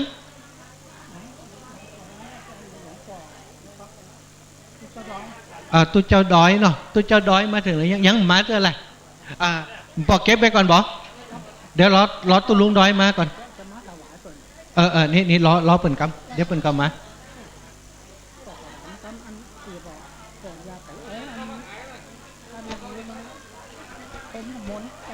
ได้กะเอาไปไว้ตีอันนั่นเลยไว้ตีอันพระเจ้าอันจ้ะสาธุโอเคเอาไปไว้ตีพระเจ้าเลยหน้าพระเจ้าเนาะก็ฮับแล้วเนาะพระสงฆ์องค์เจ้าเนาะเป็นยัง เดี๋ยวถ้าพิธีนี้ได้เขาก็จะเอาอะถ้า4 รูปก็เอา4 รูปไปก่อนม้ามหลวงกับตาลเอาพอ4 รูปก็ได้4 รูป5 รูปได้หมด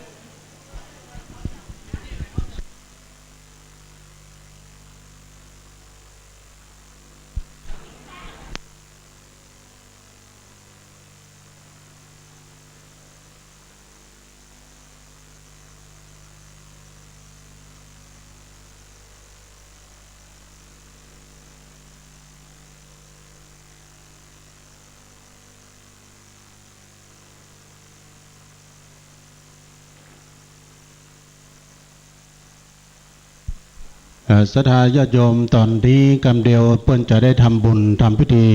นะสวดทักษิณาและก็พิจารณาภาพบางสุขุลตอนนี้ยังเตรียมความพร้อมที่ในศาลาเจริญพรต้อนรับพี่น้องศรัทธาที่เดินทางมาจากหลายที่หลายต่างรถเอาไปจอดที่สนามโรงเรียนนะฮะตอนนี้ก็ยังอยู่ในระหว่างการรอพระคุณเจ้ายังเดินทางมาไม่ถึงตะกี้ได้ฟังทัศสำเนียงของท่านพระอาจารย์สมชาตินะฮะเปิ้นได้ฮือศีลฮือปอนไปนะอันนี้แม่หลวงเปิ้นบอกว่าเจ้าภาพสังฆทานทายธรรมพระสงฆ์และก็โฮงตาลตยมีคุณสมเกียรตินิวันตินี้ลงทานน้ำดื่มน้ำแข็งตลอดงานแล้วก็มีคุณอัมไพอินทนนท์ข้าวผัดคุณละอพรพันธ์ภากิจข้าวต้มแล้วก็ผัดซีอิ๊วพ่อทัศนีแม่คำการชื่อนะฮะขนมจีน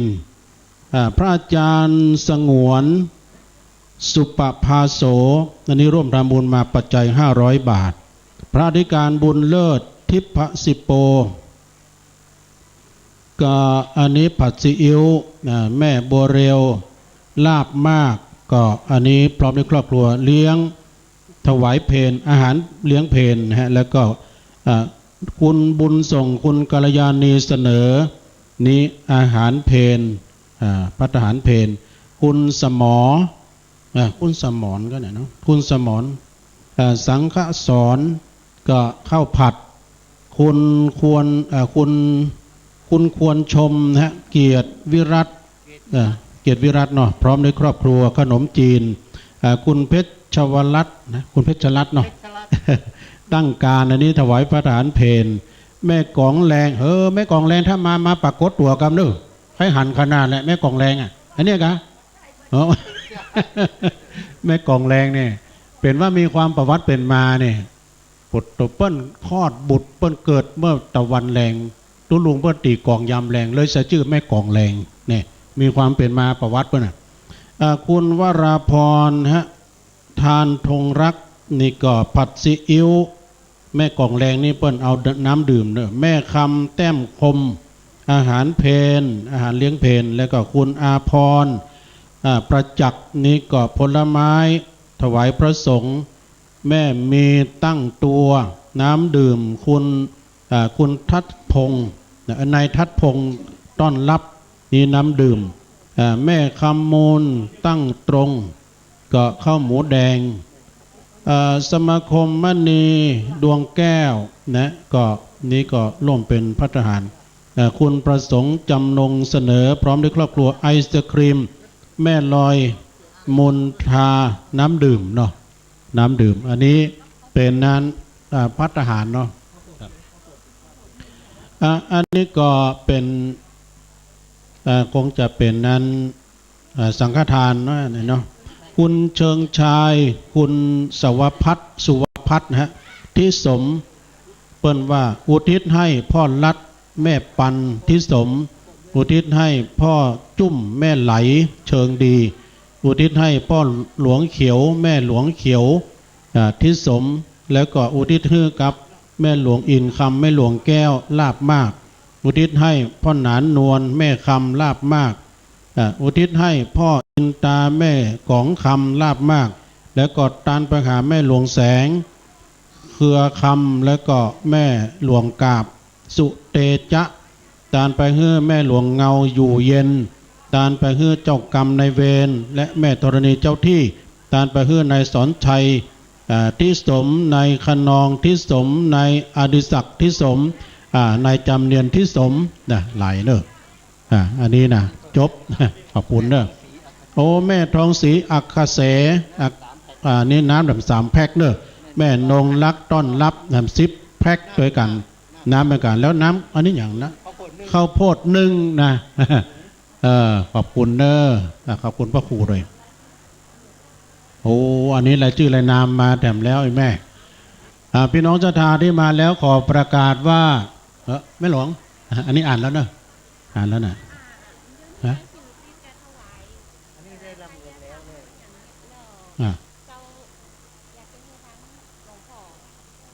จะได้ก็ไม่หลวงว่าใดก็ไปปะเคนน่ะโอ้ก็เดี๋ยวต้องถามคนอื่นตุ้ลุงหูเรื่องแหละอันนี้นะตุ้ลุงจะเก่าติ๊กๆเนาะเอาคนอื่นเอาเดี๋ยวขอตัวแทนพี่น้องเวียงป่าเป้าแม่ศรีดามาหาแม่หลวงกรรมมาพอ15 กรรม มาหาเนี่ยเพื่อจะจดรายชื่อประเคนสังขอตัวแทนโดยจ้าเนี่ยมาหาแม่หลวงกรรมเอาพี่น้องศรัทธาจะร่วมทำบุญก็เจอเนื้อตั้งในกรรมเดียวเพื่อจะทำบุญทักษิณานะทักษิณาอุทิศบุญกุศลแด่บุรพาจารย์อาจารย์ท่านพระมหาสมชาติเปิ้นจะได้ตานหายาติกาวงศาผู้มีอุปการะคุณนะที่เปิ้นได้ล่วงลับไปนี้เปิ้นเป็นนักเดินเนอะกาเบื้องมาแถมแล้วเปิ้นเรียกว่าตัวหนอนนะตารางเมตรละ200 บาทถ้า100 บาทก็ได้ครึ่งตารางเมตรก็ได้อยู่เนาะ200เนาะแม่ลัดดากันทวงศ์มาจากบ้านเลขที่67หมู่2บ้านโป่งเทวีเนี่ยตำบลบ้านโป่งอำเภอเวียงป่าเป้าจังหวัดเชียงรายปูกระเบื้องหรือว่าปูตัวนอนนั้น200 บาทเนอะสาธุอนุโมทนาเนอะขอบคุณแม่สายพินแต่เก้เปิ้นตานสั่งให้ตุลุงนะแม่สายพินนี่กันเนาะจ้ะแม่สายพินกันจะสายพินนักร้องด้วยนะโอ้ขอบคุณนะพี่แม่บัวผันวรรณศรีมาร่วมทำบุญที่หอมก็นำก็ฝ่ายตุลุงเนาะอายุวันโนสุขังปลางเนอสาธุอะไรครับผมนิมนต์ครับหลู่ไม้กันจริงๆนะตุลุงเนาะ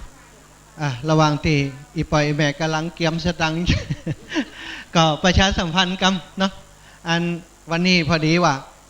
ตั้งหมู่บ้านเฮาเปิ่นพัฒนาหลายอย่างตอนที่เฮาอยู่ท่านเจ้าอาวาสก็ได้ทำในเรื่องของการปูตัวหนอนเจ้าอีแม่ปูตัวหนอนจะปูหลอบมดเนี่ยเดี๋ยวนี้ปูทั้งด้านปุ่นได้ส่วนหนึ่งอยู่ได้สตังมา100,000 ปลายกับปูก็ยังขาดแหมหลายวันนั้นเปิ่นก็ถามว่าอันพี่มหาถ้าเปิ่นมานี่เขาจะตั้งพระป่าได้ก็เขาว่าโอ้ไปเป็นอย่างวะเนาะเพื่อเปิ่นมาเปิ่นจะได้หายได้หอมคนเล็กคนน้อยก็หอมกันไปคน10คน20หรือว่าไผอยากจะร่วมเป็นตารางเมตรแต่ใดก็300กะพระอาจารย์เป็นว่าตารางเมตรตัวละ200ตารางเมตรเนี่ยเมตรใหญ่กว่านี้สักหน่อย200ตึงบัดดินตึงอันบอกกับอันตีเปิ่นปู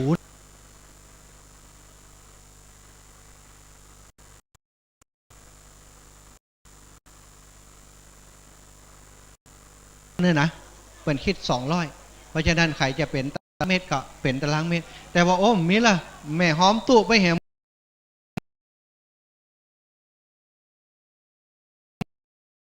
อันนั้นกับแม่หอมสาวก็ได้ตัวใดก็ได้แต่ว่าถ้ามีเหลือแหมนักก็หอมไปแต่ไปเสี่ยงนะหอมตังมันเหลือ2 บาทกลับบ้าน เหลือบาท2 บาทแกลงไปกันเนาะก็เหลือกับบ้านกับจองไปพ่องพิจารณาดูดีอันใดเป็นประโยชน์ก็หอมเนาะวัดเฮาตอนนี้ก็ทำหลายอย่างแม่ติผ่านมาเฮาก็กับพระอาจารย์ได้เปลี่ยนหลังคาอันศาลาบำเพ็ญบุญนี้ศาลาบำเพ็ญบุญนี่กุฏิกับเปลี่ยนแล้วก็ศาลาตั้งนาก็เปลี่ยนแล้วแปลงห้องครัวให้แม่บ้านแหมแล้วก็มาแปลงหอระฆังแหมแปลงหอระฆังแหมแล้วก็จะบัดเดี๋ยวนี้ร้านขวางแก้วนี่จะปูหมดนะแม่ม้าแหมเตื้องามถ้าแม่หอมกันนักก็เดียวกันแล้วเนอะฝากไว้ ก็การก่อสร้างการเนี่ยอย่างตั้งพระศาสนามันอาศัยศรัทธาเจ้าบ้านตัวเจ้าฝั่งบ่ได้โอ้อย่างเงี้ยเฮ้ยแล้วเดือนนี้เดือนหน้าบ่ได้เพราะว่าสตังค์ไปอยู่ในกระเป๋าเขาเนาะยังเนี่ยอย่างบ่แล้วสักเตื้อมาทันแล้วก็มาเอะมาไปเรียกกับมาเอะกับมันบ่มีตังค์อ่ะเนาะก็ช่วยกันให้กันหอมไปเนาะส่วนของเฮาเนอะไปฮื้อหลำนะ ถ้าจะหอมที่เฮามาหอมตั้งเพศก็ได้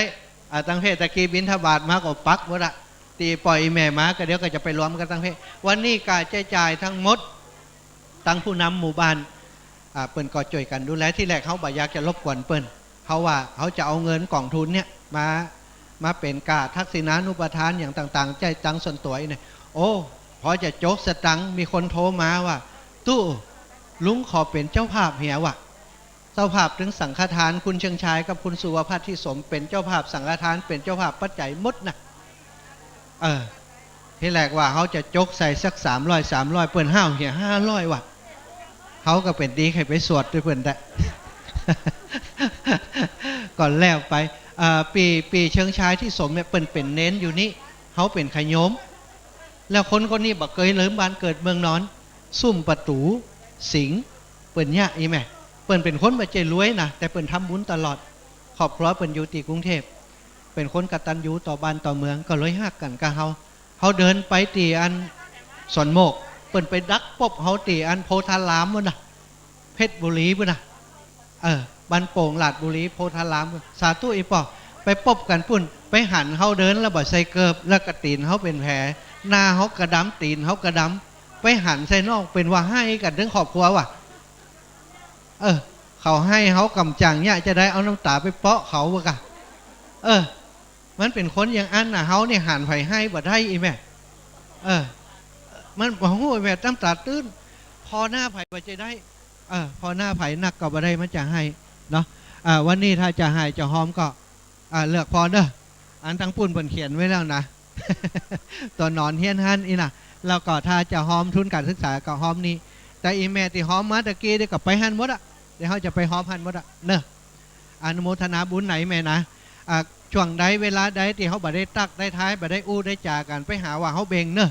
บางเตือบอันนั้นอันนี้อีน่ะแต่ว่าต่อไปเนี่ยเขาจะไปแอวหาถึงบ้านถึงจองว่าไปคดสวายหงายองค์ตีนกินข้าวบ้านพุ่นนะเนอะเขาจะเดินไปแอวหาเนาะการอินมนต์กันเนอะ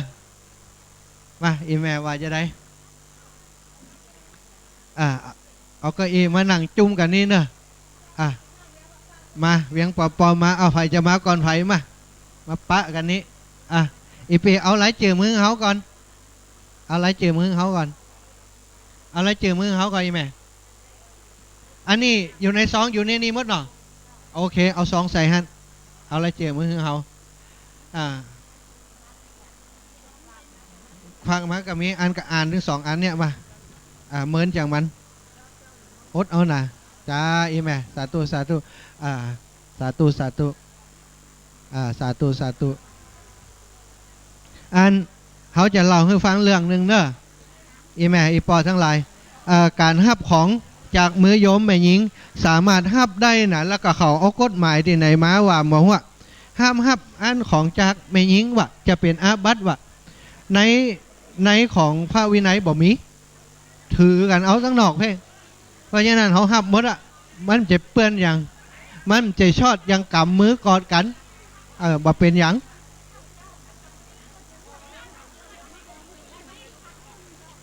แหละพักหนึ่งแหละเอาไม้นี้หน่อยเดี๋ยวเขาจะประกาศให้เขามาเอานี่อีแม่อันนี้เรื่องเพนเนาะอีแม่จะเฮือนแม่บ้านจัดเลยเนาะโอเคแม่บ้านส่งตัวแทนมาหาตุปีนี่คนมาเอาพักหนึ่งครับอันอย่างก็นี่ข้าวหนมแหมแล้วก็มีหูซื้อว่าจะมีเมี่ยงด้วยกันนี่เนาะแม่บ้านมานี่คนเด้อมาเอาของนี่ไปจัดจิมอันแม่บ้านก็จัดยุงอันละกันมาอีแม่มาปลาเข็นเนอะจิกันไปจิแตะกันไปอีแม่แตะกันไปเนอะจะนี่แหมล่ะโอ้สาธุอีแม่นั่นแล้วละโอเคอันฮะนี่เอาไปแล้วเอาซ่ามาคืนน่ะลูกเจ้าอีแม่ อะหับแล้วมันเป็นยังหับละเดี๋ยวกลับไปอ๋อโอเคหับแล้วมันเป็นปอนตัวหามลุ้นเอาไปเลยเราสร้างมาคืนไปขายมันได้นะเฮ้ยเจ้าอ๋อนี่แจกละออนโอเคเอาแจกละออนเนาะอันเดี๋ยวถ้าเขาอ่านจืดมันจะจ้าไปเขาบอกอ่านเด้อเขาจะลุ่มลำหมับลื้นไปนะสาธุดีลีจะในวันนี้ก็เป็นวันดีสลิสุปมังคละอันประเสริฐอีแม่ยืนเขาจะยืนเด้อยืนนะลำเลิศยิงกวัลระยำทั้งหลายมูลสัทธาอีปอยอีแม่เท่าแก่ทั้งหลายได้น้อมนำจตุปัจจัยตลอดถึงข้าวต้มข้าวหนมข้าวต้มกับข้าวกับปลาน้ำท่ามาถวายตนต่ออาตมาภาพเพื่อจะใจในโครงการธรรมยตราเพื่อการศึกษาและ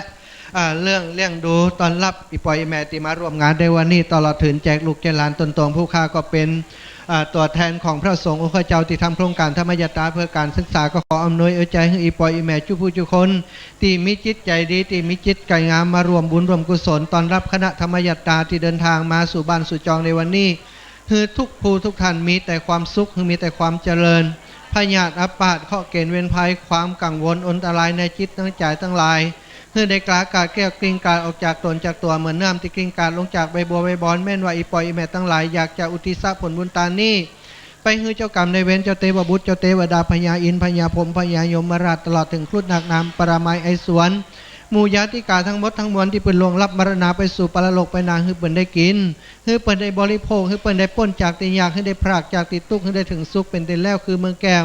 ยอดเนรปานบุญสมปานที่ผู้ค้าได้มาบวชในพุทธศาสนาก็ดีที่อีปอยแม่ได้ทำบุญในวันนี้ก็ดีเป็นพระวปัจจัยให้อีปอยแม่จุผู้จุคนเจริญไปโดยยุวนาสุขะพละปฏิภาณธนสารสมบัติการกรุงจุงเรืองจุเนืองจุปการสมดังบทบาทภาษาบาลีติสลีสัพปัญญูพระพุทธเจ้าได้เทศนาเอาไว้ว่าอภิวาทนาสีริสนิจังวุตาปัจจายโนจตารโรธรรมาวัฏติอายุวโนสุขังพลังสุขังพลังสุขังพลังห้ามเจ็บห้ามป่วยห้ามป่วยห้ามหมวยห้ามตายเน้อมีความสุขอายุ100 ถ้าว่าถึง100ห้ามละกันอีปอยอีแม่โอ้มากันนักกันหลายละเอาขยมเอาของนี่เอาไปอ่างทองโอ้พี่สาวมาตอนเล็กมาลูกเอาอันนี้หมาไก่อันนี้ดาราหนังในแม่อยู่ลูกอ่างทองมาเป็นมากับลูกกระหลานโอ้ยโดนทางอ่างทอง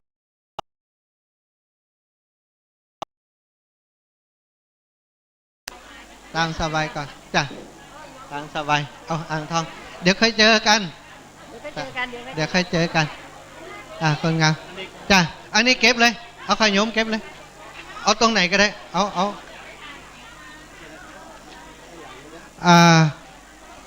ผู้ใหญ่หนูเก็บของเอาขยมอยู่ตู้ลุงนี่สัก2-3 คนกันเก็บของนี่ไปกัน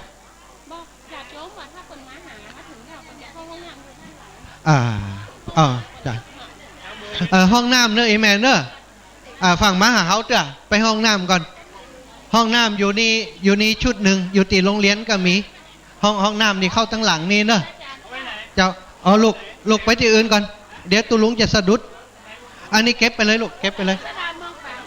เมืองฝางแหละพี่น้องเมืองฝางมาดีเนอะมาดีๆไปเฮือได้ข่มขืนไปเฮือได้ปุ๊บได้ตีกันข่มขืนจิตไก่กันพี่น้องเมืองฝางขอให้มาตั้งเพศกันมาฮับปอนกันพี่น้องเมืองฝางเนอ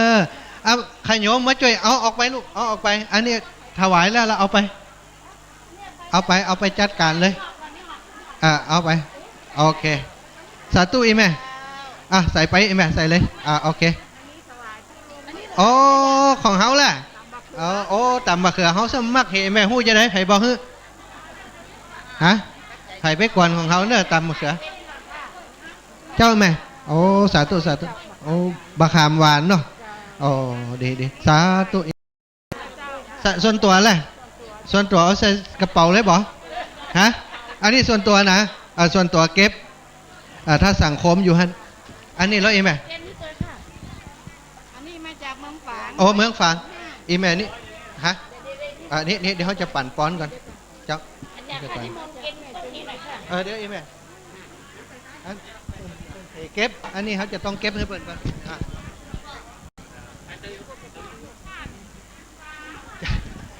มาเจคู่บ้ามาเจเป็นคู่บ้าเป็นพระบดายเป็นพระบดายโอ้เจ้าอีแม่ในเมืองฝางอันนี้รวมคณะเลยนะคะโอ้ดีโอ้มีเบอร์โทรมีอย่างมดดูโอ้20,000ปลาย22,000พี่น้องเมืองฝาง20,000ปลายมายกถึงโต๊ะเนี่ยมาโอ้มันเป็นยังเป็นยังโต๊ะเขาจะได้ขวางบนโต๊ะคนเดียว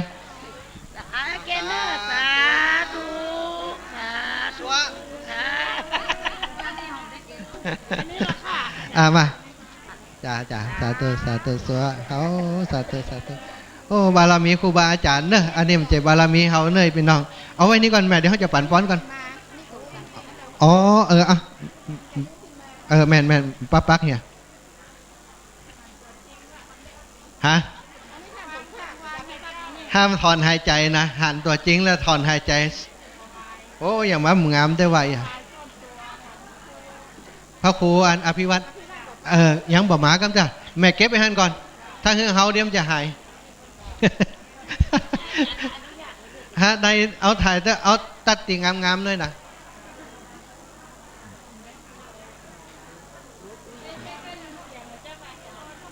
จะแล้วเนาะโอเคเนี่ยอีแม่หาที่นั่งไงหาที่นั่งได้ไม่ที่นั่งตั้งเพศกับมีนี่นั่งดีๆเดี๋ยวบุญมันบ่เข้านั่งดีๆ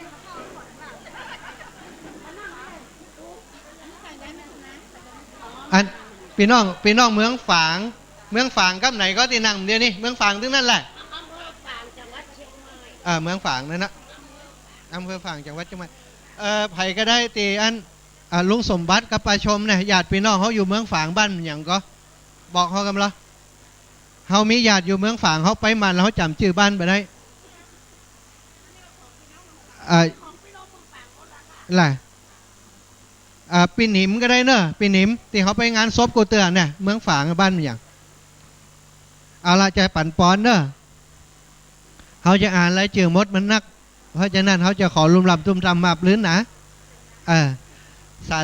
ธุดิลีอาจารย์ใดวันนี้ก็เป็นวันดีสลิสุภมังคละอันประเสริฐลำเลิศจิกวัลยามทั้งหลายบัดนี้หมายมีมูลสถาเท่าแก่พ่อแม่พี่น้องจากเมืองฝางชมรมผู้ปฏิบัติธรรมวันเสาร์สำนักปฏิบัติธรรมแห่งที่21จังหวัดเชียงใหม่วัดพระบาทอุดมฝางครอบครัวของใครคลื่นสื่อข่าวเพื่อเช้าประชาของท่านพระอาจารย์มหานครกะ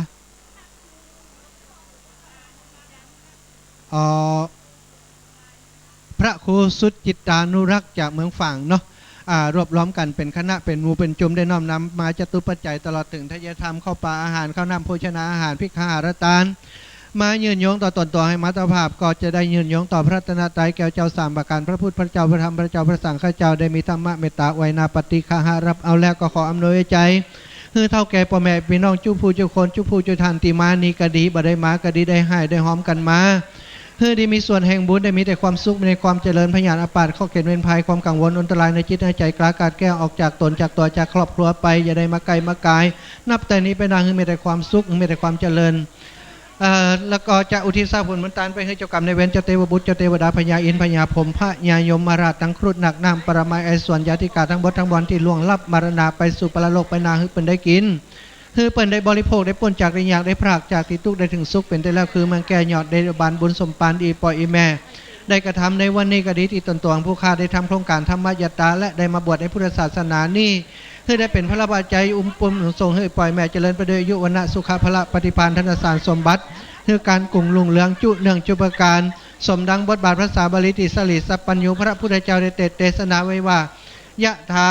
วาริวหาปูราปาริปุเรติสาครังเอวเมวะอิโตทินังเปตานังอุปกัปปริอิชิตังปฏิตังตุมหังคิปเมวาสมิจตุสเพปุเรนตุสังกปาจันโทปนารโสยถามณิโชติรโสยถาชิยสิทธิธนังละพังสติงพระขยังสุขังอายุวันโน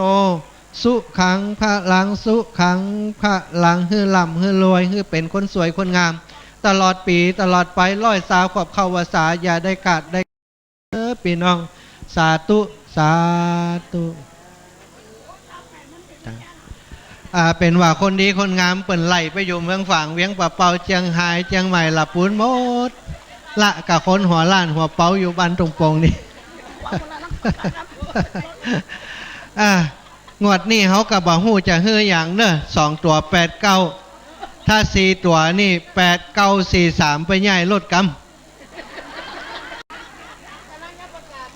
4 9 4 3 8 9 4 3เขาไปเดินทุดง2 เดือนก็9 วันมาอยู่ไปเหี่ยวแหมเดือนรวมกันเป็น3 เดือนก็9 วันมันออกหวดแล้วไปเหี่ย จังวันเนาะ8 9 4 3เอาปัจจัยใส่ในตู้ฮะใส่ในตู้บึดก็เอาไปนับลูกไปนับใส่กับกล่องทุนเป็นไผ่จะหอมส่วนตัวบอกอย่างอีแม่ตะกี้อันนี้แม่หอมส่วนตัวว่ะเขเอาใส่ยามลุบๆก็เอาใส่ให้เปิ่นหันละตีหอมนี่จะเป็นของกล่องทุนก็เดี๋ยวจะให้ละอ่อนเขาไปนับใส่กล่องทุนมดเต่าใดก็เอาใส่ให้ละอ่อนมดบัดถ้ากว่าเขาไปยัก เอาไปใส่กล่องทุนมดนะตั้งลายเพ่จะเป็นเรื่องของการศึกษาเป็นการใช้จ่ายติดใช้จ่ายในวันนี้ก็จะฮักจากการศึกษาเนี่ยแต่ว่าตีหอมวัดหอมวาเนอะก็จะเอาฮือเป็นเรื่องของวัดของวาไปเปิ้นจะปูตอนนอนรอบอันร้านของแก้วนี่มดไหนแม่จะอยู่ตีเฮาหอมหันเนอะปูตัวนอนกับหอละครั้งอยากจะจื่อเสียงดงดังเสียงดีเนาะหอมตีหอละครั้งหอมสัก10สัก20ก็ได้เนอะหอมสัก100สักพันก็บ่ว่าหยังบ่เป็นหยังนะบ่หอมก็อนุโมทนาสาธุก็ได้อีแม่ว่าจะได้จะมาหอมนี่แหละกับการศึกษาอีแม่อย่างกับป้ากันเมินแหละหน้าอย่างอีมีหลายบ่ฮะเอาตามว่าเขืออีแม่บ่เอาอันนี้เอาฮือเฮาเลยแหละของใส่นี่นะอ๋อฮือมาหมดเนาะโอเคอีแม่อันนี้เดี๋ยวเอาไปปูจ้าพระเจ้าเนาะเอาปูจ้าพระเจ้าสาธุเนาะโอเคสาธุดีเลียจะในวันนี้ก็เป็นวันดีสลีสุปมังคละอันประเสริฐล้ำเลิศจริงกว่าวันละยามทั้งหลายศรัทธามุลศรัทธาอีแม่จันชัยบ้านต้นแหนน้อยจำอำเภออย่างสันปะตองเจียงใหม่เนาะสันปะตองยังงามยังเก่าอยู่เนาะคนงามเปเลิศเปเตอพี่น้องจากสันปะตองเจียงใหม่พร้อมนำเวียงดังลองเนาะพี่น้องเวียงดังลองน้อมนำจตุปัจจัยตลอดถึงได้ภาพได้แปลงสวยแปลงปูจาพระมาถวายยังอาตมาภาพเพื่อจะได้ปูจาพระสงฆ์รัตนตรัยแก่เจ้าสัมปการมิธรรมเมตตาเวนาปฏิฆาหารับแล้วก็ขออำนวยใจให้โยมแม่มีแต่ความสุขความเจริญพญานอาปาให้ได้กล้ากาดแก้วจะตนจะเหมือนน้ำที่กินกาดลงจากโดยบัวไปบอลมาตีนไปนาก็ขอมีแต่ความสุขความเจริญขึ้นให้ปัญมาหาก็ขอเงินบันไดสมดังคาลาสัพปรินผู้พุทธเจ้าเตสนาว่าชยสิทธิธนังลาพังสุถิงพระขยังสุขังพลังสิริอายุจวันโนจะโพคังวุติจะยัสวาสตาวสาจะอายุจะชีวสิทธิภวันตุเตอายุวันโนสุขังพลังสุขังพลังเด้อลูกเอานี่ใส่ในตู้เลยอันนี้เอาไปเอาไว้ปูจาพระนะฮะเอาเฮือเปิดใส่ในโต๊ะหมูอันนี้ไปวางโต๊ะหมู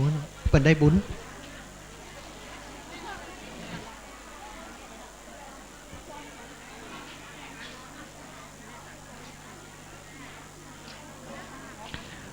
เปิดมากันนักกันหลายเวียงปะเป่าตะกี้แม่วัฒนาเกียงมะนา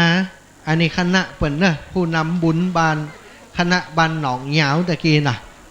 เปิดมาผ่านไปแล้วไว้อาจารย์สาธุนั่งตั้งเพศก็ได้ไปตั้งเพศก็มีนั่งตั้งเพศนั่งสบายเลย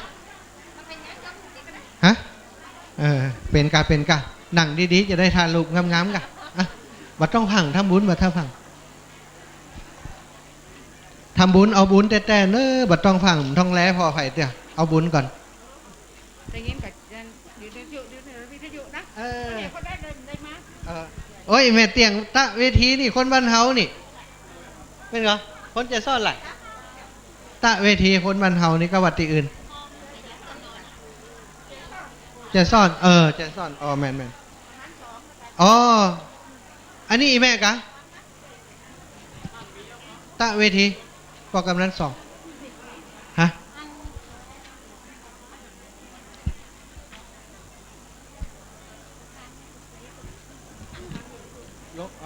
ลงทานพระไปติดโรงเรียนไหนโรงเรียนห้องโรงเรียนกะโอเคใครเดี๋ยวเนอะขั้นรายการกันใครที่จะถวายโรงทานถวายพระเนอะโรงทานที่จะเอาของถวายพระสงฆ์ที่จะฉันเพล30 กว่ารูปวันนี้เอาไปที่อาคารอเนกประสงค์โรงเรียนเอาไปที่อาคารอเนกประสงค์โรงเรียนสำหรับภัตตาหารที่ถวายพระสงฆ์ให้นำไปที่อาคารอเนกประสงค์ของโรงเรียนบ้านทุ่งโป่งเนอะอูเมียงเตออูไทยด้วยพ่อแซมกันอันบ่ต้องพังเนาะลาซ่อน้ำให้ตุลุงสักแก้วแล้วเอาน้ำอุ่นเนอะเสียงจะแห้งแล้วนี่เวียงป่าเป้าเวียงป่าเป้าเวียงกาหลงเวียงป่าเป้าโอ้เวียงกาหลงมานักเหรอตำบลเวียงกาหลงตะกี้กะว่าไปแล้วรอบนึงเวียงป่าเป้ากับไหนก็ดอยรออันพี่น้องดอยรอกะท่านพระครูมาถึงไหนยังอ๋อล่ะดอยรอเวียงป่าเป้าจอมตองน้องหันฮะเขาจำเป็นต้องอ่านหมดนี่กันนี้ฮะบ่อ่านก็ได้บ่เนาะเอาลุมลำจุ่มจำมับเลื่อนอย่างว่าเนาะสาธุดีเหลียจะในวันนี้ก็เป็นวันดีสลิสุปมังคละอันประเสริฐล้ำเลิศยิ่งกว่าวันและยามทั้งหลายหมายมีมูลศรัทธาเท่าแก่พ่อแม่พี่น้องจากจำต้องจากเชียงใหม่ดอยหล่อเวียงป่าเป้าเวียงกาหลงพะเยาเชียงไฮ้ลำปูนลำปางจุติจุแห่งได้น้อมนำมาจตุปัจจัยไทยธรรมเพื่อจะมาสมทบสนับสนุนโครงการธรรมยตราเพื่อการศึกษาช่วยลูกช่วยหลานในการจ้างครูบาอาจารย์สอนลูกสอนหลานในโครงการธรรมยตราเพื่อการศึกษาโรงเรียนขนาดเล็กอำเภอเมืองปานอำเภอแจงหงตนตัวอัตมาภาพได้เป็นตัวแทนของพระสงฆ์พระเจ้าครูบาอาจารย์มานับไทยธรรมจากพ่อแม่พี่น้องก็ขออ้างเอาคุณพระศรีรัตนตรัยตลอดสิ่งศักดิ์สิทธิ์ทั้งหลายคุณบารมีเจ้าของพระอรหันต์เจ้าอริยสงฆ์เจ้าคุณของครูบาอาจารย์ตนตัวผู้คาตุ้งแผ่ปารมีมาปกเกาเกษาตนตัวอีปอยอีแม่จากทุกฐานอาทิตย์ได้มาอุทิศถวายรวมบุญรวมกุศลวันนี้ได้มีแต่ความสุขได้มีแต่ความเจริญพญาอปาดข้อเกณฑ์เว้นภัยความกังวลอันตรายในจิตในใจให้ได้กล้ากาดแก้วออกจากตนจากตัวจากครอบครัวของอีปอยอีแม่ไปเหมือนน้ำที่กิ้งก่าลงจากใบบัวใบบอนบุญกุศลที่แม่ได้ทำในวันนี้ก็ดีที่ผู้ค้าได้มาบวชในพุทธศาสนาได้ทำโครงการธรรมยตราก็ขอให้เป็นบุญเป็นพระปัจจัยของอีปอยแม่ได้เจริญประดิยุนาสุขาพระปฏิภาณธนสารสมบัติเพื่อการกรุงลุงเรืองจุเนืองจุประการขึ้นเงินให้ได้เงินขึ้นทองให้ได้ทองเพื่อสมความมุ่งมา่ปรารถนาจุเนืองจุประการสำดังบุญบาทภาษาบริติสลิสัพพุญญูพระพุทธเจ้าเตสนาไว้ว่ายะถาวริวหาชยสิทธิธนังลาพังโสถิงพระกยังสุขังอายุวันโนสุขังพลังสุขังพลังคือมีสตังคือมีความล่ำความรวยสุขภาพดีร้อยสาวขวบเข้าวาสาอย่าได้กากาดแก้วไปไหนสาธุเนอะอายุมันขวัญยืนเอเมนเนอะเจ้าเอาถวายพระก็ว่าอีเปียไปที่อาคารอเนกประสงค์เลยเนาะอาคารอเนกประสงค์อยู่เพนเนอะที่โรงเรียนนะเดินออกหน้าวัดไปกระหันอาคารจ้ะอันลูกเอานี่ไปอันคือเปิดอันใส่เลี้ยงกันเอาไปลงทานเจ้าถวายฉันเพลนั้นเขาจะจัดอาหารที่อาคารอเนกประสงค์สำหรับพระสงฆ์นะมันจะจัดฮันปิดไปพอถ้ามีคนอยู่ฮันเกาวางเขาแม่บ้านอยู่ฮันไอแม่เข้ามา ไม่ม่วงก่อนม่วงก่อนสั่นปะตองสั่งปะตองเป็นอูม่วนเข้ามาอีแม่สั่นปะตองมดบ่เข้ามาพร้อมกันเลยเข้ามาพร้อมกันเจริญสุขเจริญธรรมก็อีปอยอีแม่จากสั่นปะตองได้เอามาอีแม่เอามาคือเขาอุ้ยโอไปหลักเปิ่นอุ้ยมานั่งเพะอุ้ยนั่งเพะอุ้ยนั่งนี่ไปอุ้ยเป็นนั่งยาก อุ้ยนั่งตัวเฮานี่อุ้ยนั่งนี่นั่งนี่นั่งใกล้เฮานี่เฮาใครหันหน้าคนงามฮะแม่นงามกับงามงามกับงาม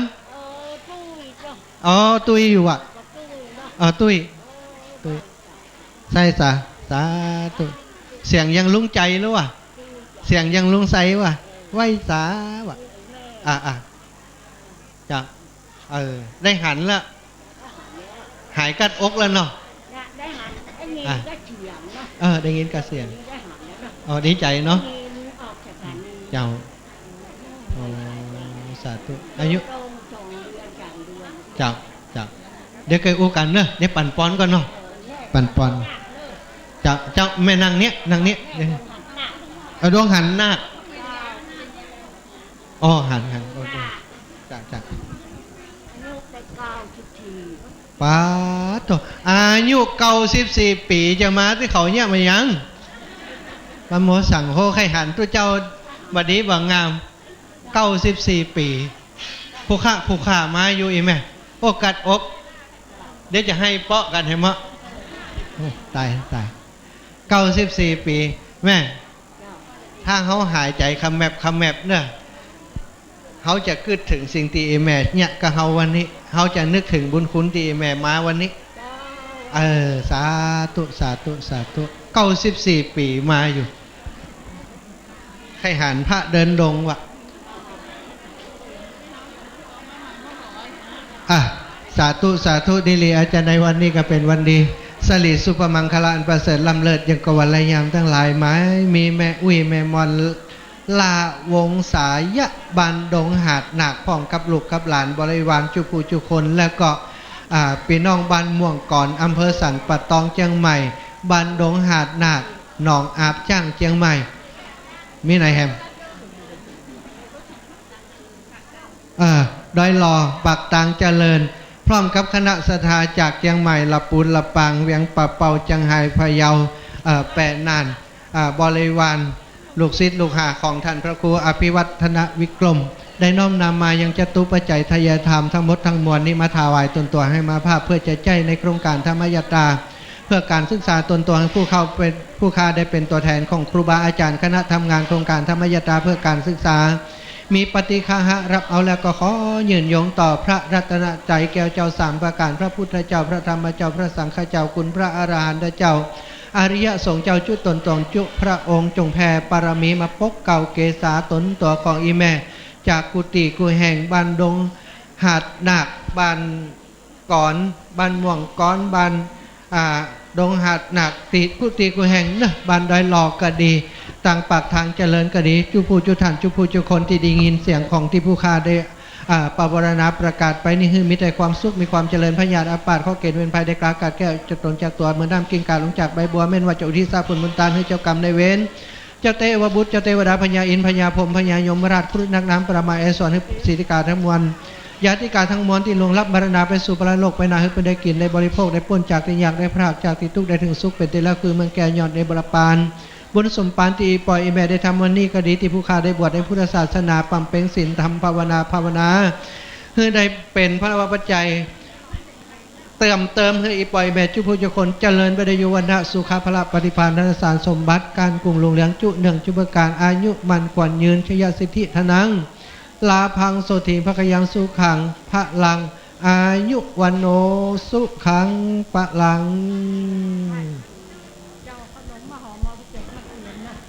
เสียงยากระคนละปูนแล้วไว้ไหมแม่นล่ะละปูนล่ะเอาไปเลยเขาไปนั่งไหนเลยไหมนะขออยากใจเสียงนะครับขอถวายความเคารพพระเดชพระคุณหลวงพ่อพระครูโสพลพัฒนาวิกรมรองเจ้าคณะอำเภอเมืองปานประธานสงฆ์พระสงฆ์เทรานุเทระท่านเจ้าคณะพระสังฆาธิการทุกรูปโดยความเคารพนะครับเจริญพรกับ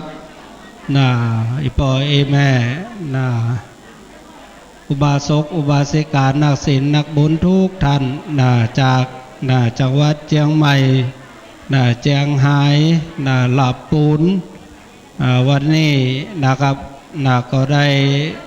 มาสร้างซึ่งกองบุญกองกุศลด้วยกันกับพี่น้องคณะศรัทธาจังหวัดลำปางวัดตุงโป่งเฮาที่นี่นะครับวันนี้ก็ถือว่าเป็นวันสำคัญแห่งวันหนึ่งนะครับสำหรับพ่อแม่พี่น้องบ้านตุงโป่งเฮานะครับธรรมยาตราเพื่อการศึกษาได้เริ่มต้นขึ้นตั้งแต่วันที่9 เดือนพฤศจิกายนนะครับข้ามปีมาวันนี้ก็ถือว่าเป็นวันที่เขาจะทำการสรุปโครงการธรรมยาตราเพื่อการศึกษาของโรงเรียนขนาดเล็กในเขตพื้นที่อำเภอเมืองปานอำเภอใจโฮมจังหวัดลำปางเฮาตอนนี้วันนี้ก็ได้รับเมตตาจิตจากพระเดชพระคุณหลวงพ่อท่านรองเจ้าคณะอำเภอได้มาเป็นประธานสงฆ์พระสงฆ์เทรานุเทระพระอาจารย์สาธิตนะครับอาจารย์มหาวิสิทธิ์นะครับอาจารย์ท่านพระครูนะครับวัดปากทางเจริญดอยหล่อจังหวัดเชียงใหม่วันนี้กำลังเดินทางเข้ามาสมทบกันตอนนี้นะครับซึ่งหมายกำหนดการนะครับเจ้านี่หลังจากที่ทุกอย่างพร้อมเวลาได้เดินทางมาถึงนะครับเขาก็จะได้ประกอบพิธีการศาสนาถวายทักษิณานุปทานแด่พระบาทสมเด็จพระเจ้าอยู่หัวรัชกาลที่9ทักษิณานุปทานอุทิศส่วนบุญส่วนกุศลให้กับผู้มีอุปการะคุณที่ได้ก่อร่างสร้างแปลงวัดวาอารามหมู่บ้านบ้านตุงโป่งตลอดจนถึงโรงเรียนบ้านตุงโป่งเฮาที่ได้ทำการเปิดการเรียนการสอนมาตอนนี้ก็หลาย10 ปีด้วยกันนะครับซึ่งเจ้านี่นะครับเวลาก็ล่วงเลยมาพอสมควรนะครับก็จะได้ขออาราธนานะครับพระเดชพระคุณเจ้าที่ได้อาราธนานิมนต์นะครับมารับทักษิณานุปทานเจ้านี่ซึ่งประกอบไปด้วยนะครับพระเดชพระคุณหลวงพ่อพระครูโสพลพัฒนาวิกรมรองเจ้าคณะอำเภอเมืองปานมาเป็นประธานสงฆ์หลวงพ่อพระครูวิธานสารกิจเจ้าคณะตำบลเมืองปานตลอดจนถึงเจ้าคณะพระสังฆาธิการที่ได้มารับปัตตาอนุโมทนากับปอกไม่ออกศรัทธาเฮาซึ่งนะครับการเตรียมงานตอนนี้ก็จะมีจุดคัดกรองโรคโควิด -19 จุดคัดกรองของพี่น้องอสมนะครับก็ขอเมตตากับอีพ่ออีแม่นะครับที่เดินทางเข้ามาร่วมสร้างกองบุญกองกุศลนะครับจุดแสงสว่างทางปัญญาให้กับลูกกับหลานเขานะครับบวรนะครับบ้านวัดโรงเรียนบ่สามารถจะแยกออกจากกันได้ก็เหมือนกับปออกไม่ออกศรัทธาเขานะครับที่มีความ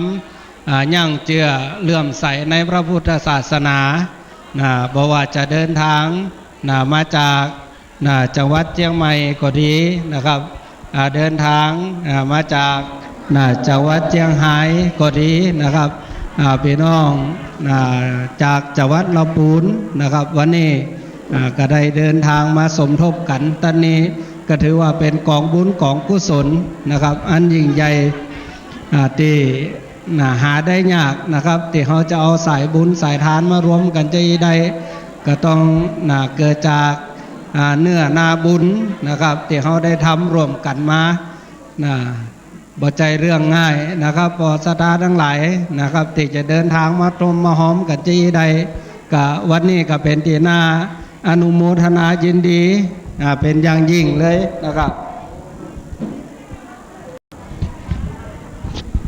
ขณะนี้นะครับพระเดชพระคุณหลวงพ่อประธานสงฆ์ก็ได้เดินทางเข้ามาสู่ปรำพิธีตอนนี้นะครับกราบอาราธนานะครับพระสงฆ์เขานะครับทุกรูปนะครับที่ได้เดินทางเข้ามานี่หมายกำหนดการนะครับเจ้านี่หลังจากที่พระสงฆ์มา ประจำอาสงฆ์เป็นที่เรียบร้อยเบื้องต้นนะครับก็จะมีการจุดธูปเทียนบูชาพระรัตนตรัยไหว้พระสมาทานศีลหลังจากนั้นหลวงพ่อพระสงฆ์ก็ได้สวดมาติกาบังสกุลเป็นที่เรียบร้อยก็จะได้นำเข้าสู่ในเรื่องของการถวายทายธรรมทายทานเจ้านี่นะครับทำความเข้าใจนะครับกับอีปออีแม่เฮาตานีก่อนนะครับในเรื่องของการถวายทายธรรมซึ่งได้รับประสานงานจากอาจารย์มหาสมชาติวันนี้พี่น้องเฮานะครับจากหลายจังหวัดได้เดินทางมารวมกันในส่วนของการถวายทายธรรมนะครับก็ขออนุญาตที่จะใจตัวแทนพี่น้องจากจังหวัดเชียงใหม่พ้องลำพูนพ้องนะครับเวียงป่าเป้าพ้องพี่น้องลำปางเฮานี่พ้องนะครับได้ร่วมกันถวายจตุปัจจัยทายธรรมนะครับวันนี้ก็เป็นตีนาอนุโมทนายินดีขอหน่อยเนอะขอขั้นรายการตุลุงหน่อยขอบคุณตุลุงหมายมีมูลศรัทธาเท่าแก่พ่อแม่พี่น้องสายบุญแม่พรหัวเวียงอำเภอเวียงป่าเป่าจังหวัดเชียงไฮ้เป็นคณะหนึ่งแล้วก็อีปออีแม่จากวังเหนือเนาะจากสันป่าตองแม่วิไลสันป่าตองนางผ่องศรีนอแก้วพ่อมลูกหลานอันนี้จากวังเหนือกำใจแม่ศรัทธาปออินสอนแม่นิตยามังมุนบันใหม่วังเหนือเนาะพร้อมกับลูกหลานแล้วก็ปอหลวงเกียรติศักดิ์นางนิวหรือว่าวงเล็บอีแม่แลบเนาะสุภาวงศ์บ้านหนองล่องนี่ยังใหม่ก็ว่าละปูนเนาะพร้อมกับคณะสถาอีปอยแม่เท่าแก่จุปูจุคนจากหลายตีหลายแห่งได้น้อมมาซึ่งจตุปัจจัยทายธรรมมัถวายอัตมาภาพในฐานะ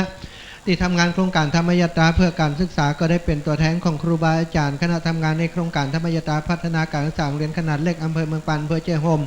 ได้มีปฏิฆาหารับเอาแล้วก็ขออำนวยใจเอาคุณพระศรีรัตนตรัยเจ้าแก้วสามประการคุณพระอาหารเจ้าอริยสงฆ์เจ้าจุตนจุพระองค์จงแผ่บารมีปกเกาเกศาตนตัวของอีแม่อีปอเจ้าปอเนยแม่จุผู้จุคนให้มีแต่ความสุขความเจริญพญาอาปาดข้อเกณฑ์เวรภัยให้การกัดแก้วจากตนจากตัวจากครอบครัวเหมือนน้ำกินการลงจากใบบัวใบบอนแม่นว่าจุที่สะบุญดันให้เจ้ากรรมในเวรเจ้าเทวบุตรเจ้าเทวดาหมู่ญาติกาที่ล่วงลับเวรมรณาไปสู่ปรโลกไปนาให้เปิ้นได้กินได้บริโภคได้พ้นจากที่ยากได้พรากจากที่ทุกข์ได้ถึงสุขเป็นได้แล้วคือเมืองแก่ยอดเนรปานบุญสมปานที่ผู้ฆ่าได้ทำโครงการธรรมยตราก็ดีได้มาบวชในพุทธศาสนานี่ก็ดีและอีปล่อยแม่ได้ทำบุญในวันนี้ก็ดีคือขอเป็นพระวาปัจจัยคืออีปล่อยแม่จุผู้จุคนในเจริญไปเลยยุวนาสุขาพระปฏิภาณสารสมบัติการกลุ่มลุงเรืองจุเนืองจุปกังชยาสิทธิธนังลาพังสถิงพระขยังสุขังพลังสิริอายุจวโนจะโพคังอุติจะยัสวาสตาวสาจะอายุจะชีวสิทธิพระวันตุเตอายุวันโนสุขังพลังสุขังพลังมีแต่ความสุขมีแต่ความเจริญร้อยสาวขอบเข้าวาสาอย่าให้ได้กากาดแก้วไปไหนเนอะอายุยืนกันกุคนเนอะสาธุสาธุดีอกดีใจอีปอยอีแม่ได้ยินนำเนียงเสียงปากในวิทยุก็มาพอหน้าพอตาอาจจะผิดหวังว่าบารอเรางามเนาะหัวลั่นเธอจะได้แต่ใจดีเนอะดีใจตีอีปอยอีแม่ได้มาพอมากอยเฮาคนเฮางามนำใจสำคัญกว่างามใบหน้าอีแม่ไปอยู่ก็จะอยู่วัดอยู่ว้าช่วงเข้าวาสาหลังจากนั้นก็จะไปดูทุดงเพราะว่ามันได้จ่อยคนเฮาบ่จำเป็นต้องอยู่ก็ได้เฮาเอาตังเอาเงินให้กับอันคณะกรรมการเพิ่นทำงานเอาไปเสาะสตังค์ให้เขาแผ่ปารามีไปม่วนดิสาธุครูบาอาจารย์ถวายความเคารพนะครับนึงครับรายงานตัวครับครับหนังตังไหนให้ก็ได้เนอะถ้าจะเข้าร่วมพิธีตังพระสงฆ์องค์ข้าเจ้ามาแล้วเนาะพิธีตังไหนพระอาจารย์นิมนต์เลยนะครับเนอะผมจะดูแลตังนอกเดี๋ยวเอาไม้ให้เป็นตังไหนเลยเนาะเอาไม้เข้าสู่พิธีก่อนนะประชาสัมพันธ์แหมหน่อยอีปออีแม่ติมาห้องน้ำอยู่ตรงข้างนี้เนอะจะมีป้ายว่าสุขาอยู่แล้วก็แหมตีโรงเรียนก็มีจะเข้าห้องน้ำห้องถ่าก่อนก่อยมาหาเฮาก็ได้เดี๋ยวเขาจะนั่งหน้านี่หรอ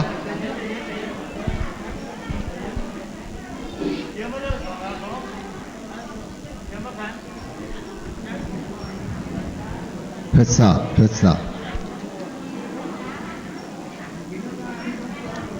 ครับโอกาสนี้จะได้ประกอบพิธีกรรมทางด้านศาสนา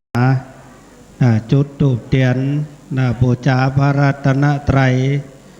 ไหว้พระสมทานเบญจศีลโอกาสนี้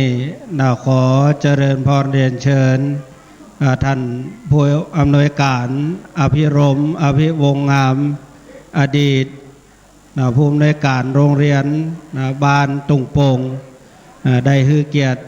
เป็นประธานจุดธูปเทียนบูชาพระรัตนตรัยเจริญพรเรียนเชิญครับ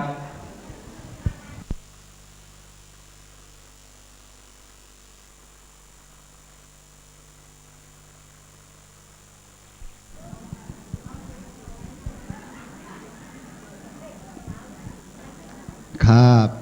เรียนเชิญทุกท่านพนมมือขึ้นเนอะครับ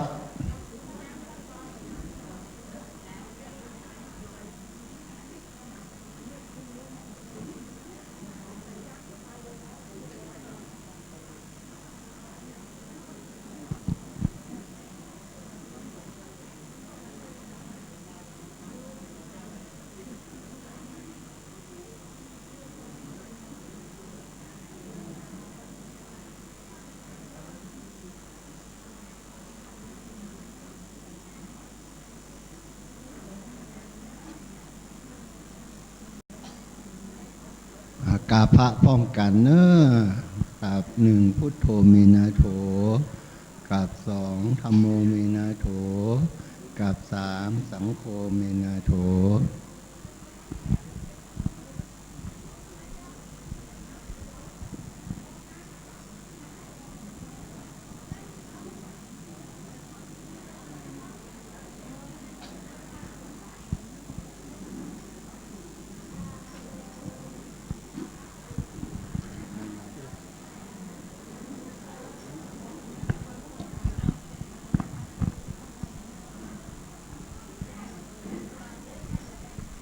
ครับต่อไปก็จะไหว้พระกราบบูชาพระรัตนตรัยไหว้พระหับศีลตามลำดับเนอะครับอิมินาสกาเลนะพุทธังอภิปูชยามิอิมินาสกาเรนะสังฆังอภิปูชยามิอิมินาสกาเลนะสังฆังอภิปูชยามิอะระหังสัมมาสัมพุทโธภควาพุทธังภควันตังอภิวาเทมิสวากขาโตภควตาธัมโมธัมมังนัมสสามิสุปฏิปันโนภควโตสาวกพี่น้องไปในวิหารห้องก็ได้เนอะเข้าไปในวิหารห้องก็ได้เนอะถ้าจะว่านั่งตั้งนอกมันเก้าอี้แบบปอในวิหารจะมีพัดลมอยู่ครับแล้วก็พี่น้องที่เดินทางมาถึงก่อนทางผู้นำช่วยดูเก้าอี้แบบปอเนี่ยก่อนนี้เด้อปีมายังพันเตสาลาเนนาสาหาปัญจาลานิยาจามาตาติยัมปิมายังพันเตสาลาเนนาสหปัญจศีลายาจามานะโมตัสสะภะคะวะโตอะระหะโตสัมมาสัมพุทธัสสะนะโมตัสสะภะคะวะโตอะระหะโตสัมมาสัมพุทธัสสะ นะโมตัสสะภะคะวะโตอะระหะโตสัมมาสัมพุทธัสสะ นะโมตัสสะภะคะวะโตอะระหะโตมาสัมพุทธัสสะนะโมตัสสะภะคะวะโตอะระหะโตสัมมาสัมพุทธัสสะนะโมตัสสะภะคะวะโตอะระหะโตสัมมาสัมพุทธัสสะ พุทธังสรณังคัจฉามิ พุทธังสรณังคัจฉามิ ธัมมังสรณังคัจฉามิ ธัมมังสรณังคัจฉามิ สังฆังสรณังคัจฉามิ สังฆังสรณังคัจฉามิ ทุติยัมปิพุทธังสรณังคัจฉามิ ตุติยัมปิพุทธังสรณังคัจฉามิ ทุติยัมปิธัมมังสรณังคัจฉามิ ตุติยัมปิธัมมังสรณังคัจฉามิ ทุติยัมปิสังฆังสรณังคัจฉามิ ตุติยัมปิสังฆังสรณังคัจฉามิ ตติยัมปิพุทธังสรณังคัจฉามิ ตาติยัมปิพุทธังสรณังคัจฉามิ ตติยัมปิธัมมังสรณังคัจฉามิ ตาติยัมปิธัมมังสรณังคัจฉามิ ตติยัมปิสังฆังสรณังคัจฉามิ ตาติยัมปิสังฆังสรณังคัจฉามิ สรณะขมะนังนิทิตัง อามะพันเต ปานาติปาตาหะเวระมณีสิกขาปะทังสมาธิยามิ ปานาติปาตาเวระมณีสิกขาปะทังสมาธิยามิ ตินนาตนะเวระมณีสิกขาปะทังสมาธิยามิ อาทินาธนาเวระมณีสิกขาปะทังสมาธิยามิ กาเมสุมิจฉาจาระเวระมณีสิกขาปะทังสมาธิยามิ กาเมสุมิจฉาจารานิสิกขาปะทังสมาธิยามิ มุสาวาตาเวระมณีสิกขาปะทังสมาธิยามิ มุสาวาทาเวระมณีสิกขาปะทังสมาธิยามิ สุราเมรยะมัชฌะปมาตฐานาเวระมณีสิกขาปะทังสมาธิยามิ สุราเมรยะมัชฌะปมาทฐานาเวระมณีสิกขาปะทังสมาธิยามิ มานิปัญจสิกขาปทานิสิเลนะสุขติงยันติ สาธุ สิเลนะโภคสัมปตา สา สิ ธุ เลนะนิพุติงยันติตัสสมาสิลังวิโสทะเย สาธุ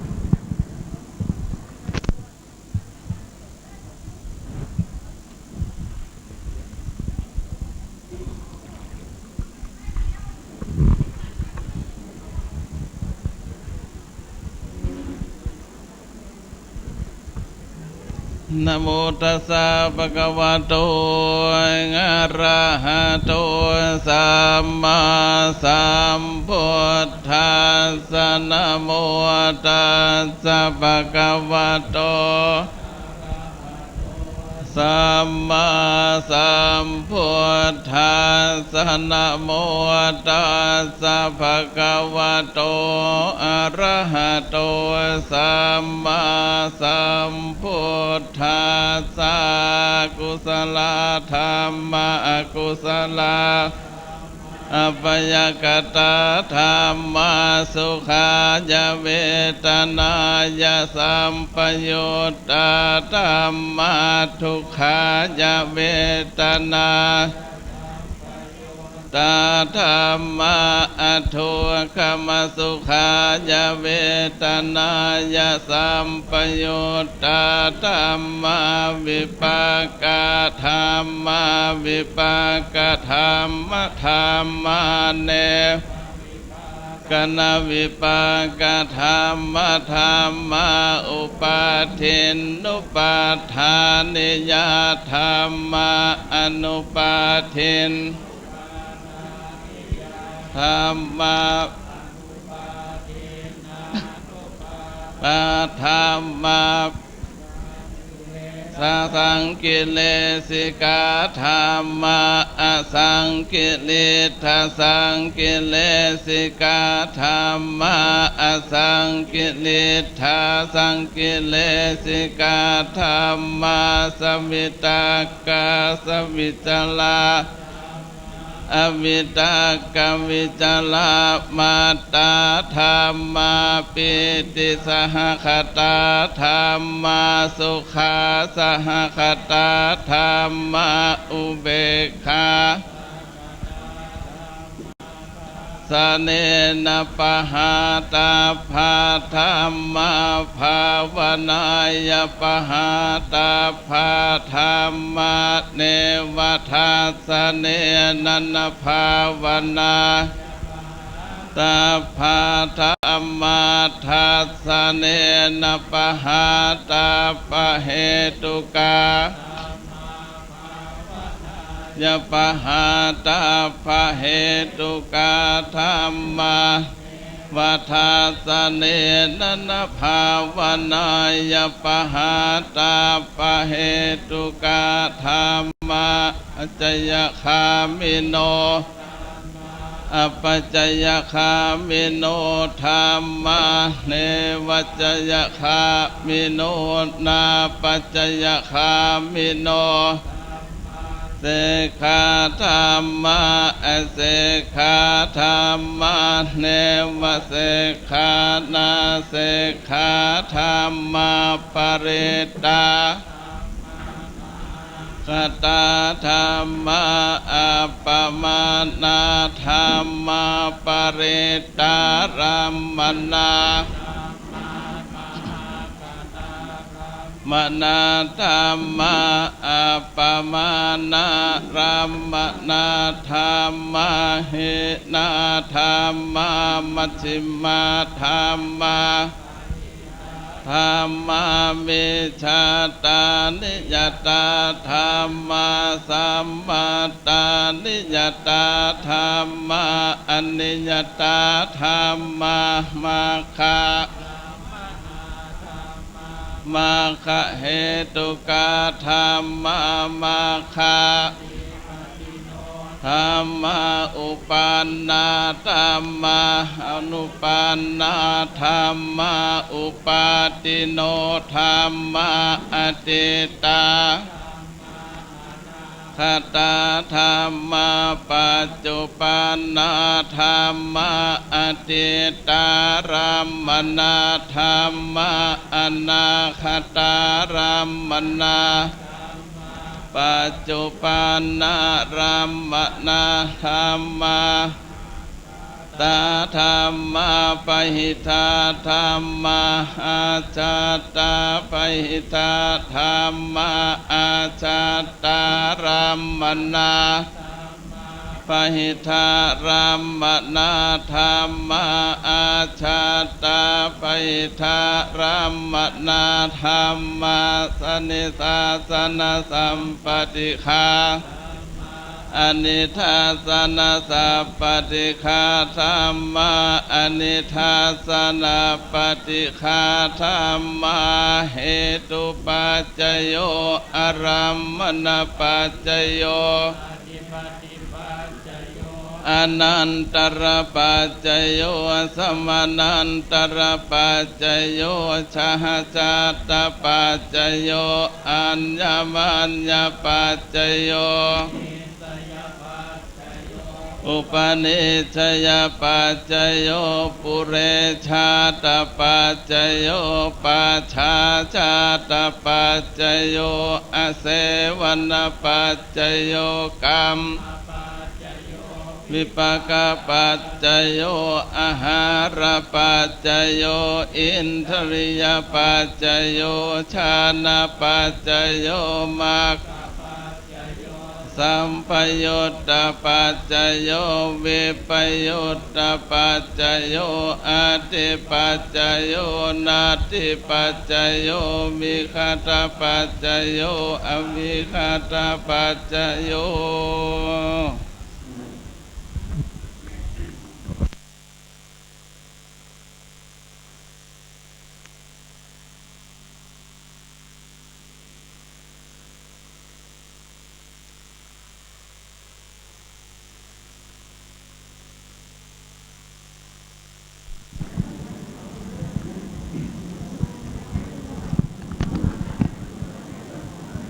ครับอันดับต่อไปเนาะก็จะเป็นการ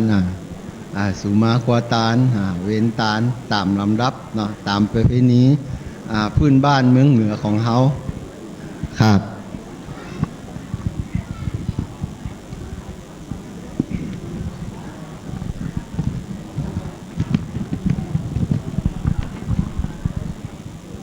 สาธุโอกาสะ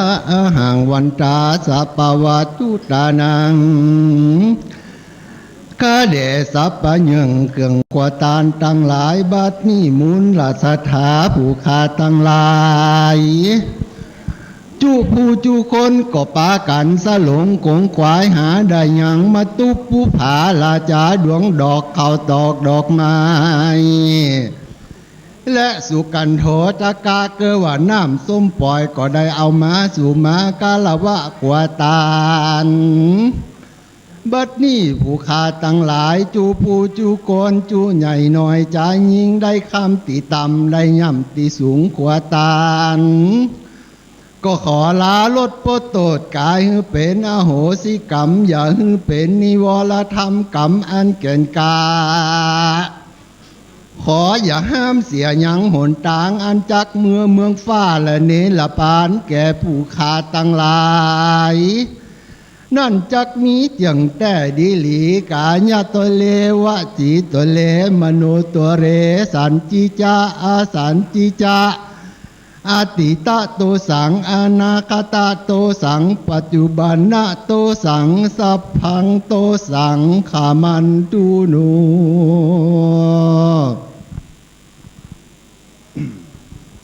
สา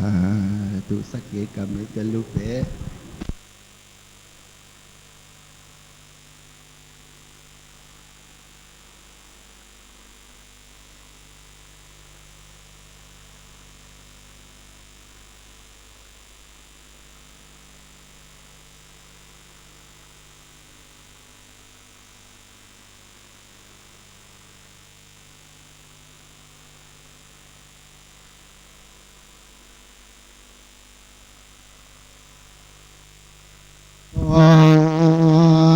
สันนิสิโนวลาโพ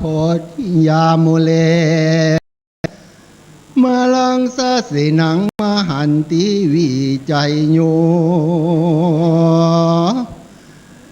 สัมโพธิมาคาชิอนันตัญญาโนโลกุตตโมตังปนามามีพุทธังตังปนามามีธรรมังตังปนามามีสังฆังสุนันตุเทวาจาพรหมาจามะโลกาปาลาธรณีจักขุตาสิลิมาพิธานาอวาสลขาปุพตาตัสสะเสเถตัสสะมาตุมเหหิอนุโมตมานาพ้นโตเทวาสังขโยฟังละเตปะกันนาทั้งหลายมวลหมู่อันสถิตตั้งอยู่กูวิมาน จุงฟังเสียงสารจากกล่าวประวัติของตาลตังเทวดาอันรักษาขันธสันดานศรัทธาจุภูอันรักษากู้ห่อเหือนอันรักษาปีเดือนและยามอันรักษาวัดตุงปงแต่ใสและขอเชิญเทพไทยอันอยู่รักษาพระธาตุวงตาพระธาตุมอนเวียงและเทวดาที่รักษายังคงเขตห้องปีน้องเมืองปานและเทวดาที่รักษายังไหลนาคามาเขตประเทศบ้านเมืองฝ่ายของมูลราชธาและรักษาเจนบ้านเจนเมืองดังพรมเทวดาจื่นจังคานใสสะอาดปัปตาใสสีจุวกามานีเมฆลาเจิญเทวดาติเตตน้อมนิ้วเนตรโมทนาตานพระอินตาผู้บ้านตนองค์การฟ้าเฟื่องตังเต้าเจืองขุนผมจตุโลกตังสียักขายักขีมีลิธานุภาพ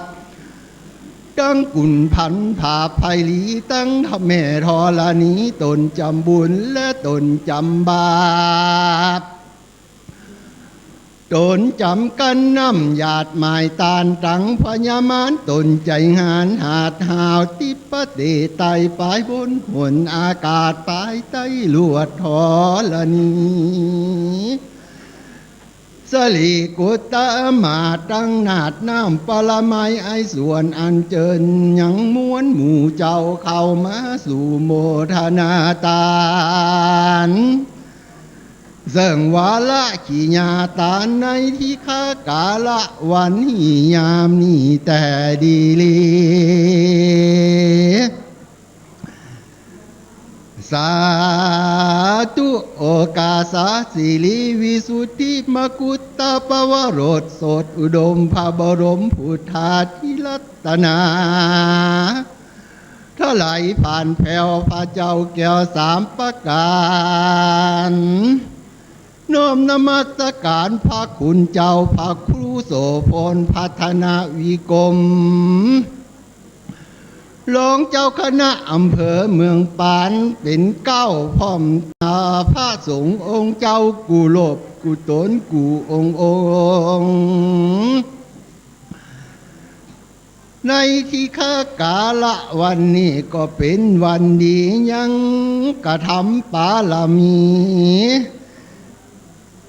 ศีลละปาลามีไหวเป็นยอด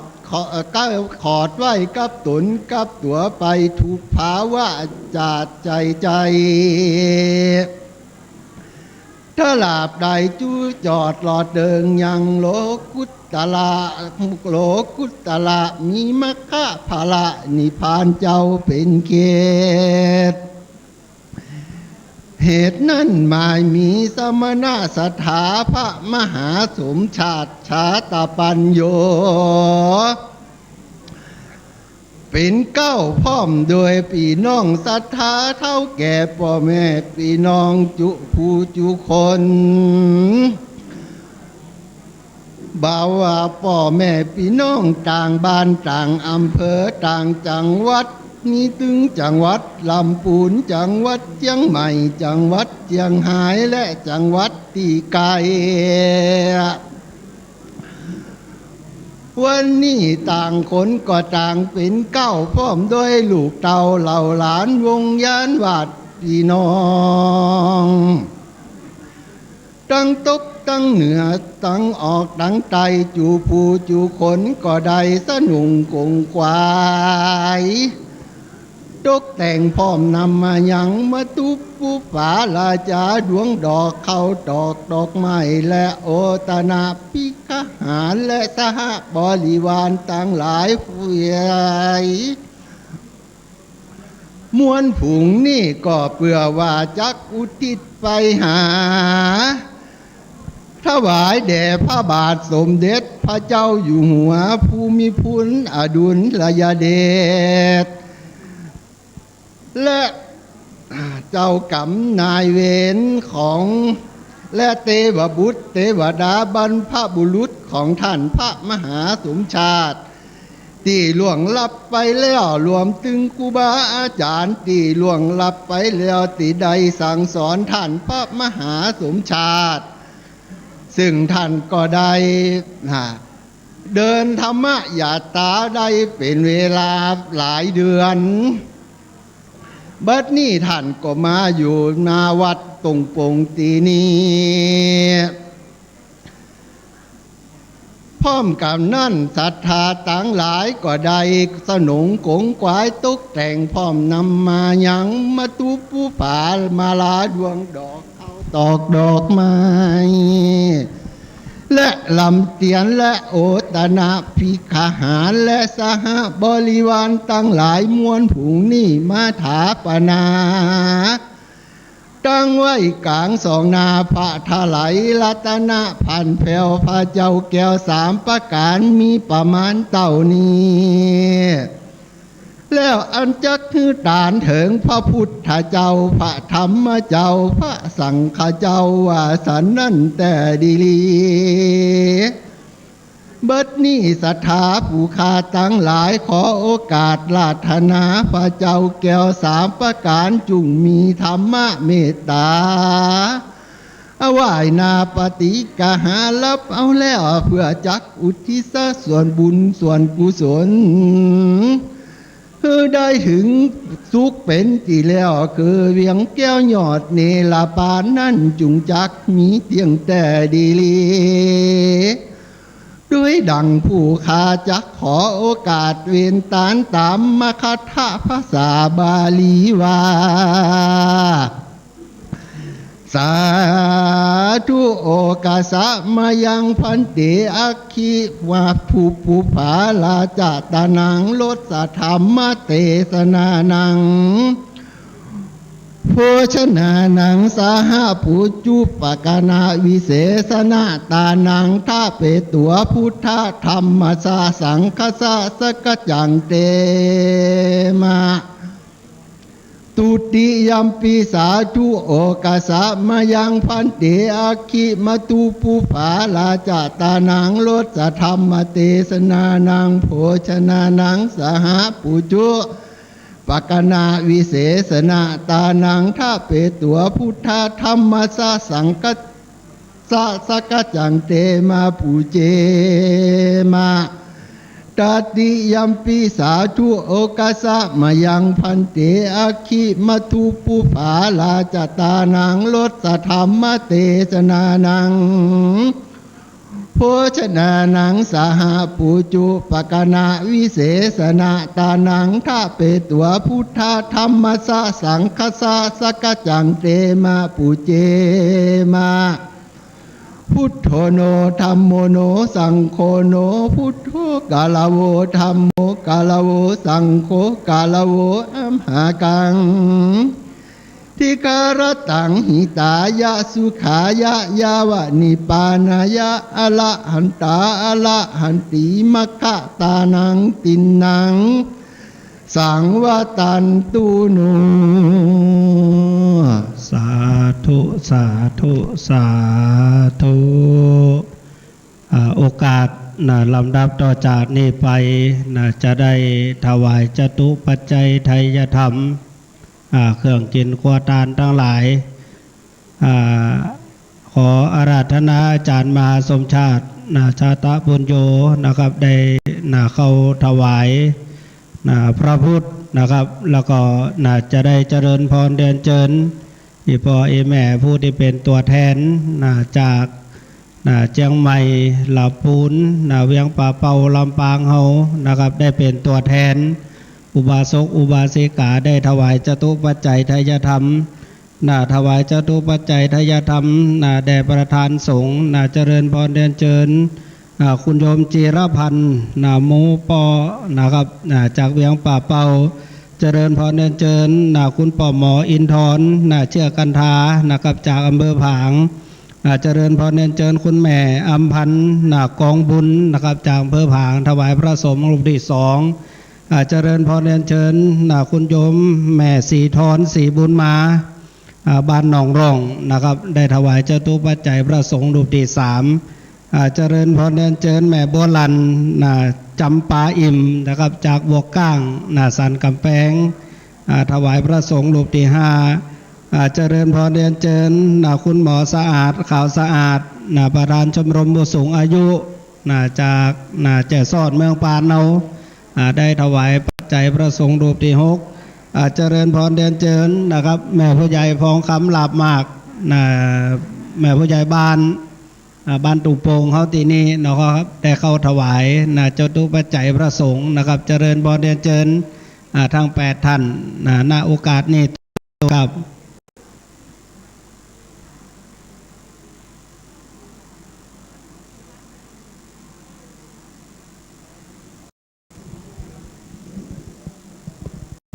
โยมแม่ทั้งสองเจริญพรเรียนเชิญ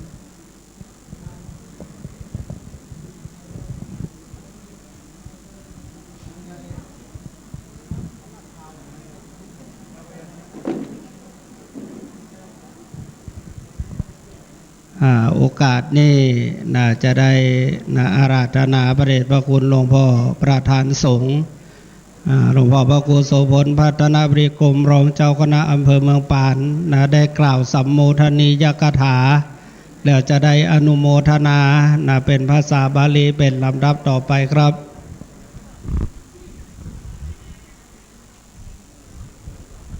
ขอกราบนอบน้อมแด่องค์พระรัตนตรัยพระพุทธพระธรรมพระสงฆ์เป็นเก้าเป็นประธานสูงสุดในวันนี้ขอโอกาสไหว้สาพระเถรานุเถระวันนี้ซึ่งก็มีท่านพระครูอภิวัฒนวิกรมวัดปากทางเจริญอำเภอดอยหล่อซึ่งเป็นโฆษกจัดสถานีวิทยุมีคนฟังนักตลอดถึงท่านพระสังฆาธิการพระเถรานุเถระทุกรูปแต่วันนี้ท่านเป็นพระธรรมทูตโดยตรงเลยเนาะช่วยเผยแผ่ช่วยบอกข่าวสารแล้วก็ขอเจริญพรยินดีต้อนรับญาติธรรมกัลยาณธรรมทุกท่านเอามานึกถึงกรรมดำรัสของพระธรรมสัมพุทธเจ้าว่าวิสาสาปรมายติความคุ้นเคยเป็นญาติอันสนิทวันนี้อาตมาภาพกระผมอาตมาภาพต้องดีใจที่หันคณะศรัทธา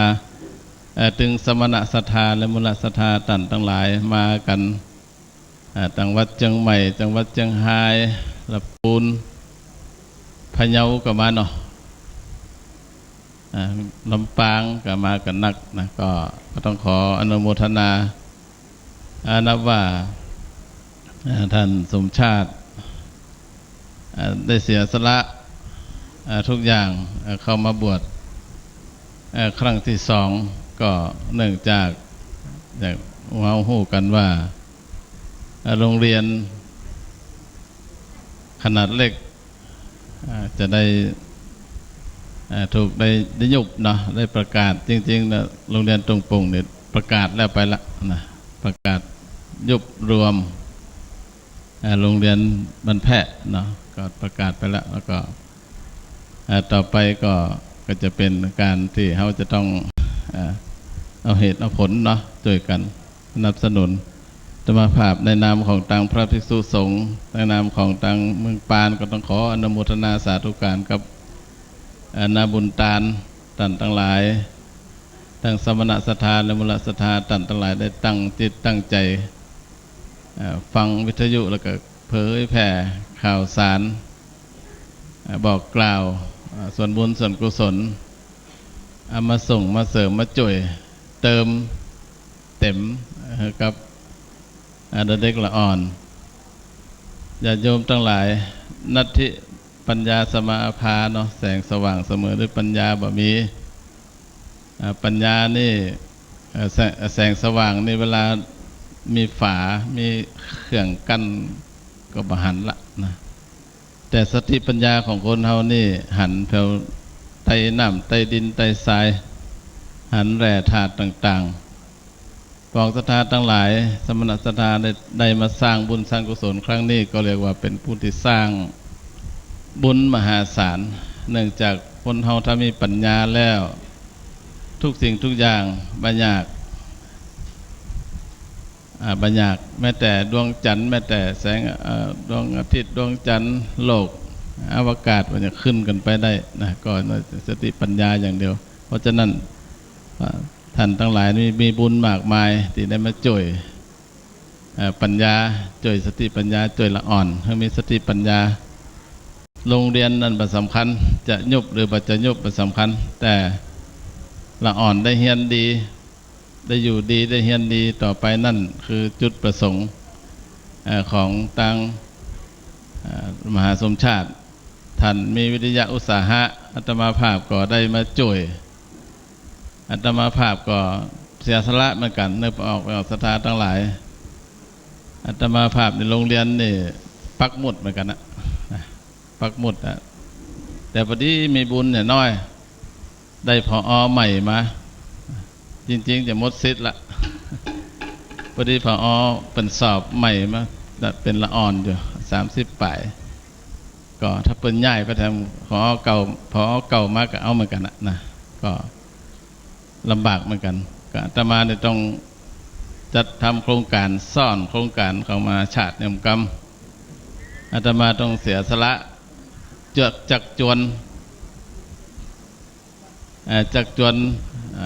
ละเด็กละอ่อนหมู่บ้านบ้านตงโรงเรียนบ้านทุ่งนะจักจวนละเด็กละอ่อนตุลุงได้ทำโครงการมาเนิ่นนะตุลุงเสียสละเงินเดือนละ500 บาทตลอดปีตลอดจนไปจนกว่าโรงเรียนจะยุบหรือบรรยุบไปข้างหน้าก็มา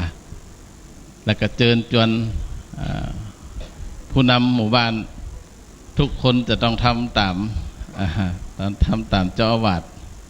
เขาก็ทำโดยต่อไปก็จะได้จักจวนละเด็กละอ่อนใครที่มีเงินเดือนตั้งแต่ 2-3 หมื่นขึ้นไปตุลุงขอสู่ได้ก่อนนะเดี๋ยวเขาฟังตุลุงขอสู่เจ้าทั้งหลายนะของเดือนละ100ถ้าบัดได้เดือนละ100ก็ขอเดือนละ50 บาทต่อปีบางคนก็ตอบรับอยู่บางคนก็ยังอยู่นะก็อันนี้มาฟังกันเนื่องจากอาจจะเป็นแนวทางได้แนวทางหนึ่งที่จะขอได้ฮือทราบด้วยว่ายังมีโครงการซ่อนได้อยู่ก็เป็นพลังอย่างหนึ่งญาติโยมมาวันนี้อาตมาภาพยินดีแล้วก็ดีอกดีใจที่หันญาติโยมทั้งหลายเฮาบ่ฮู้จักกันสักเทื่อเนาะบางทีท่านทั้งหลายก็บ่ได้หันหลวงพ่อหลวงพี่ลุงตุเอาเพิ่นได้จัดรายการก็ได้บ่ได้หันหน้าหันตากันก็มีส่วนมากจะบ่ได้หันหน้าหันตากันก็ได้ฮู้ได้ฟังกับเสียงก็ได้มาฮู้มาหันเอาได้มาหันกันเรียกว่าเป็นผู้ที่มีบุญเฮามีบุญด้วยกันที่จะได้ช่วยเสริมสติปัญญาเด็กละอ่อนจะให้มันมีพลังบ่ได้ทราบว่าทางกฎกระทรวงเปิ้นจะดูมันจะพิจารณากันว่าเปิ้นมีข้อตกลงกันในกฎกระทรวงว่าจะออกมาแต่ถ้าเปิ้นออกมาแล้วจัดดีเพราะว่าเปิ้นบอกว่าโรงเรียนต่อไปโรงเรียนขนาดเล็กหรือโรงเรียนที่ขนาดเล็กทุกโรงเรียนเนี่ยถ้าข้อกฎกระทรวงนี่ออกมาเปิ้นบอกว่าจะให้ครูโรงเรียนต่อละโรงเรียนมี4 คนจะให้ครู4 คนต่อโรงเรียนตลอดจนกว่า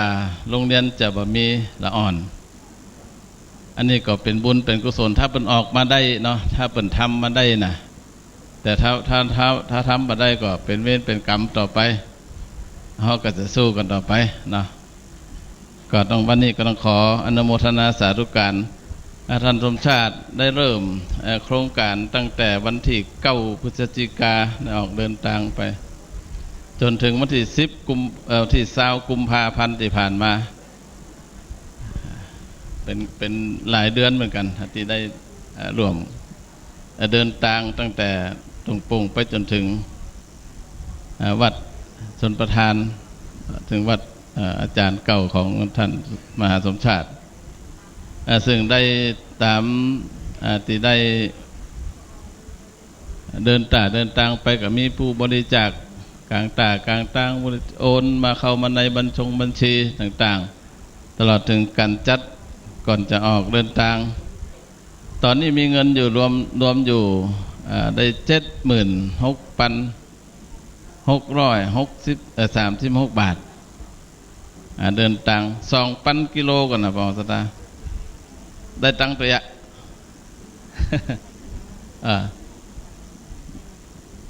ได้ตังอยู่76,636 70,000 กว่าก็อนุโมทนาสาธุการกับผู้ที่ได้บริจาคตั้งแต่เก้ามาจนถึงปัจจุบันส่วนวันนี้นั่นต่างหากยังบ่ได้พิจารณาบ่ได้ยังบ่ทราบจำนวนก็ต้องขออนุโมทนาบุญใดกุศลใดที่สมณศรัทธาและมูลศรัทธาต่างทั้งหลายได้ตั้งจิตตั้งใจได้เสริมสติปัญญาเด็กละอ่อนบุญนั้นกุศลนั้นจงพลันสำเร็จให้มีอายุมั่นยืนยาวหิมาก้าขึ้นมั่งมนตุนเต้าเหมือนกันกุคนตัวเนออายุวันโนสุขังปลังต่อไปก็ฮับปอนเนอใครมีน้ำหยาดก็เกี่ยมหยาดน้ำ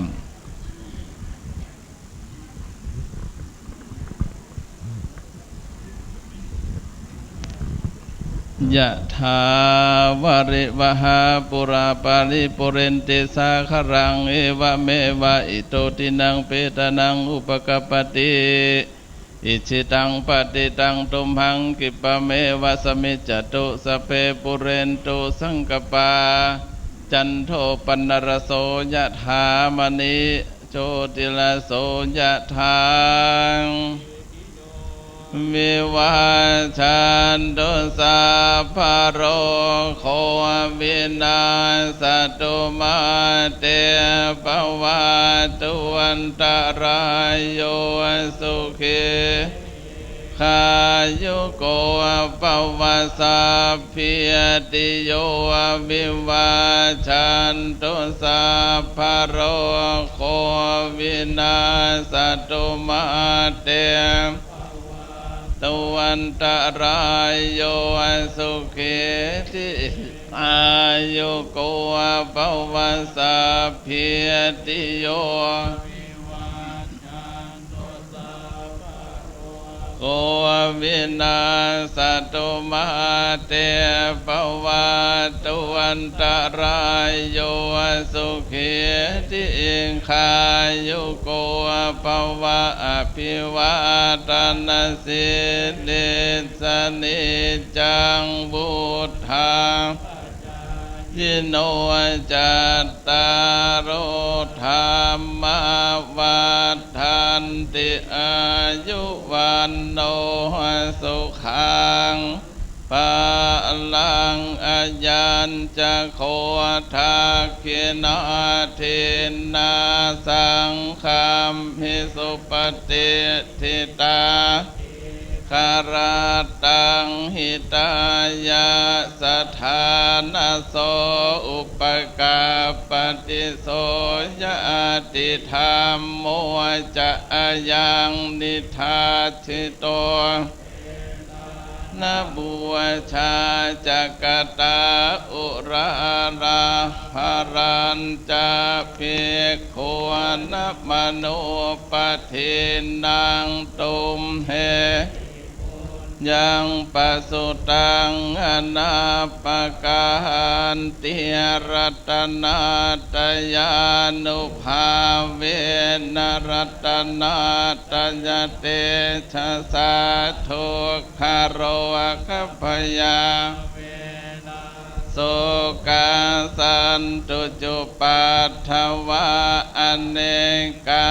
อันตรายาปิวินาชันตุอาเสสโตจยเสทธิธานังลาพังปะกายังสุขังปะรังสิริอายุจวันโนจะโพคังวุฒิจะยัสสวาสัตวาสาจะอายุวสิทธิภวันตุเต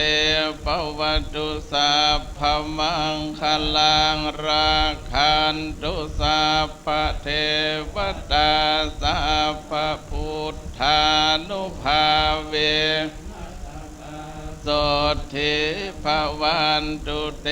ภวตุสัพพมังคลังราคันตุสัพพเทวตาสัพพธรรมาเวนัสสัทธาโสทิภวันตุเต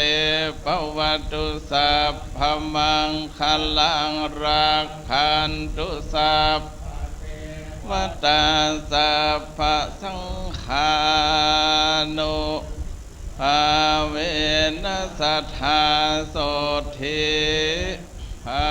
วันตุเต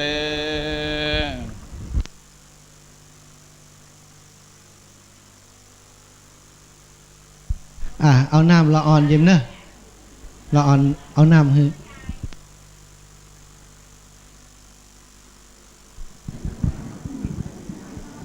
ครับสุมาแก้วตังสามเนอะอยู่ไหนนี่ป้าจัน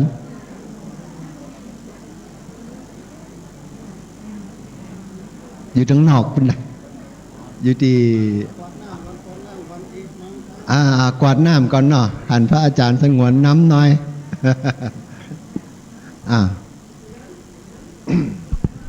คนตีจะแผ่เมตตาเนาะก็ขอแนะนำตัวหน่อยเนาะก็อาตมาภาพก็อยู่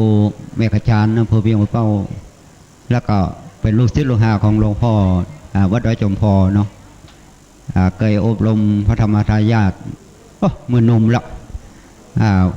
ธรรมดาการแผ่เมตตานี่ตั้งจังใหม่จะมีนังนะสัพพะสัตตานังแต่ตั้งลำปางจะบอกมีนังนะแล้วก็มีอย่างหนึ่งมงคลที่ส่วนมงคลส่วนมากว่าอิมัสมิงมงคลจักรวาลทั้ง8ทิศประสิทธิจงมาเป็นกำแพงแก้วทั้ง7ชั้นมาป้องกันห้อมล้อมรอบครอบทั่วส่วนมากมันจะว่าอนัตตานะที่จริงมันใจมันเป็นอนันตาเปลี่ยนจากตอเตาเป็นนอหนูถ้าอนัตตานะแบบมีเลยถ้าอนันตานี่ปัดโทษรวยมหาศาลเลยนะ อันนี้โดยมากก็เป็นชาวพูดกันวัดเนาะขอแนะนำเลยก็กราบครูบาอาจารย์ทุกรูปทุกท่านที่ได้มาร่วมพร้อมโดยศรัทธาเนาะหลายที่หลายแห่งโอกาสหน้าคงจะออกสถานีวิทยุของเนาะ ก็เคยออกมาเหมือนกันแต่มันออกก่อนแล้วสมัยเก่าแล้ววันหน้าก็ไปนี่กันเนาะ อิทังดานากรรมังนิพพานาปัจจายโยหุนตุโนนิจังอิตังติระกรรมังนิพพานาปัจจายโยหุนตุโนนิจังอิตังภาวนากรรมังนิพพานาปัจจายโยหุนตุโนนิจังยังกิจเยกุสารังกัตตาปังกัมมังสะเพยิกาเตยิกาตังปุญญังโนอนุโมทันตุโสนันโตผลโตเยเทวาอัสสมิงทาเตอาดิคาตาดิกายุกาสัตผลโตสัพพสัตตาสุขีอัตตานังปาริหารันโตมาตาปิตาสุขิตาอนตุทุกขา ปะมุนจันโตสัพพสัตตาสุขีอัตตานังปาริหารันโตมาตาปิตาสุขิตาหนโตโลกาปะมุนจันโตสัพเพยาติกาสุขิตาหนโตโล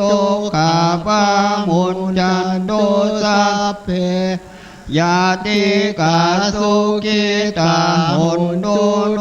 กาปะมุนจันโตสัพเพพิสาสัพเพยากาสัพเพเปตาสุขิตาหนโตโลกาปะมุนจันโตสัพเพนาคาตาสุขิตาหนโตโลกาปะมุนจันโต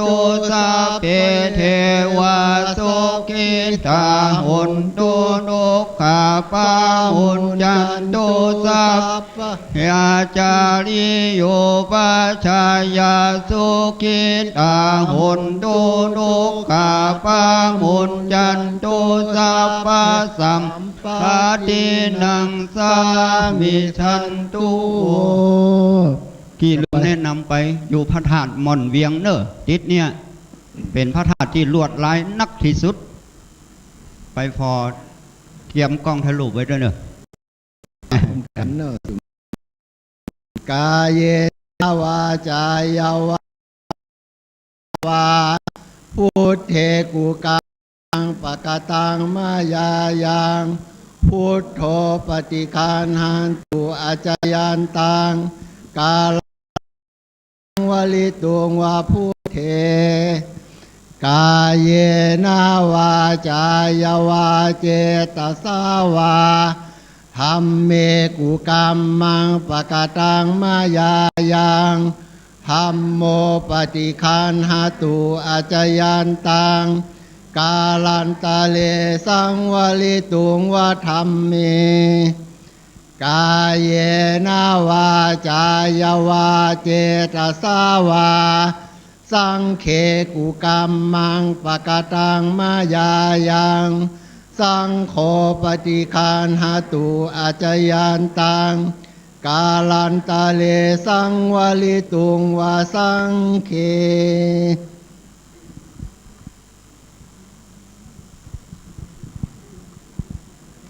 กราบต่อไปไหว้พระแห่งข้างนอกอะระหังสัมมาสัมพุทโธภควาพุทธังภควันตังอภิวาเทมิสวากขาโตภควตาธัมโมธัมมังนามัสสามิสุปฏิปันโนภควโตสาวกสังโฆสังฆังนามาครับเสร็จพิธีแล้วครับในการประกอบพิธีการทำบุญทักษิณานุปทานช่วงเจ้านี่ก็ถือว่าได้สำเร็จเสร็จสิ้นลงนะครับขออนุญาตนะครับประกาศประชาสัมพันธ์นะครับในส่วนของกิจกรรมต่างๆหลังจากที่เฮาได้ทำบุญทักษิณานุปทานท่านนี้แล้วนะครับก็วันนี้ได้รับข่าวจากอาจารย์หลวงพ่อพระครูนะครับวัดปากทานเจริญ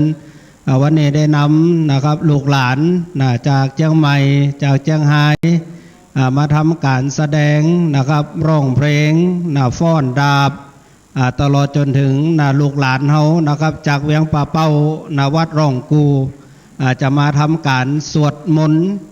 ธรรมจักรกับปวัตนสูตรต่อจากนี้เลยนะครับในส่วนของคณะกรรมการนะครับที่ได้ทำการจะเตรียมภัตตาหารเพลถวายพระสงฆ์นะครับตอนนี้ขอให้ได้เตรียมตัวนะครับส่วนอีปออีแม่เฮานะครับหลังจากที่ทำบุญท่านนี้แล้วนะครับก็เดียวนะครับน้องเบลนะครับจะได้ทำการแสดงในส่วนการร้องเพลงซึ่งน้องเบลนะครับเป็นเด็กนักเรียนที่มีพรสวรรค์ในการร้องเพลง แต่ก็เป็นผู้พิการทางด้านสายตานะครับวันนี้หลวงพ่อได้ปามาตานีเพื่อที่จะได้ครับร้องเพลงกล่อมกับปอแมวศรัทธาหลังจากนั้นนะครับลูกๆนะครับจากโรงเรียนร่องกูอำเภอเวียงป่าเป้าจะได้ทำการแสดงฟ้อนดาบนะครับหลังจากนั้นก็จะได้จัดสถานที่เพื่อที่จะให้ครับลูกหลานเรานะครับได้สวดธรรมจักรกับวัตนสูตรเพื่อเป็นการสรรเสริญองค์สมเด็จสัมมาสัมพุทธเจ้าตรัสนี้นะครับตอนนี้นะครับลูกๆที่จะทำการแสดงนะครับขอให้เตรียมตัวนะครับมาด้านหน้าประลำพิธีเลยก็ได้นะครับอาจารย์นะครับที่อยู่ศาลากองอำนวยการนะครับนิมนต์จับไหมครับนะครับเด้อประชาสัมพันธ์ต่อเนื่องได้เลยครับผมขออนุญาตเคลียร์พื้นที่ตั้งไหนครับอนุโมทนาครับผมนิมนต์นะครับหลวงพ่อพระสงฆ์ทุกรูปนะครับที่โรงเรียนนะครับคณะกรรมการจัดภัตตาหารเพลไว้ที่ศาลาบนโรงเรียนนะครับในส่วนของการต้อนรับครับสู่นะครับปอแม่ออกนักศิลป์นักบุญเขาทุกท่านตอนนี้วันนี้มีภัตตาหารเพลปอสมควรนะครับหลังจากที่หลวงพ่อพระสงฆ์องค์เจ้าฉันแล้วก็จะได้ทำการเปิดโรงทานเพื่อที่จะต้อนรับครับสู่นะครับกับอีป่ออีแม่เมื่อเขากินข้าวต้นเป็นที่เรียบร้อยวันนี้นะครับรายการเสวนาธรรมยาตราเพื่อการศึกษานะครับ2,000 กว่ากิโลเมตรที่มหาสมชาติได้เดินจากลำปางสู่สุราษฎร์วันนี้เขาจะได้มานั่งอู้กันนะครับถ่ายทอดสดตั้งสถานีวิทยุดอยลอตัวนะครับวันนี้ได้รับเมตตาจิตจากพระเดชพระคุณหลวงพ่อพระนักเผยแผ่หลายๆรูปหลายๆจังหวัดได้เข้ามาร่วมกันนี้เขาจะได้จัดเวทีเสวนาอู้ถึงความเป็นไปเป็นมาในเรื่องของการศึกษาของลูกหลานเขานะครับสำหรับท่านพระคุณเจ้าเนาะก็ไปฉันเพลที่โรงเรียนเนาะจึงก็สถาเท่าแก่พ่อแม่พี่น้องก็จัดไว้ที่สถาบันโรงเรียนครับอันนี้มนต์นี่ก่อนปงก้างสันกำแพงเจ้าทุกท่านนะครับไปฉันเพลที่ปงก้างสันกำแพงโรงเรียนครับสาธุเอาป้อนนี้เดี๋ยวเอาเขียนนี่มดหน่อยเอาเกณฑ์แหมป่ะเอาแหมยกเข้ามาเกณฑ์จี้กันเข้าไปเด้อพี่น้องปงก้างสันกำแพงเอาละบวกข้างอีกสาธุสาธุดีละจะในวันนี้ก็เป็นวันดีสิริสุภมังคละอันประเสริฐลำเลิศยิ่งกว่าวันและยามทั้งหลายบ้านนี้ใหม่มีมูลสถานอีปอยแม่เท่าแก่พ่อแม่พี่น้องถึงครูบาอาจารย์จากบ้านบวกข้างสันกำแพงเชียงใหม่น้อมถวายปัจจัยเป็นธรรมทานอุทิศส่วนบุญนี้ไปหายังปียังน้องยังปุตตาตายายเจ้ากรรมในเวรตีหลวงรับมรณะไปสู่ปรโลกไปนาตนตัวแห่งผู้ค้าก็เป็นมีธรรมะเมตตาพระมหาสมชาติชาติประยมในฐานะของคณะทำงานโครงการธรรมยตราเพื่อการศึกษาเป็นตัวแทนของครูบาอาจารย์พระสงฆ์ของเจ้าได้มีธรรมะเมตตาไว้นาปฏิกหารับและขออำนวยใจยมพร้อมแบ่งก็เป็นในน้องทุกคนมีแต่ความสุขความเจริญพญานาคเมื่อได้การกัดแก้จากตัวเหมือนน้ำจิตตั้งตาจากใบบัวใบบอนไม่ประจักษ์ที่ทราบผลมันตานให้เจ้ากรรมในเวรเจ้าเทวบุตรเจ้าเทวดาพญาอินทร์พญาอินทร์แม่วัฒนาพญาพมยมราชคุณนางประบายส่วนมีการทั้งมวลที่ลงรับมรณะไปสู่ปรโลกไปนาเป็นได้กินในบริโภคได้พ้นจากติญาได้พรากจากติดทุกข์ได้ถึงสุขเป็นได้รับได้ห่วงทำบุญกับอาตมาภาพเนอแม่วัฒนาเกียงมนาเนออยู่ดีมีสุขเนอพุทธศาสนานี่ก็ดีก็ขออำนวยใจให้ยมปล่อยยมแม่เจริญเนยโยมณสุขภละปฏิภาณสารสมบัติการกรุงรุ่งเรืองจุเนืองจุปการชะยาสิทธิทะนางลาพังสถิงพระขยังสุขังพระลังสิริอายุจวันโนจะโพกังอุติจยสวาสัตวสาจะอายุจะชีวสิทธิพระวันตุเตอายุวันโนสุขังพระลังสาธุสาธุอิตังโนยตินางหุตุสุขิตาโนตุยาตโยบุญกุศลนี้จงถึงญาติกาพี่น้องจุผู้จุคนด้วยเถิดที่วัดทุ่งโป่งอำเภอเมืองปานจังหวัดลำปางตังตาลากามังเลปาลาปาจา หนตโนนิจังอิตังศีลกัมมังนินาปัจจโยหนตโนนิจังอิตังวาวากัมมังนิปานาปัจจโยโดโนนิจังยังเกณฑ์เจงโกสาลังกาตาปังมังสาเปหิกาเตหิกาตังปุญญังโนโนโมตันโตโสนันโตพันโตเยเตวาอาสาทาเนอันเนกาตาเดกาโยกาสาตาหุนโตปัสสะตานังโสเกอัตานังวาเลหาลันวาตาเปตาโสเกตาหุนโตโตกาปามนโนสาเปยาเดกาโสเกตาหุนโตโตกาปามนโนสาเปอายาเดกาโสเกตาหุนโตโตกาโมจันโตสาเปปิสาสาเปญากาสาเปเปตาเกตาหุนโตโตกาปามนจันโตสาเปนากาตาโสสาหุนโตโตกาปามนจันโตสาเปเทวาโสเกตาโตโตกาปามนจันโตสาเปอาจาเลโยชายาโสเกตาหุนโตโตกาปามนจันโตสาปะสัมดินังธาเมจันโตโวสาเปสัตตาโสเกตาสาเปสัตตาอาเวลาโหนโตสาเปสัตตาอาปายาปัจจาโหนโตสัตตาอันเนคาโหนโตโสเกอัตตานัง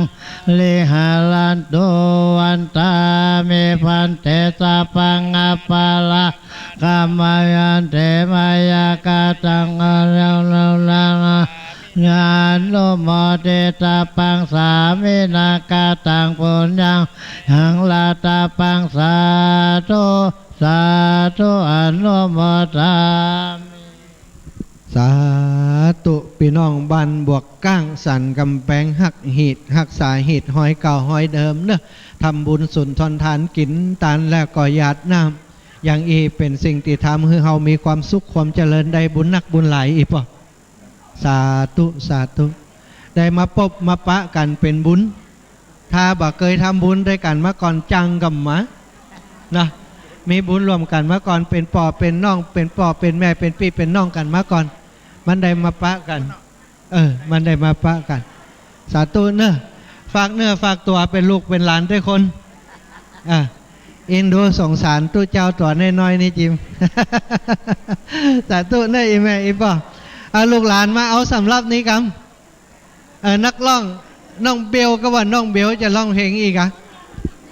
ถ้าพร้อมแล้วก็ห้าวเลยเนอะหลานเนอะตอนนี้อีปอยแม่กินข้าวก่อนเนาะด้วยไก่ปะไก่พบกันปะลูกหลานเอาข้าวเอาอย่างมาเสิร์ฟอีปอยอีแม่จิมมีกับข้าวตั้งไหนนี่ตัวแม่บ้านมาหาตู้ปอนี่คนลูกมาเอาลูกหลานมาพอเด้อของนี้เอาออกไปไหนนี่ลูกเอาไปสาธุโอ้ยแม่เอาดีโอ้อาจารย์เมตตาสูงเขาว่าโอ้คนอย่างมันนักแต่ว่าเปิ้นว่าอันนี้น้อยไปว่ะแสดงว่ากูเตือไปนักกว่านี้กันนะกับเปิ้นว่าอันนี้น้อยว่ะบุญเนาะบุญที่อันครูบาอาจารย์เปิ้นเมตตาเขาก็ขอให้ปารามีครูบาอาจารย์นี่การกุ่งลุงเหลืองนักกว่านี้ไปติ๊กนะอีแม่เด้อพอก้อยครูบาอาจารย์แม่ได้บุญด้วยดูแลครูบาอาจารย์อีแม่มาแหมอยู่กันมาอย่างก็แม่อันนี้เดี๋ยววางนี่ลูกสาวเอาอันผ่านมาให้ตุปอบให้เลยไปเปิ่นมาเพ่เห็นแล้วลูกขออนุญาตถอดหน้ากากนะครับเป็นว่าคนงามๆอย่างนี้กันความรอบน้อมเอาคุณพระแก้วเจ้าทั้ง3ประการมีพระพุทธพระธรรมพระสงฆ์คุณพ่อคุณแม่คุณครูบาอาจารย์ทุกรูปทุกคนทุกองค์นะครับ ไปตัวเองก่อน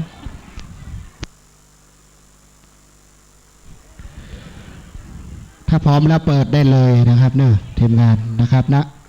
ก็ตอนนี้ อนุโมทนาบุญนะครับขึ้นพระพุทธศาสนาและวัฒนธรรม FM 104.50 เมกะเฮิรตซ์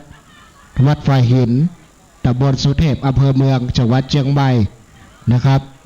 ที่มาร่วมงานกันในวันนี้มานักมาหลายแต่ วันนี้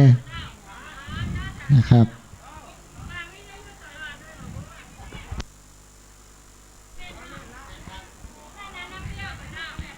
เจมาดังนี้กับเด้อเจมาดังให้กับนะครับวันนี้มานักมาหลายเนาะก็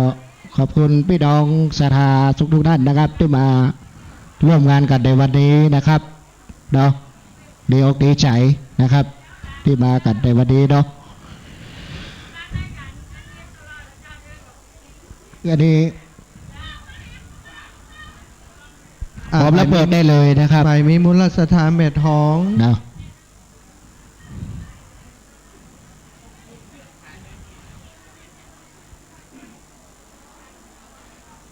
พร้อมแล้วเปิดได้เลยนะครับขอบคุณแฟนเพลงนะครับเพลงแรกนะครับที่จะให้กำลังใจพี่น้องศรัทธาสาธุชน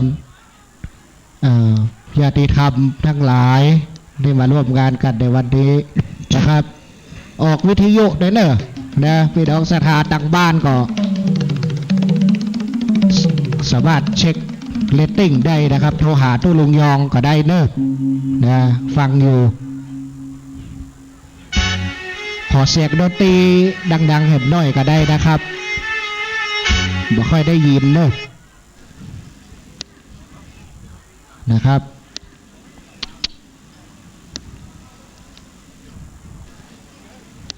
เนาะ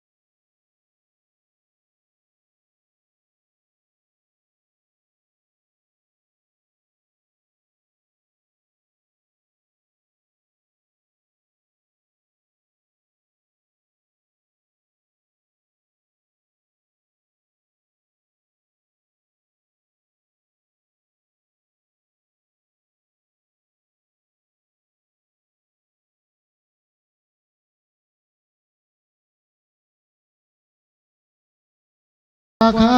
ใครพระคุณผู้ฟังเท่านั้นยิ่งใหญ่ช่วยเป็นแรงใจให้ผมดังมาขอเทวาเสถิตฟ้าขอบคุณครับผมขอบคุณครับเมืองฝากเนาะดาดดาขอ จงเชื่อใจไว้เถิดว่าตราบชั่วชีวาไม่ลืมฟังเพลงขอบคุณพี่น้องเมืองฝางเด้อโลดึงสอบขออยู่คู่แฟนเพลงไม่เคยคิดว่าเก่งหรือดังกว่าใครเพราะคุณผู้ฟัง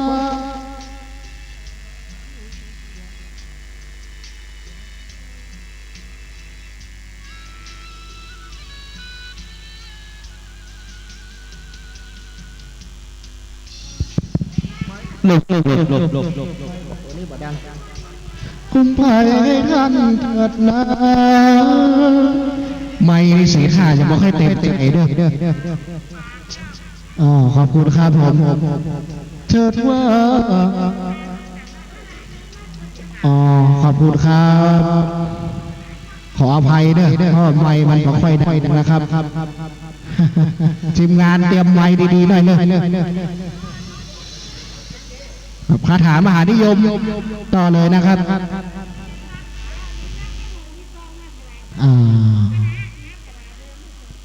ถวายขอบคุณครับขอบคุณครับผม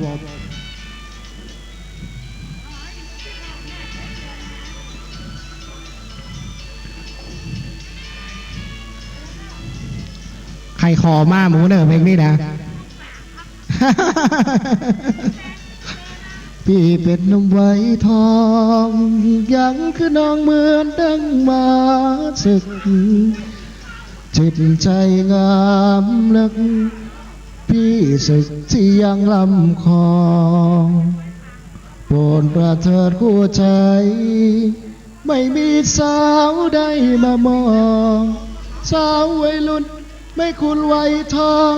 เดิดสิจับจองสีห้องใจอย่างว่างรักกับหนุ่มไว้ทองเป็นคู่ครองน้องจะสัมมาดมชากันยังมีไฟยังมีลายรักเราไม่เจอจาวัยรุ่นรุนเป็นลองได้ชุดลองต้องเดือดใจดังเอาไปเก่งร้องไปกล่อมบางแน่สีสองข้างกระเสนางของจริงรักเจ้าจริงไม่ยิ่งไม่หย่อนใจปิดสามไว้น้องลอนกล้ำคืนจะทันน้องจำใจมอบกายอุ่นไอรักให้ควัดยืนไม่ว่างเว้นวันคืนรักสดชื่นตื่นขึ้นมาหน้าใสพี่เป็นน้ำไว้ทองยังคิดน้องเหมือนดังมาสึกหัวใจเต้นเต้นตึกตึกลึกล้ำระเหนือคำบรรยายโปนปานเถิดเนื้อคอยรักหนุ่มเหลือน้อยน้องเป็นไรพี่เป็นคนสึกให้น้องเป็นบาดเลยไม่ต้องอับอายรักกับไอ้หนุ่มไว้ทองขอบคุณกำลังใจพี่น้องเมืองฝากนะครับขอบคุณนักๆเลยมากันนักมากันหลาย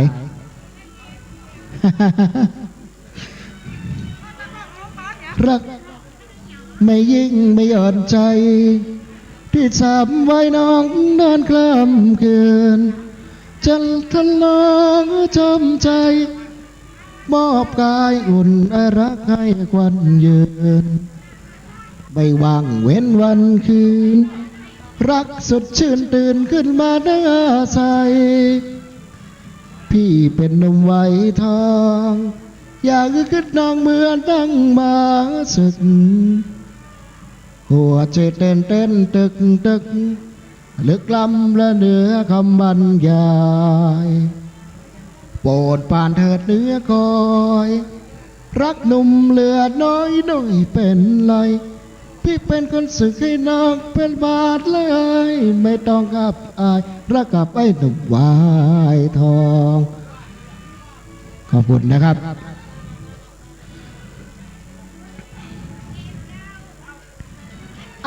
คาถามหานิยมต่อเลยนะครับคาถามหานิยมต่อเลยเด้อ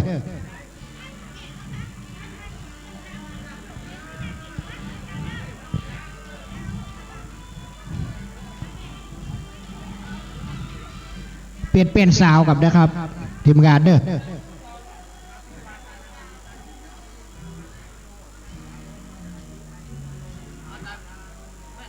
คาถามหานิยมครับ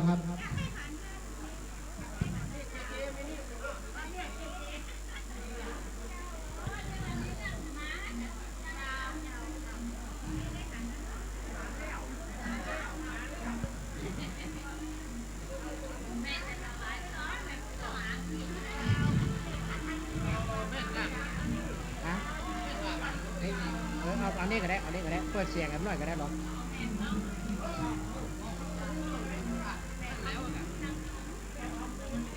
ขอเปิดเสียงแหมน้อยครับดนตรีผมไม่ได้ยินเลยอ่ะ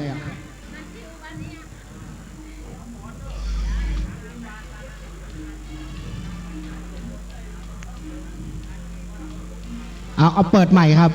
เปิดเพลงนี้ใหม่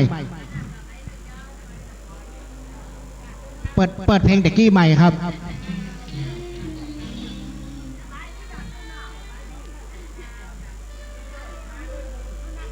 เพลงนี้ก็ได้ข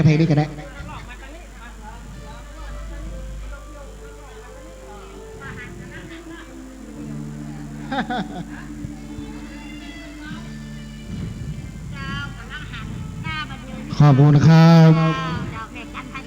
แม่กันธนีเนาะโอ้เปิ้นก็เคยโทรมาแล้วน่ะเนาะขอบคุณครับทุกหวยรางวัลที่ 1เด้อคนรักจากลาตอนชะตาของพี่ตกต่ำกลับบ้านตอนค่ำเห็นเพียงห้องเปล่าใจหายกระดาษแผ่นน้อยเขียนคำว่าลาฝากไว้อ่านแล้วสุนทนร้องไห้โทษเป็นไปได้หรือนี่เหตุผลคนดีพร้อมบัญชีเงินพี่ติดลมความรักจึงเริ่มอยากจำพี่เสื่อมราศีหวังเธอเป็นยารักษาเจ็บดวงไม่ดีก็มีแค่เพียงครึ่งทางอันนี้ปลาจางอ่ะบ้านเราพระเจ้าตักคิวเนอะปลาจางมาจากปลาจางเนอะมีหวังเจ้าของไงเพื่อนที่ฝันเขารวยเด่นดังแต่พี่มันแพ้มันควางหมดเรือที่หัวลมรักกระเป๋าเป็นปานทุกวันดีจังมองห้องยามยาไม่มีแม้เศษเส้นผมขอบคุณครับเหลือเพียงกินหอมกินมอนให้พี่กอดดมแต่ตัวน้องไปละขอบคุณครับผมขาดคนลูกหัวใจ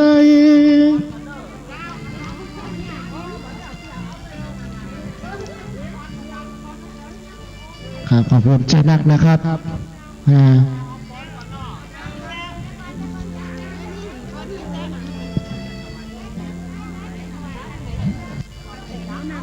ครับขอบคุณครับผม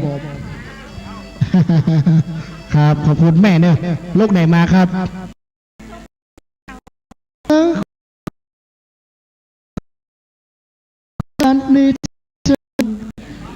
มองห้องยามยา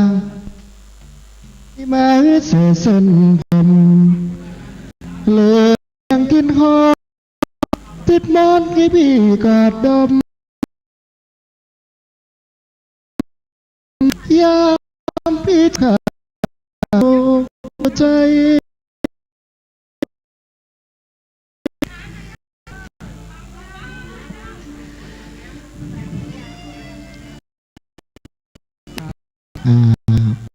ของสถานที่ฟังต่างบ้านอนุโมท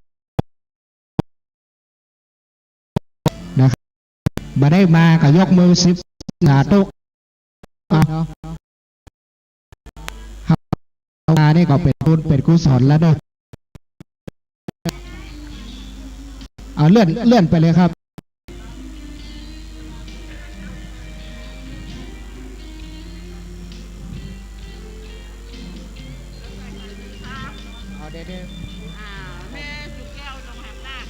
แม่สุแก้วลูกไหนมาก็ครับสมเตี้ยเนาะครับขอบคุณครับขอบคุณครับผมครับโอ้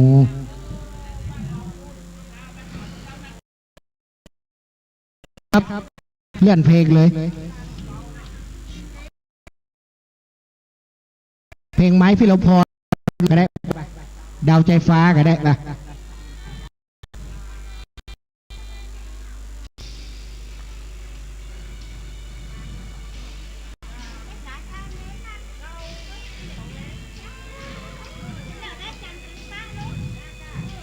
โอ้แม่กองแรงกว่ามาเนาะเอาเลยเชิญนะครับ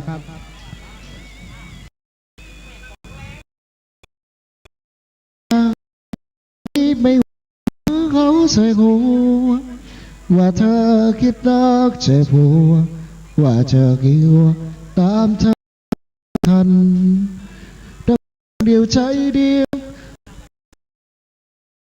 แต่เธอ